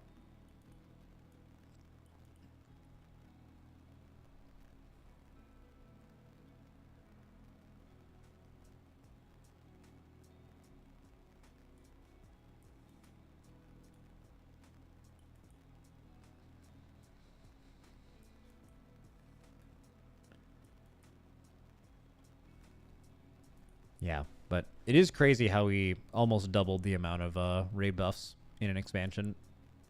I guess 2 expansions, but basically an expansion. But then it's just so weird. Like, why do all of this and then just omit exactly 2 specs? There's 39 specs and they gave 37 of them raid buffs. What's going on here? How is this not being addressed? Crazy world.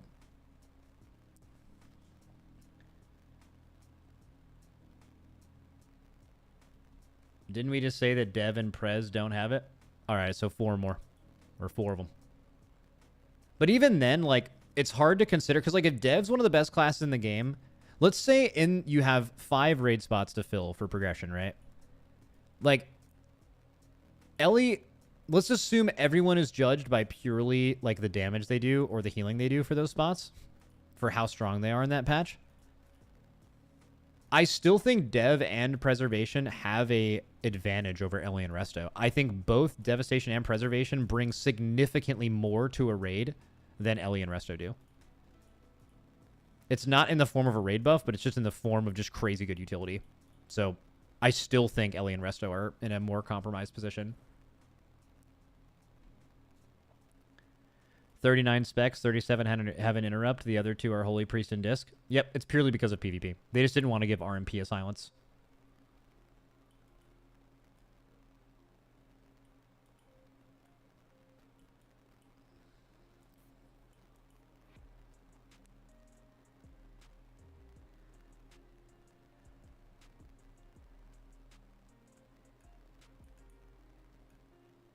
What is it? Devastation and Preservation have Spatial Paradox in the War Within. That's some Innervate level buff. Yeah, but they also made it a choice node with Time Spiral, which is really interesting. I think it was good for the sake of the game because both of those are like, imagine an Ellie Shaman trying to compete for a raid spot with Devastation when Ellie is bringing checks notes nothing besides Wind Fury or is it Wind Fury? Not Wind Fury. Wind Speed Totem. What the fuck totem am I thinking of? Wind Walk Totem. What the fuck is this totem called? Wind Rush. Jesus Christ. Yeah, Wind Rush Totem. So they're bringing Wind Rush, and Devastation and Evoker, or sorry, Dev and Prez would be bringing Time Spiral, Spatial Paradox, Zephyr, and Rescue. And the ability to give Renewing Blaze to someone. I mean, like, fucking shits all over what Ellie's bringing, right? So, like, the fact that they probably needed to put Time Spiral and Spatial Paradox on a choice node just to like make it more fair for how much utility they have. They basically just removed a point of utility, which is 100% warranted. Like, they have so much, so.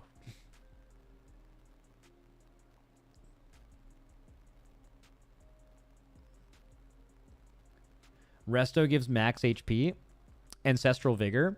Not to everyone. But yeah. What is the perfect 20 players team? Which class should play what role?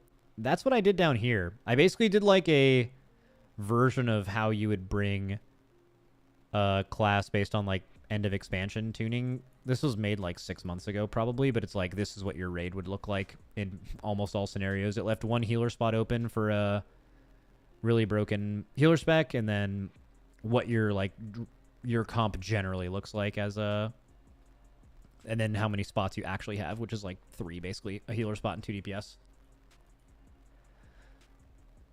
Don't you almost always take Blood DK? Last couple of raids, yes. Historically, no. It's harder to take a Blood DK now because you need a monk. And, like, this tier, you happen to play monk here, so it was fine. You didn't need to take it up here, so you could take DK. But it's typically hard to take a Blood DK. Because you usually have to play a Ret, unless you're playing double Holy Paladin, which is not common nowadays. But monks look like they'll be good in the expansion, too, so maybe you can't always bring them.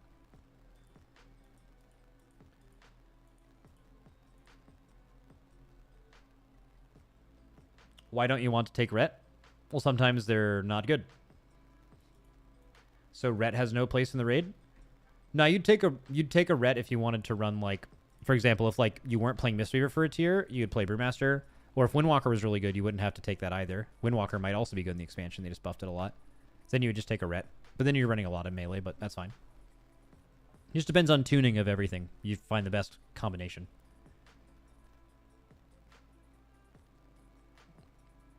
Do you ever take Prot Warrior? When have we taken Prot Warrior in the Raced World first? I think we've taken it a lot. We took it... Huh. I just, like, DC'd for a second. Weird. Should be back, though.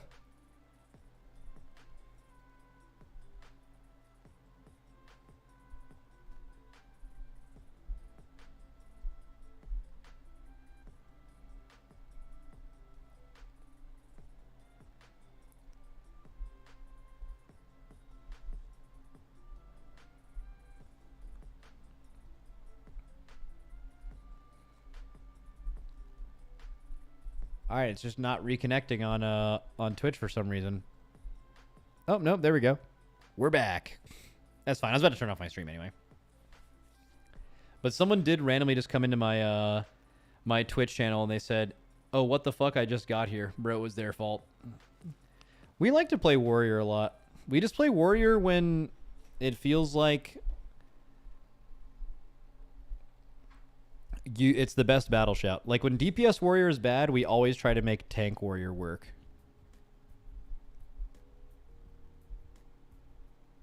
Also, it's changed a bit between us and Echo. Like Echo does that less because Echo has a Warrior player that they like always want in the raid. Like each one of our guilds probably has like 10 to 15 people that you like need to have in a raid.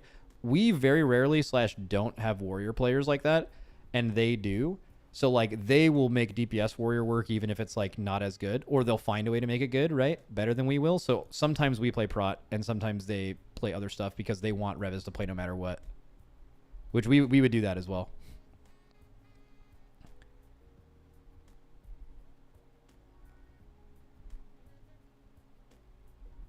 That was actually true way more in the past than it is now, though. Like, definitely not true now.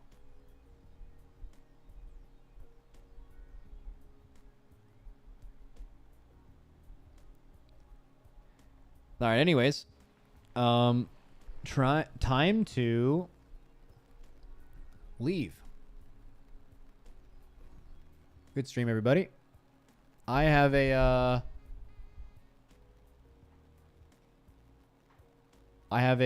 commercial shoot all day tomorrow, so I will be streaming exactly nothing. You know what I mean? I won't be streaming fucking at all. Are you gonna make your tourney realm guy? I don't know, man. Wait, how does this thing work? Okay, I'm in a charity thing that's happening in 2 days. We start playing at 9 a.m. I don't... what's our team look like? It's me, Trill, and Automatic Jack, and then 2 people who don't tank. So either Trill or I are gonna... I'm not tanking. I'm just telling you that right now. There ain't no way I'm tanking. So... So Trill's tanking. I volunteered to do 1 or 2 tank keys. But mostly Trill tanks, I play Ret. So what am I going to play? I guess I'll set up Havoc. Havoc is like the most recent thing I played.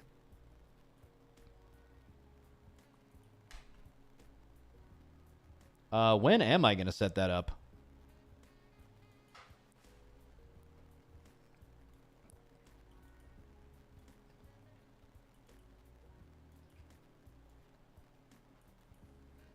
Shouldn't you play something Giga Mimi so I can raise money, like Boomkin or Hunter?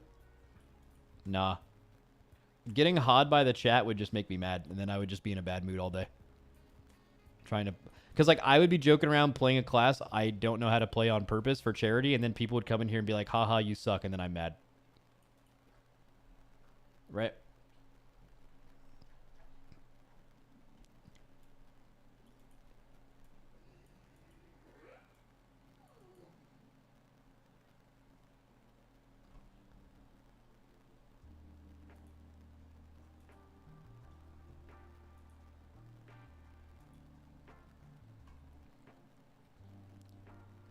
Mythic roster should revert to 30 players to fit more classes, right?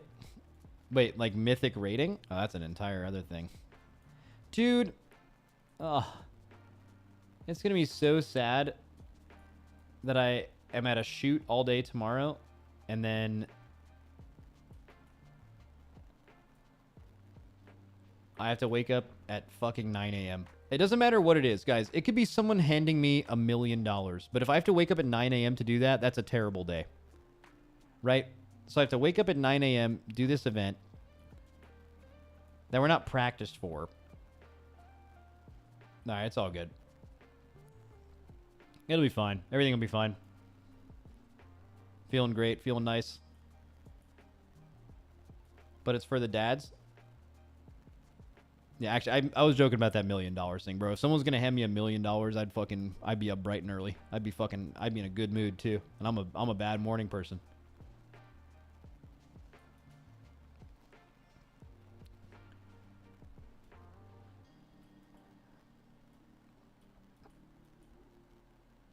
All right, I'm gonna go.